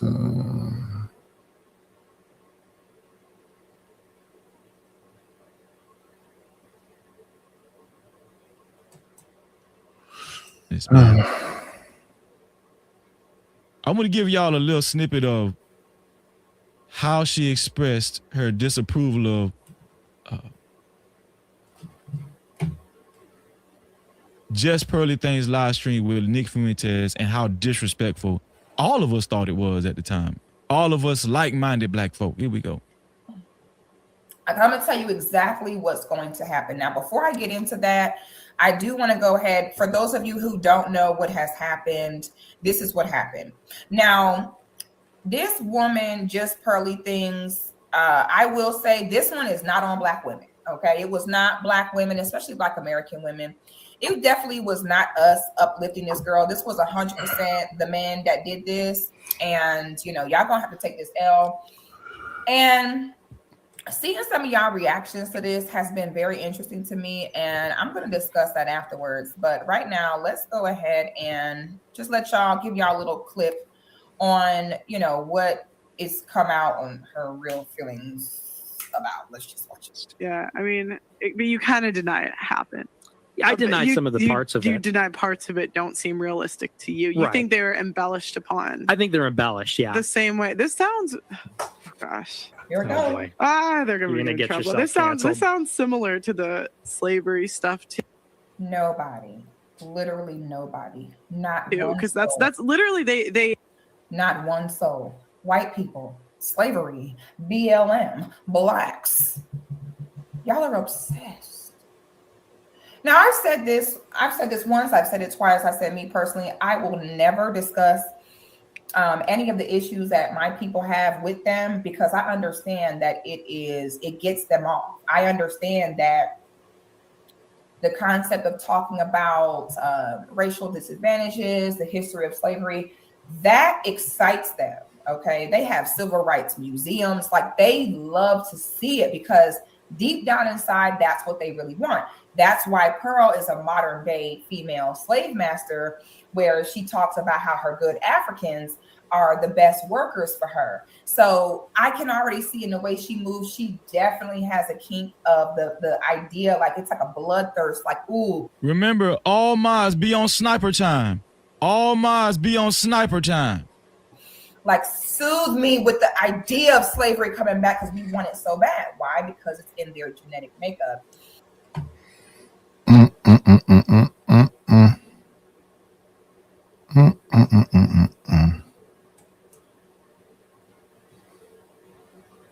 Six and Danica Marie.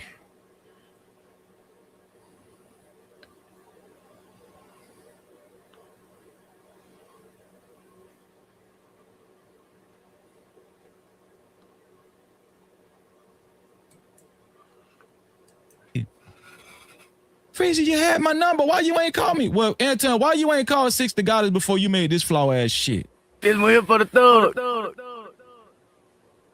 Anton, why you ain't called Six the Goddess before you made this video? Hello, Marie. Oh, sneak dissing. And we know Anton Daniels is great at that. We know he great at sneak dissing. We know he great at sneak dissing. Stay tuned. Tuesday, we got a big show, y'all. Tuesday, we have a big show on this platform. Pass the word around. Tuesday, we have a big show.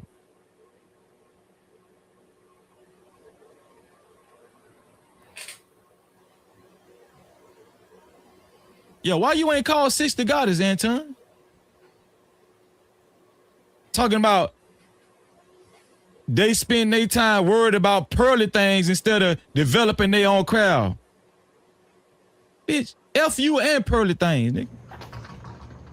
It's very awesome to be in a company of other content creators that's willing to grind and hustle. But part of the reason why I'm in a company of other content creators and business people that like to grind and hustle is because I myself, I am cut of that same cloth.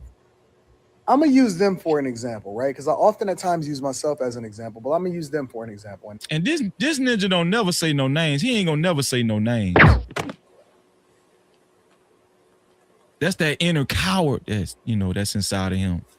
That's that inner coward.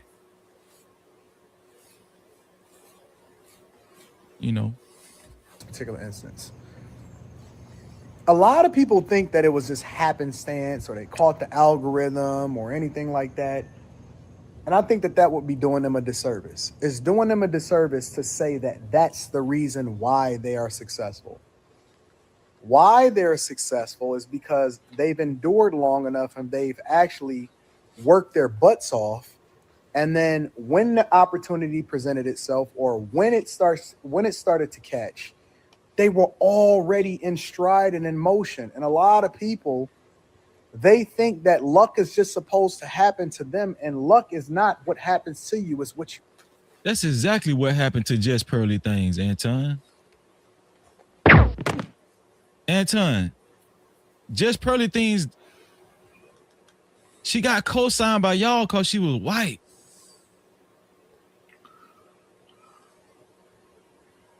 Y'all put her out there, man. Y'all endorsed her. Y'all endorsed her, Anton. Y'all, I'm gonna tell y'all something, man. This content creation, I've been finding out a lot about content creation. I've been finding out a lot about content creation, man.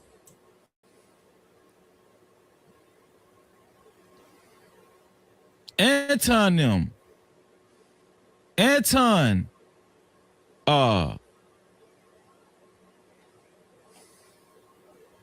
Obsidian, Angry Man, to name a few. They gave Just Pearly Things the juice.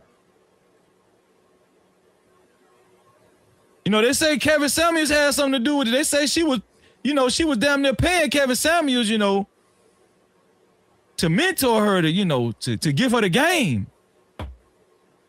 Jess Pearly Things was a project. And when she took full stride, they made sure they used her to try to shame black women and to make black women feel like this is who you're not. This is who you need to be like, you know.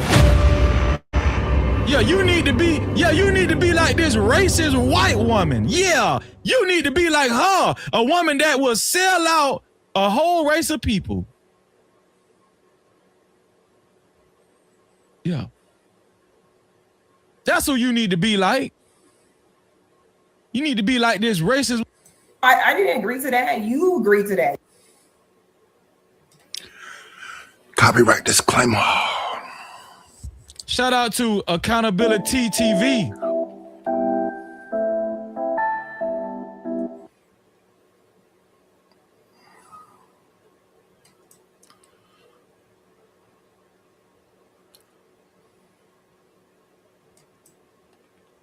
Yeah.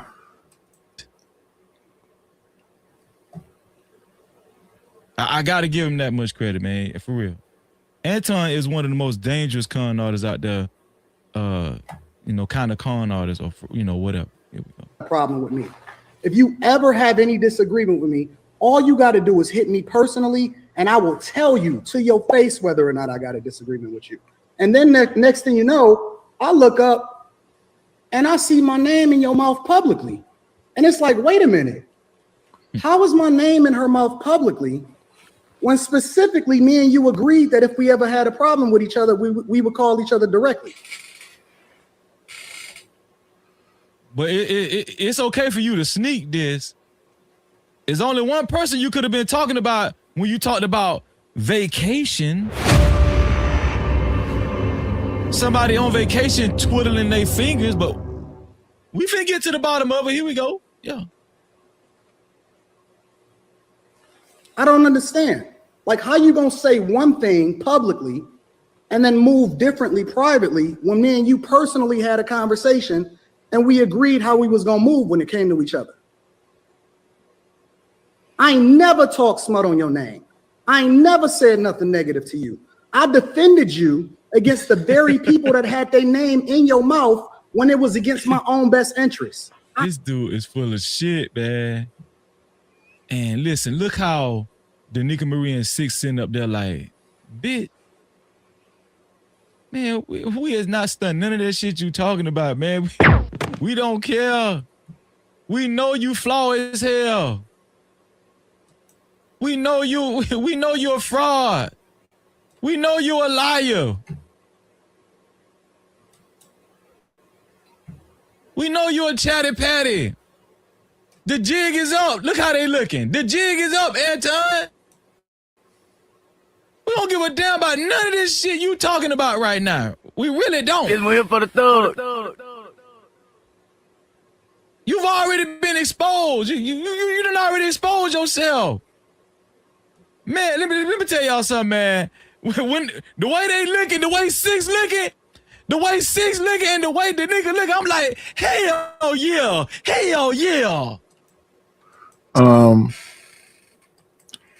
Thank you, My Read, for posting the channel on your channel.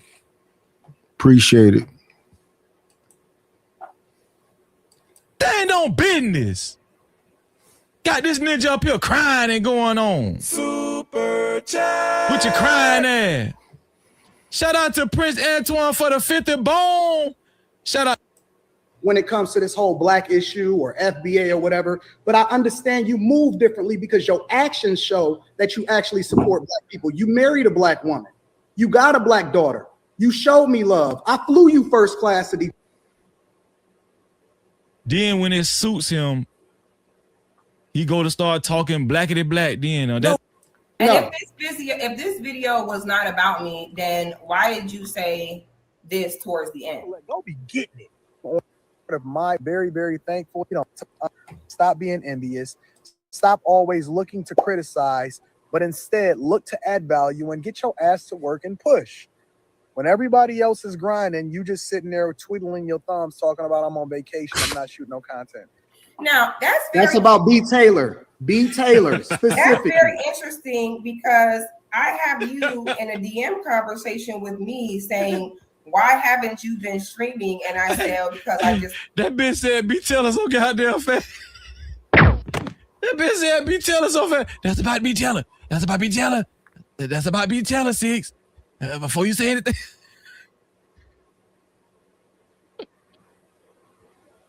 That bitch said that shit so damn fast. That bitch said that shit so damn fast. God damn. I might use that as a sitting there twiddling. Might use that as a sound bite. I'm not shooting no content. What's this? Now that's about B. Taylor. B. Taylor specifically. That's very interesting because I have you in a DM conversation with me saying, why haven't you been streaming? And I said, because I just got back in town. I spent this week with my dad. I'm back on it. How long ago was that DM, Six? It was only a few months before that. So what the hell are you talking about? I just had a conversation. Y'all didn't hear what she said though. Watch this. Watch this. They're twiddling your thumbs talking about I'm on vacation, I'm not shooting no content. Now that's about B. Taylor. B. Taylor specifically. That's very interesting because now watch what Six say. Watch what Six say. After he said that's about B. Taylor, that's about B. Taylor. Why was Six the guy to say? Watch this. Have you in a DM? B. Taylor specifically. That's very interesting because I have you in a DM conversation with me saying, why haven't you been streaming? And I said, because I just got back in town. I spent this week with my dad. I'm back on it. How long ago was that DM, Six? Damn. It was only a few months before that. So what the hell are you talking about? I just had a. So Six just revealed to the whole audience, bitch, I'm the one that told you I was on vacation. I'm the one that's been going in on just pearly things. You know you was talking about me when you made this video, but you just too cowardice to say it.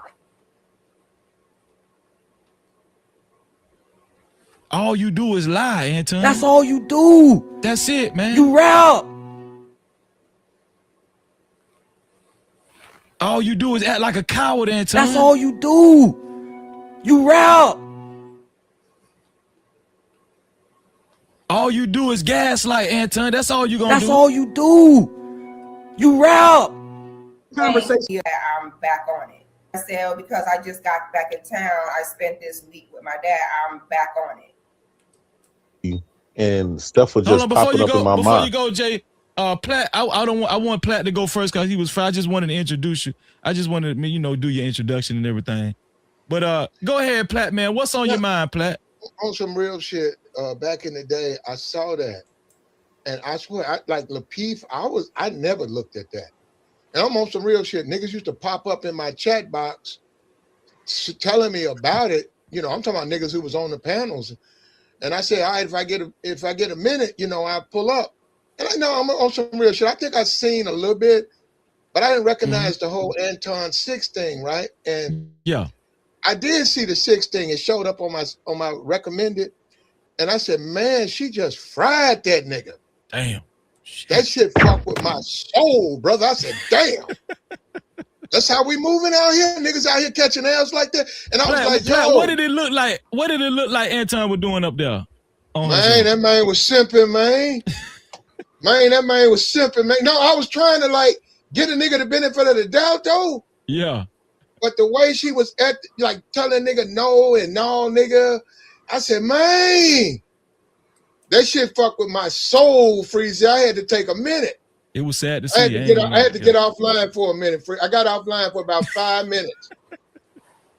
I had to try to get myself. That nigga fucked me. Then she dog. I was like, damn. And then I saw this nigga, right? He moved up. I said, I guess these niggas so flaky out here. I said, y'all look the other way. And that nigga became all this 100,000 subs and all that. Yeah, but that's a fact. Nah, man. Look, you right on this one, man. She stood on her square, man. Stood on business. And look, shout out to 6, man, and you know what I'm saying? Just shout out to her because She like, nigga, I don't need you for no subs. Fuck you, nigga. Facts. And she stood on that shit, man. Stood and we on need that more shit. people doing that. Man. That's a man, hey, Platt, boy, that's some real shit you said. She stood on that, and you, like you said, it's some dudes ain't gonna do that. You know. You feel what I'm saying? It's no captivity. Some dudes ain't gonna do that, man. So you gotta give Sister Goddess some, you know, you gotta give her credit, man. You know, and I ain't gonna lie, I was impressed, man. I ain't gonna lie. Man, she stood on that She shit. from Look Florida at too how- now. I just gotta keep throwing that in there. She a Central Florida native now. I'm just saying. I seen her Instagram though. I've been out there I've been over there for a minute. Oh yeah. I've been over there looking at the gram. You know, she be posting up. You know. Shout out to Flash. for the thug. Hold on, let me do this. Shout out to Prince Antoine for the $10. My bad, Antoine. I appreciate you. He said it's wild how the real ones, men and women, are seen as phony, while the toxic ones, males and females, are taken serious. Make it make sense, please, man. Shout out to my brother Antoine. Use a debit card, tap it, make it happen. Cash app on deck, yeah, we keep it active. Super chat live when the combo gets deep. PayPal slide through, show love to the. Shout out to Antoine. I appreciate you for that, man. We're only reading super chats, cash apps, and PayPal. Shout out to Antoine. No captivity. J Prince, man, I know you remember that moment in time, dog. Oh yeah. Yeah. What you think? So I was there. Shout out to Sis. I want to start off by saying the reason why I don't got no facts, but the reason why I believe that she didn't have no sex with Anton because it would have went totally different. A lot of times when you start having sex with women, they can say up and down that they don't mess with you, but he would have been back. All of that, you know, all that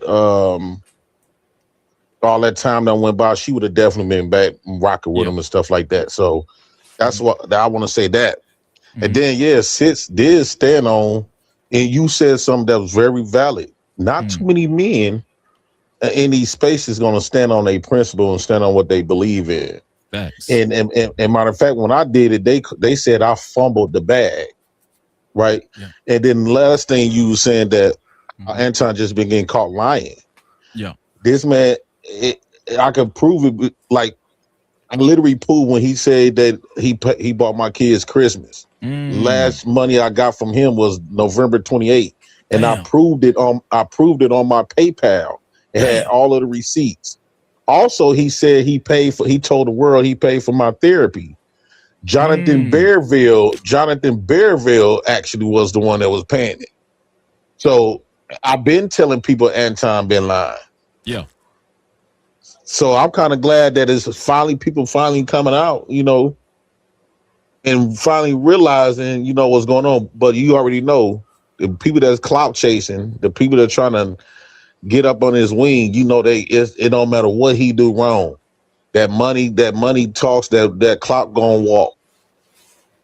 You know, shout out to Aunt B streaming for the $2. He said that boy feelings was hurt in front of his wife. Damn. Shout out Aunt B streaming. Y'all, Platinum and J Prince, clout is a very powerful thing, man. Some people would just do anything to get it, and once they get a little bit of it, they'll do anything to keep it, man. Why y'all think Anton been having such I don't know. Is that the case? I see lots and lots of people talking about Anton. I mean, Carcino, Yuckmouth, Corey, Craig. It's a lot of people.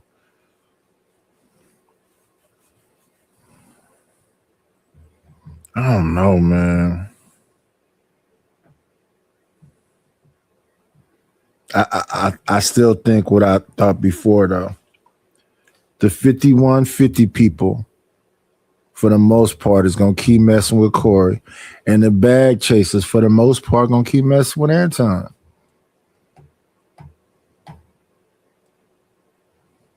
Why y'all think he's been able to even like we've been exposing Anton has been exposed blatantly telling lies on several occasions. He's been exposed. This ain't no hearsay. This ain't no myth. He's actually been exposed several times. Even with all that being said, why y'all think people still defend him at all costs and will even sacrifice their own self-respect doing it. It's an open panel. They're addicted to believing them. I think they more addicted to, like, sometimes you can get addicted to a person and be kind of hard to wean yourself off. You got to keep in mind when we come on this internet, it's all about in the mind. So when you got a habit of rocking with people, you've been sent money, you stay up on these shows 12 hours a day, 5 hours a day, day after day, they addicted. So in the optics, Anton know how to play the optics good, but I think they're gonna have to wean themselves off of them. Me, I'm not even subscribed. I haven't been subscribed to Anton over a year. So I wasn't before my channel got pop. I wasn't even really seeing his content. So a lot of stuff I didn't know what was going on. Yeah. What do you think, Platt? Why do you think this man still has success getting people to protect him at all costs, even though he's been exposed several times? The nigga know what's up, Freeze. He looking at all y'all niggas. He said his kids, that nigga on some shit. And let me tell you something. I was gonna put a stream up on that. And I said, you know what, man, I'm tired of dealing with this nigga. I did. I said, man, this nigga talking outside his ass. And I said, let me let this one go.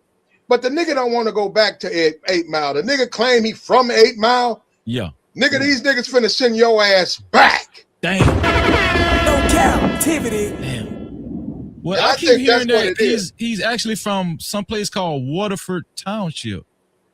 Well, they finna send him back to Waterford, nigga, because it look like the way YouTube is, they catching on to this nigga. This nigga scared. Nigga talking about y'all his kids. This nigga be backpedaling and shit. Yeah, and I'm saying when niggas do that, they on their way down, man. You gotta understand these niggas. You make that much money when you getting 2,000 or whatever, 25,000 a month. When that shit go down to 2 pieces, 2,000, you gotta make a lot of changes, man. Nigga gotta move. They gonna put you back in 8 Mile, nigga, before it's all over with. I think he was actually making close to 200K. I don't think he gonna lose much bread. You know, a lot of people gonna overlook it because of the fact of you know, he been having a lot of clout, a lot of money and stuff like that. And so it's gonna be a lot of people not even watching what's going on. And a lot of people gonna ignore it. So I think that he's, you know, that's just what it is. And then the thing is too, it's a lot of people that move, a lot of people that support him moves like him. They act like him. He done lost too much, brother. He done lost too much. And I'm just saying, I've been on this shit for a long time, these streets. Kwame coming against him, Holcomb, look like O'Shea. It's too much. He cannot defend himself against that. He can defend himself against Freeze. He can defend himself against me. Nobody, you know, regular niggas. Regular niggas, yeah. But he can't defend himself against them dudes. They just too big, man. And if they turn against him, his ass will be moving back to 8 Mile with all that shit he talk. Yeah. And here's the thing though, right? Like, just you know, just the money aside, the way I'm thinking, the money aside, right? Like, his daughter was plastered all over the internet. Corey Holcomb made T-shirts. People is actually see this is how I'm thinking, right? This is how I'm thinking. Right? Let's say he keep his money. Let's say he keep the money. At what cost though, right? Your daughter was plastered on the internet, made fun of. That clip is gonna forever be out there. When he said, man, get that dude off my screen or whatever, you know. That clip gonna forever be out there, man. When he made fun of his daughter, made jokes and stuff. Then, you know, I don't even think he really care about his wife that much. He be calling her name, you know, for what is it called, for image purposes or whatever. But I don't even really think he cares that much about his wife, you know, because when Corey Holcomb posted his wife and daughter, he very seldomly mentioned his wife like he cared. Like it was only about his daughter. I don't think he really cares that much. But the thing I'm saying is, at what cost though? Okay, you made some money, but at what cost? Your daughter's face will forever be out there. And not only that, the next week after that, Corey Holcomb took it up a notch, and now he's selling T-shirts with your daughter on there with a gorilla face. Man, that hurt me, man. I'm saying, at what cost? At what cost, though? Well, you know, Freeze. I know it hurt you a little bit too. A little bit. Yeah, that shit, I ain't gonna lie, that shit hurt me too. I was like, damn. Yeah, I feel kind of bad for the girl, man. Yeah, Corey ain't playing, man. You know, man. That's how I go though, man. He done pissed the wrong people off.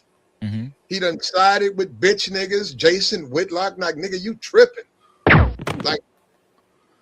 Like for real? Like that's your man? Who is Jason Whitlock? There you go. You just that's answered another the black. question. That's a black coon. He used to be. I think he used to be on ESPN or something like that. Jason, you know who Jason Whitlock is? They don't even know the nigga. Jason, I don't even know that nigga. Jay Prince done seen Jason Whitlock before, man. He done seen it. Didn't I tell y'all every time they put people like Fox 6 News and stuff, is always be those type of caliber of black men or black people that they use to placard and be the voice of all of the black nation. Yeah. You right, man, and I'm just an observer. And look, let me clarify something. I meant me, Freezy, not you. I'm a nobody.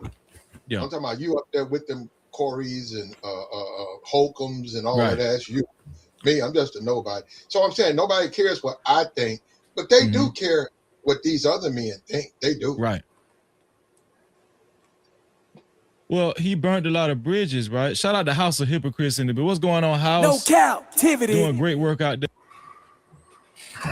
So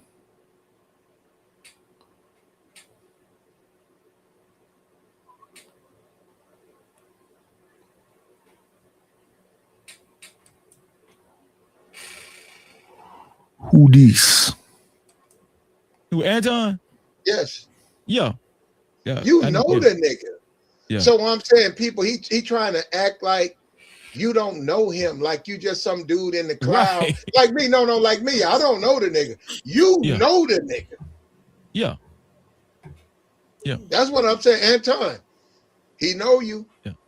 Well, okay, here's the thing, though, Platt. He wanted to try to, he thought that was gonna be shameful. Me, man, listen, I can show my post right now. I ain't got Freezy. One thing about Freezy, I live in. If you try to humiliate Freezy, I live in that.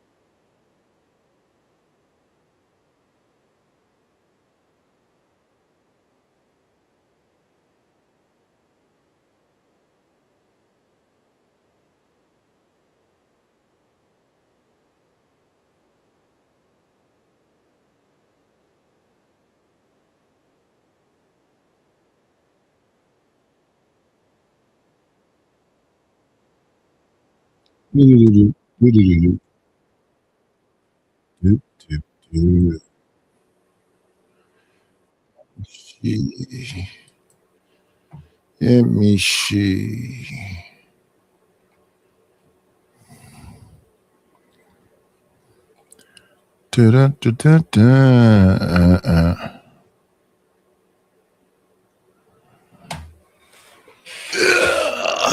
Let's see.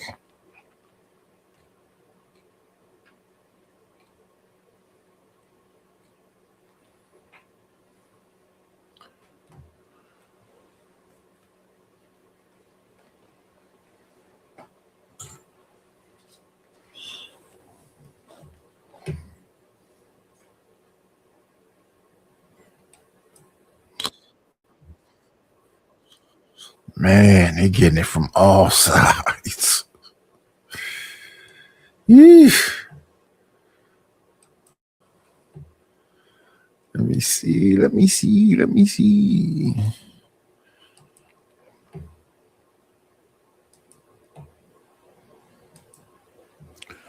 Do-do-do-do-do.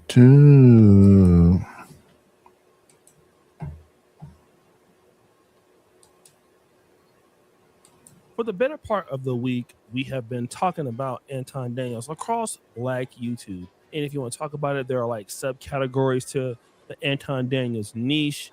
And one of the ideas about these niches of Anton Daniels content is they got the Inspector Gadget music in the background.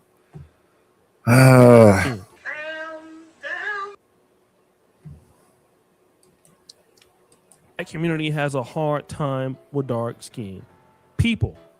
And this is what we will see with a lot of Black men, especially those who are getting successful, including Anton Daniels. I mean, from the last 3 to 4 years or 5 years, I mean, he's went from probably not having very much money to making a lot of money, right? I don't think I can mess with it because I know Inspector Gadget music.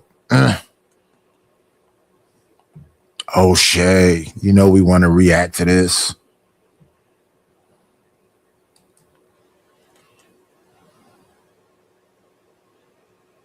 Dude.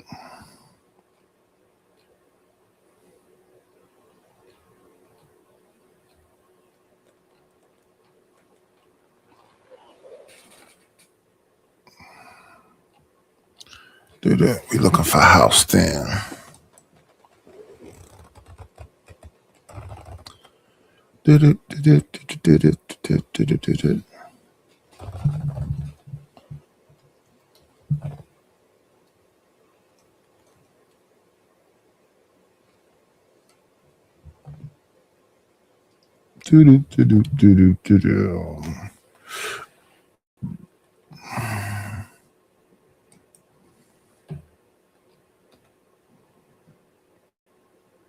Six days ago,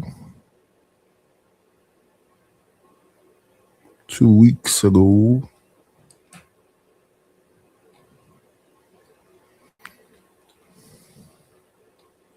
12 days ago,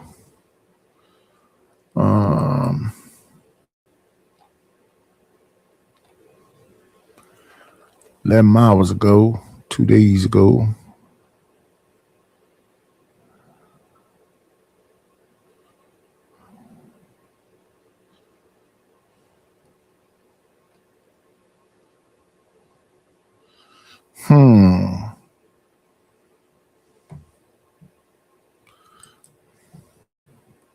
It blows. Let me see. Are we on camera? We are. Blows my mind that almost no former California inmates know this date. California staff allegedly engaged in inappropriate. Corey Holcomb did to Anton Daniels to Charleston White.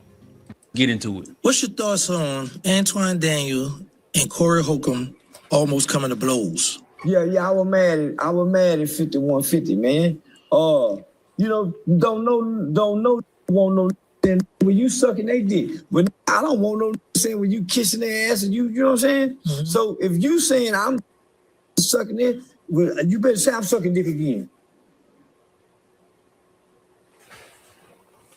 You ain't can't fit to try to govern my mouth or put a muzzle on my mouth, and you wouldn't let me. I couldn't put one on yours. That means you think you tougher than me. So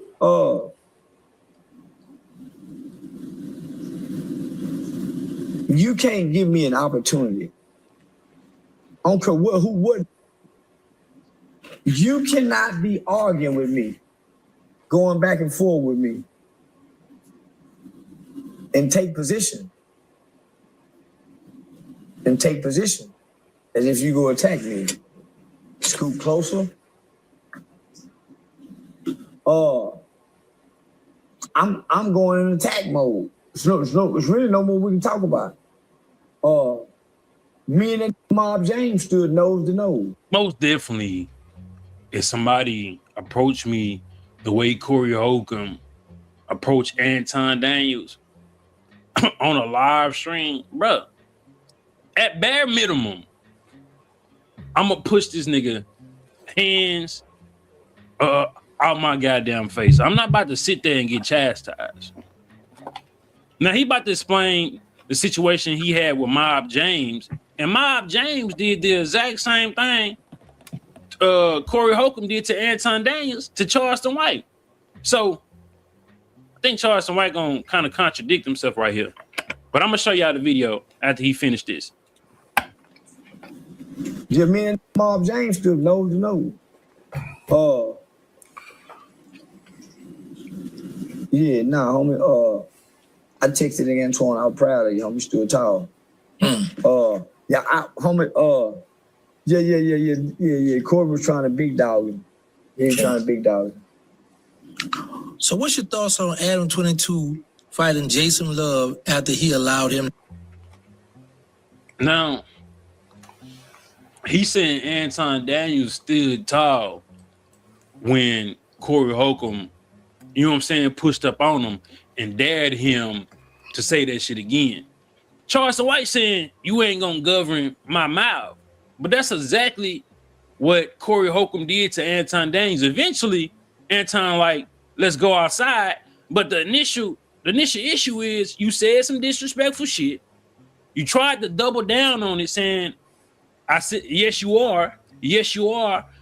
You doing it right now. You doing it right now. A lot of people saying he said it 5 times. He did not say that verbatim 5 times.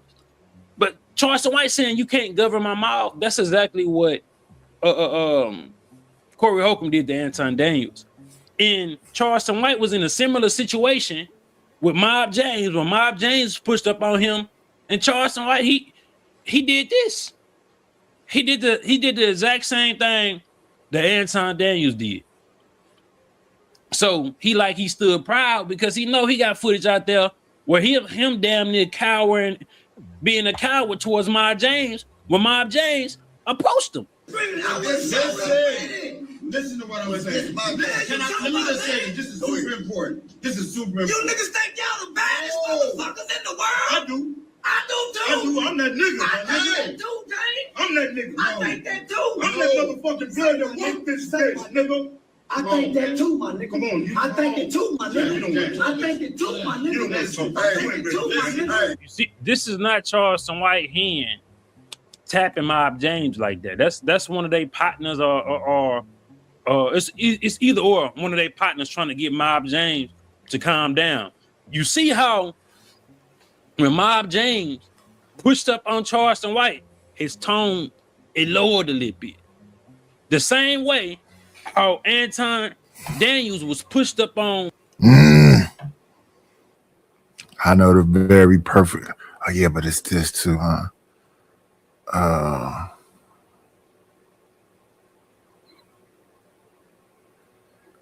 It's this too. But I wanna do this. I want to do this. Man. I think you gotta be humble sometime. You gotta be humble sometime.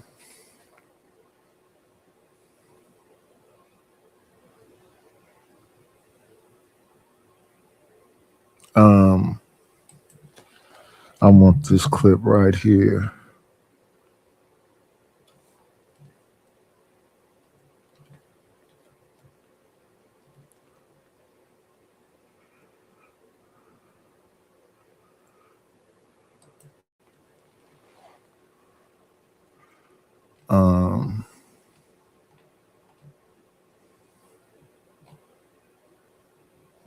Let me see. I want this particular clip.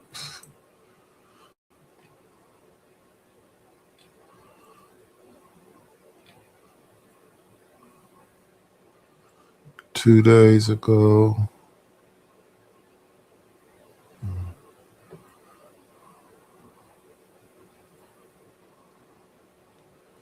Let me see. 2 weeks ago. Man.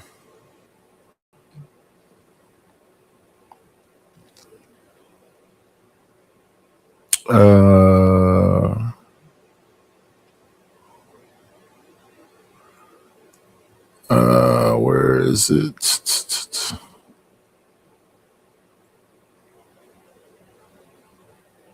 Do.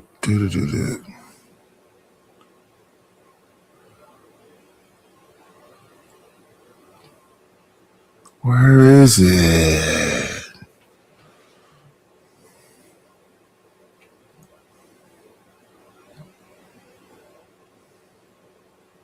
I'll be looking at so many things, throwing it off. We are looking for the clip where he said, it ain't been no month ago. 3 weeks ago, that's too far.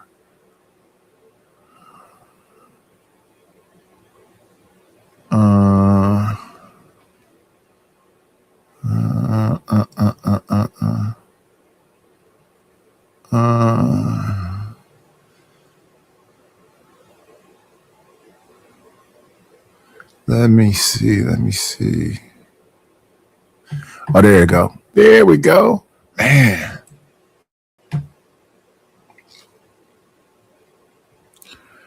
Let me see.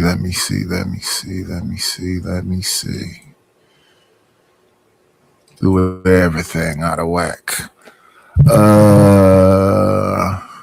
Let's continue. By Corey Holcomb, they not trying to test no nigga that's trying to push up on them. Y'all can say all these other things about it, but we know what it is, bro. We know what it is. Charleston White, he goes viral. But Charleston White has punched on, mace, etc. to people.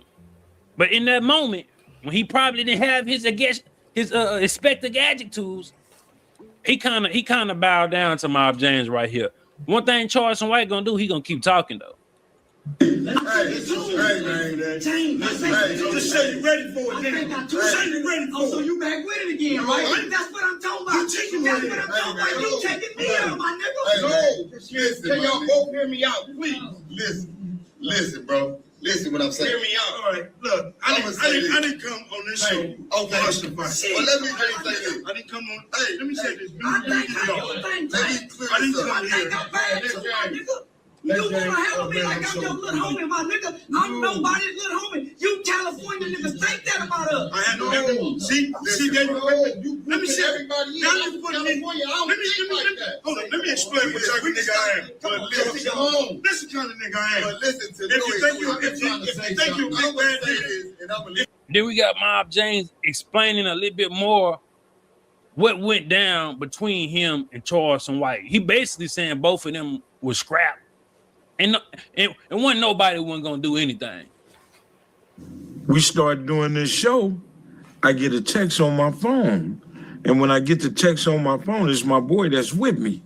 And he telling me that Charleston got a pistol on his right side in the chair. I ain't worried about that. I got my pistol on my hip. And so I'm like, okay. So I lean back and I look over at Charleston. I don't see his phone at the time. So people start calling in and saying, y'all live. So Uncle's looking at his phone. He don't say turn it off, whatever. So we doing the video.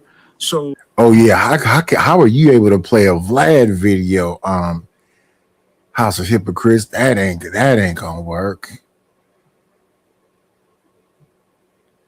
Yeah, I don't know how y'all be able to do this. You ain't sped it up. You ain't covered it up.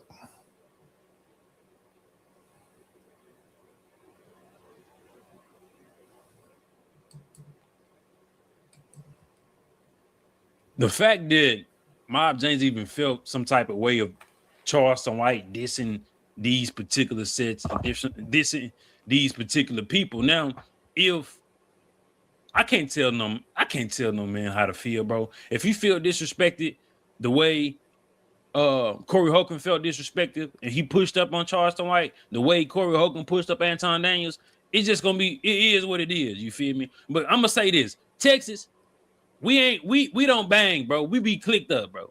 We be on some player shit. We don't do the gang banging. Yeah, we got street niggas. Yeah, we got hoods, but we ain't on that gang banging culture, bro. You feel me? Shout out to House of Hypocrites. Let's see now. Want to go from that to the clip from a couple days ago. Let me see. This is let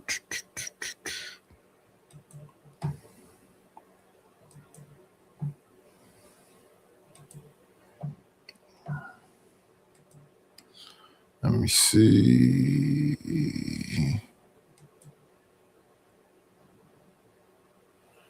Let's listen.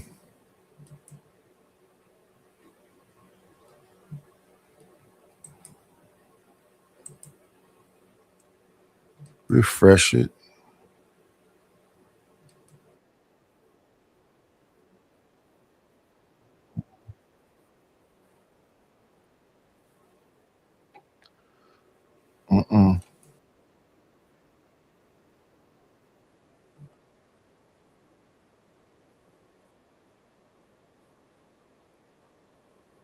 So 8 Compton Rick Rock, I did my thing. Might play a little clip up in here, let y'all see a little something what your boy done did. But listen, I want to talk about something this morning. Something that's real important. I've been paying attention, checking out what's been going on. Even when I haven't been on here, I still pull out my phone while I'm driving, anything like that. And I check out some of the content that's going on. So this is what I want to speak about. I want to talk about the OGs. Yeah, OG. See, some of y'all thinking when y'all hear OG, are y'all thinking about some old guy that's 70 years old, 60? I don't care about the term. You know how dudes say, if you weren't born in this era, you ain't. Oh, I don't care about that, man. You 40-something years old. You supposed to be a G, or acting like a G, moving like a G. Man, forget what them old dudes talking about. I don't care about nothing they talking about. We gonna talk about some realism right here, man. This is what I want to talk about. The 19-year-old, 18-year-old, they playing video games on Twitch, right? The 20-year-olds, they streaming on Twitch, trying to get that bag. Some of them getting that bag. This is the name of you, Kai Sanat, IShowSpeed. They getting the millions of dollars streaming. 30-year-olds, they all trying to rush to No Jumper. They want to be a No Jumper superstar, get played, get crumbs. The 40-year-olds, the 40-year-olds and the 50-year-olds, these are grandpas. You never see these grandpas talking about, man, today I took my grandson to school, took my grandson to Disneyland, took my grandson to Magic Mountain, Knoxbury Foreign, just a few places. I haven't even took my grandson or my son fishing. You don't hear them talking about that. You hear these 40-year-olds and these 50-year-olds going back and forth with each other, keeping up all the nonsense on the internet, acting like teenage kids, acting like 20. Well, they not acting like 20-year-olds because I think Anton is in his mid to late 40s and Corey is 56, I believe. 20-year-olds, they over there getting millions doing that stream. The 40-year-olds and the 50-year-olds, that little group right there, age gap right there, them the ones that's keeping up most of the BS on the internet. Them the ones that's on here gossiping like girls every single day. Them the ones that's keeping up all the nonsense. It's our 40-year-old bracket all the way to 50-year-old bracket. Now you got a few 60-year-olds that's on here, but they the ones you see bickering every day. When they say, man, y'all make LA look bad. It's not the 19-year-old, 18-year-old. It's not them. It's not the 20-year-old, because y'all don't even see no 20. I don't see no 20-year-olds from LA other than when you see them hood vlogs. Other than that, you don't see them on here every single day. You don't see the 30-year-olds on here every single day, except the ones that's trying to go to No Jumper. You see them on here every day, and they just doing what they got to do to get a check. They don't care about nothing but they little check over there. They trying to get that little bread. I don't know how much he paying them. It can't be a lot, because I ain't seen not one person that's on there on their Instagram page flossing no Rolls Royce or pull up in no brand new Maybach or none of that. So they definitely ain't getting no Maybach money over there. They definitely ain't getting no Rolls Royce money over there at all, man. They getting some Cutlass money and some beer money. That's about it. The 40-year-old and the 50-year-olds, these the guys who we need to be trying to ban from the internet. Yeah, if y'all could get the 40-year-old and the 50-year-old guys off the internet, this would be a cool little space for LA content creation. We got to start the new thing, the new movement, man. We got to stop watching them. Don't get me off of here, y'all. I need whatever couple dollars I can get off of here. Don't do that to me. Stop. Man, Rick Rock, why you hating on the next channel, man? Telling people because, man, they the ones who keeping up all the BS, man. I see the 50-year-old and 40-year-olds on here every day, man. It's a shame. It's sad because, like I say, you never hear about these dudes. They don't never start their video off like, man, how y'all doing today, man? I just took my grandson to school. Me and my grandson just caught a big fish today at the lake. Me and my grandson, man, my grandson is a straight A student. I'm so proud to be a grandfather. It's a lot of these dudes that's grandfathers. I'm so proud to be a son. My son just graduated from school. Even Big Q, I don't take sizes and none of this stuff. We're going to talk about him for a second. Even his kids, we seen some of them going to college. Yeah, you got one that's deceased. They say that was a street. You got that in every family, man. But some of these dudes, kid, where is the success stories from some of y'all kids? What's the success story? What's the success story of some of y'all grandchildren? What's the success story of some of y'all wife? Y'all don't even give relationship tips on being y'all age. How did you keep your woman, your wife for that long? What's some of the game a youngster like me or a young person could use and say, you know what, let me implement that in my relationship and maybe I have a healthy relationship with my wife? Or how do you get married? What was the steps? These old dudes ain't got no game to give. They don't give up no game. It's easy to get on here and tell kids and youngsters not to join gangs and all that. That's they mama and daddy tell them that already, man. They don't need you to tell them that. They mama and daddy tell them that. What's the real game? How do I fill out a job application? Yeah, some of their mama and daddy show them that too. But if you're going to be on here, give us some game. Give them some knowledge, man. How do you buy your house? How did you work on your credit? How did you get your credit score up? Tell us about credit. What good information do you OGs got instead of getting on here trying to prove how much of a rider and gangster you was in the 70s, 80s, and 90s? Nobody want to hear about that. Nobody care about that, man. We got enough of that documented already. It's 2026. What new game do they got? And some gonna hold you back. Some of these old dudes want to outshine the youngsters so bad they not gonna give them no game. They not gonna help them with no game. They gonna withhold a game. They don't want to get no young dude no game. Some of these dudes is jealous of the young generation, man. They still trying to prove that they better than the young generation. That's why when you see half the problems that you see today, it's because, yeah, they still look up to some of these OGs, some of these older dudes, and see them crashing out, doing crazy stuff, man. When I was coming up, a dude in his 40s, a dude in his 50s, they dressed like success. They didn't come out the house without a pair of dress shoes on, some dress pants on, a dress shirt on. Even when they went to the grocery market, it looked like them old dudes was going to handle business, like they was going to secure a contract. They kept themselves up. You don't even see, you see these old dudes now, and I hate to really talk about this stuff, man, and make it seem like I'm targeting the old dude. Let's just say the old dudes that I'm seeing on the internet. Let's correct that and say that the older dudes that I'm seeing on the internet is the ones that's keeping up the chaos. They the ones, man. If you think I'm lying, go through YouTube right now. Go search a lot of these dudes' page, and you're not gonna see these dudes. You're not gonna see vlogs or videos with them on camping trips. You're not gonna see videos with these dudes with they kids dropping their grandkids off to school. I bet you if you go through a lot of these dudes' page, you're not going to see that. But you're going to see everything that's tearing down the black community. You're going to see a lot of these old dudes tearing down each other. You're going to see a lot of these old dudes talking about the next dude.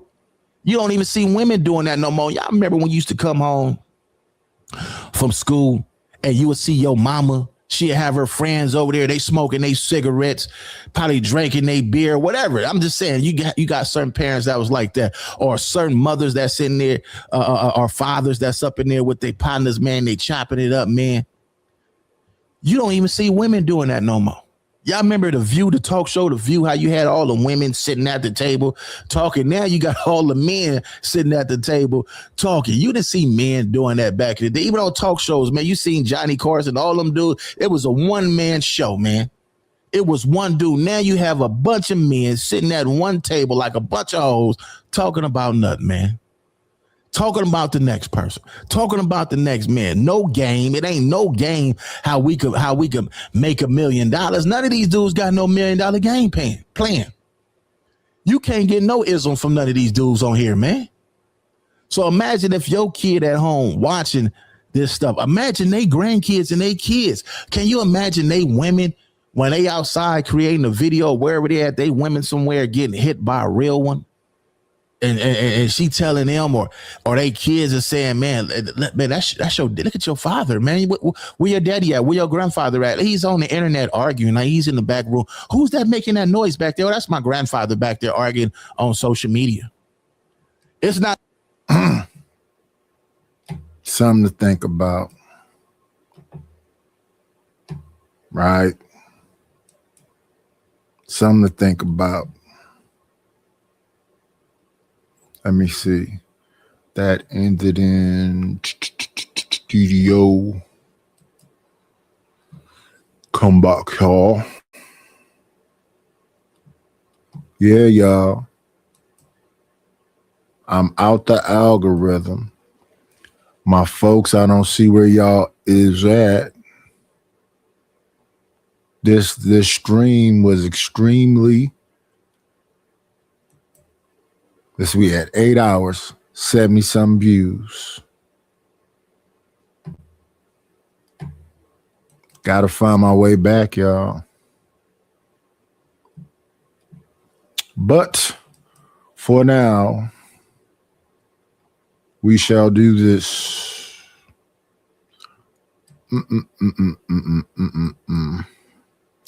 You know.